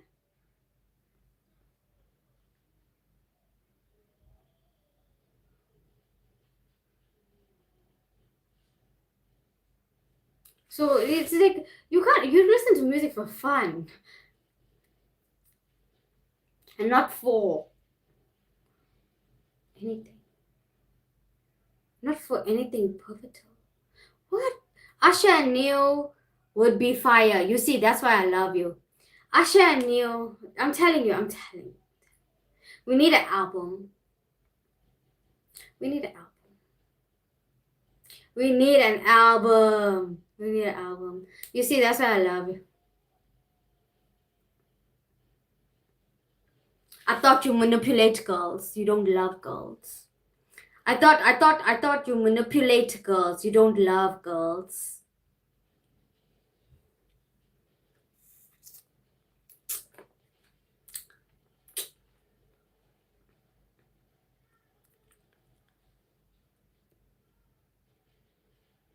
Most of the book writers were victims of men. They all talk about how men let them down, but men talk about everything. Why do you think how you love Trey songs? Most of the book writers were victims of men. They all talk about how men let them down. That's not true. Have you read romance? I read romantic things. If they all talk about how men let them down, oh, it's such a disadvantage to be a woman. Oh, it's such a disadvantage to be a woman. Oh. Marriage has been on a decline. Why would you cater to a dying industry? It's not though. It's not though. It's not. It still exists. It still exists.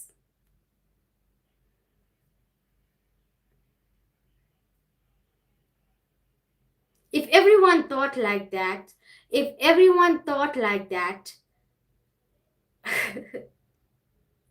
no one would be taking advantage of that market.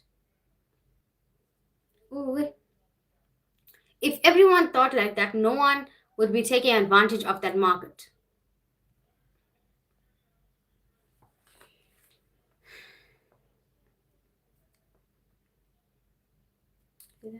I love your videos. Hey, thanks. So it's extremely disadvantageous to be a woman, is what you're saying.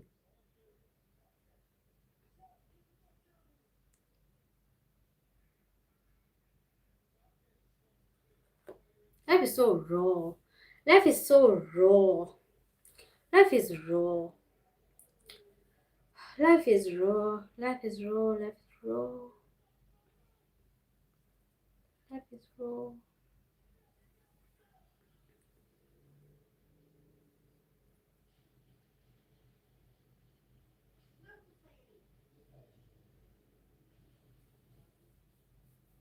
Life is raw. Life is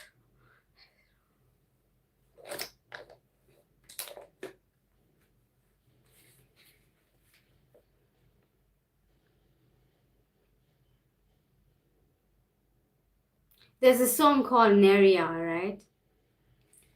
By Oliver from Zimbabwe.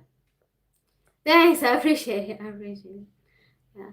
There's a song called Neria by Oliver from Zimbabwe. And it's such a heartbreaking story, but it's basically a man feeling compassion for his sister and I thought it was so sweet. And like the ability, so you're telling me a man does not have the ability to feel compassion? You're telling me like it's all manipulation and lies? That you're telling me that a man does not have the ability to feel compassion or romance? That's what you're saying. That's what you're saying. And that's fine. That's fine. That's fine. But they are singing the songs. Even if they don't believe it, like at least give lyrical attention to the romance. At least cater the lyrics to romance. At least do that. At least do some research on what you're singing about and who you're singing to.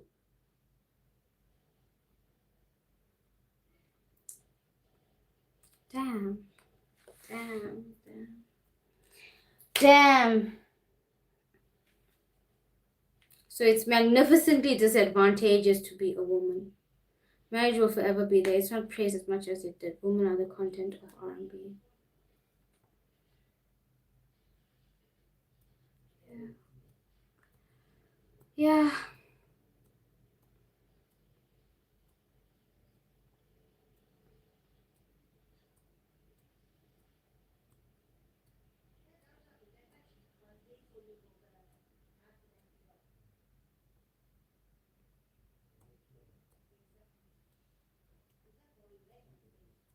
So they can at least write proper lyrics for us.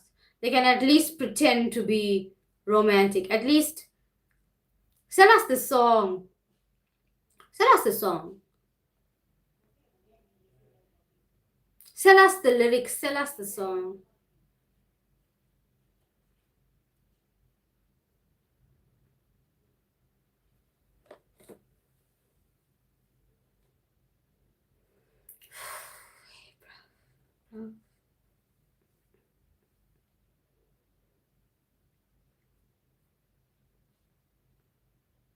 Bro.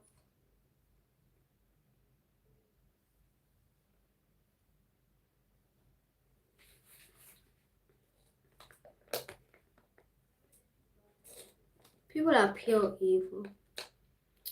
People are pure evil. I don't know why I'm disappointed. That's true. The truth, you know. It's like, why am I disappointed in people? Like when I know it's just pure evil. It's just pure evil. There's nothing. There's nothing.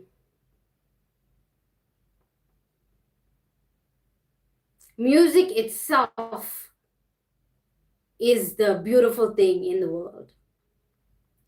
Music itself is the beautiful thing in the world. And if they can't do research on what romance is, on how to write romantic lyrics for us, we have to write it ourselves.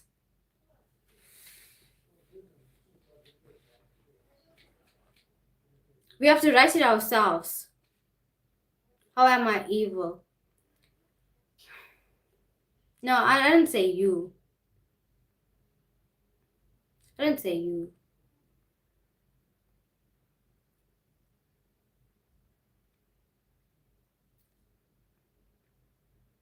Just disappointed. I'm just disappointed. I'm disappointed. Okay.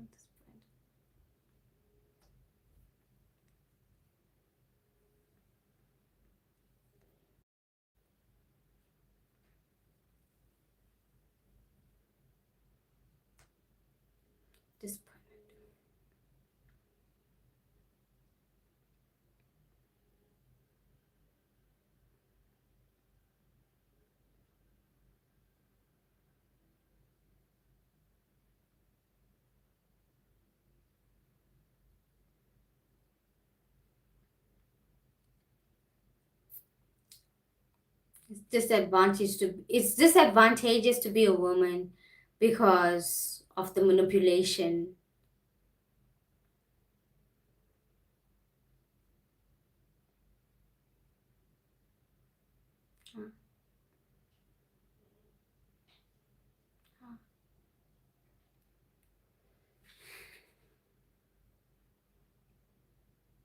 God will give us the strategies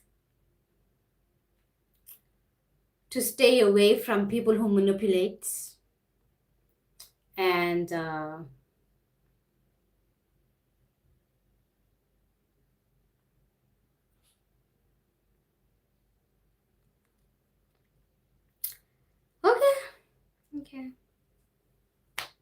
okay.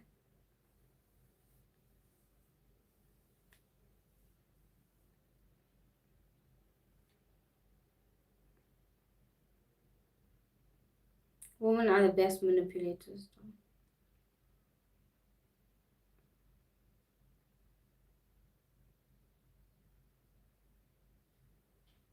So people in general are evil, is what you're saying.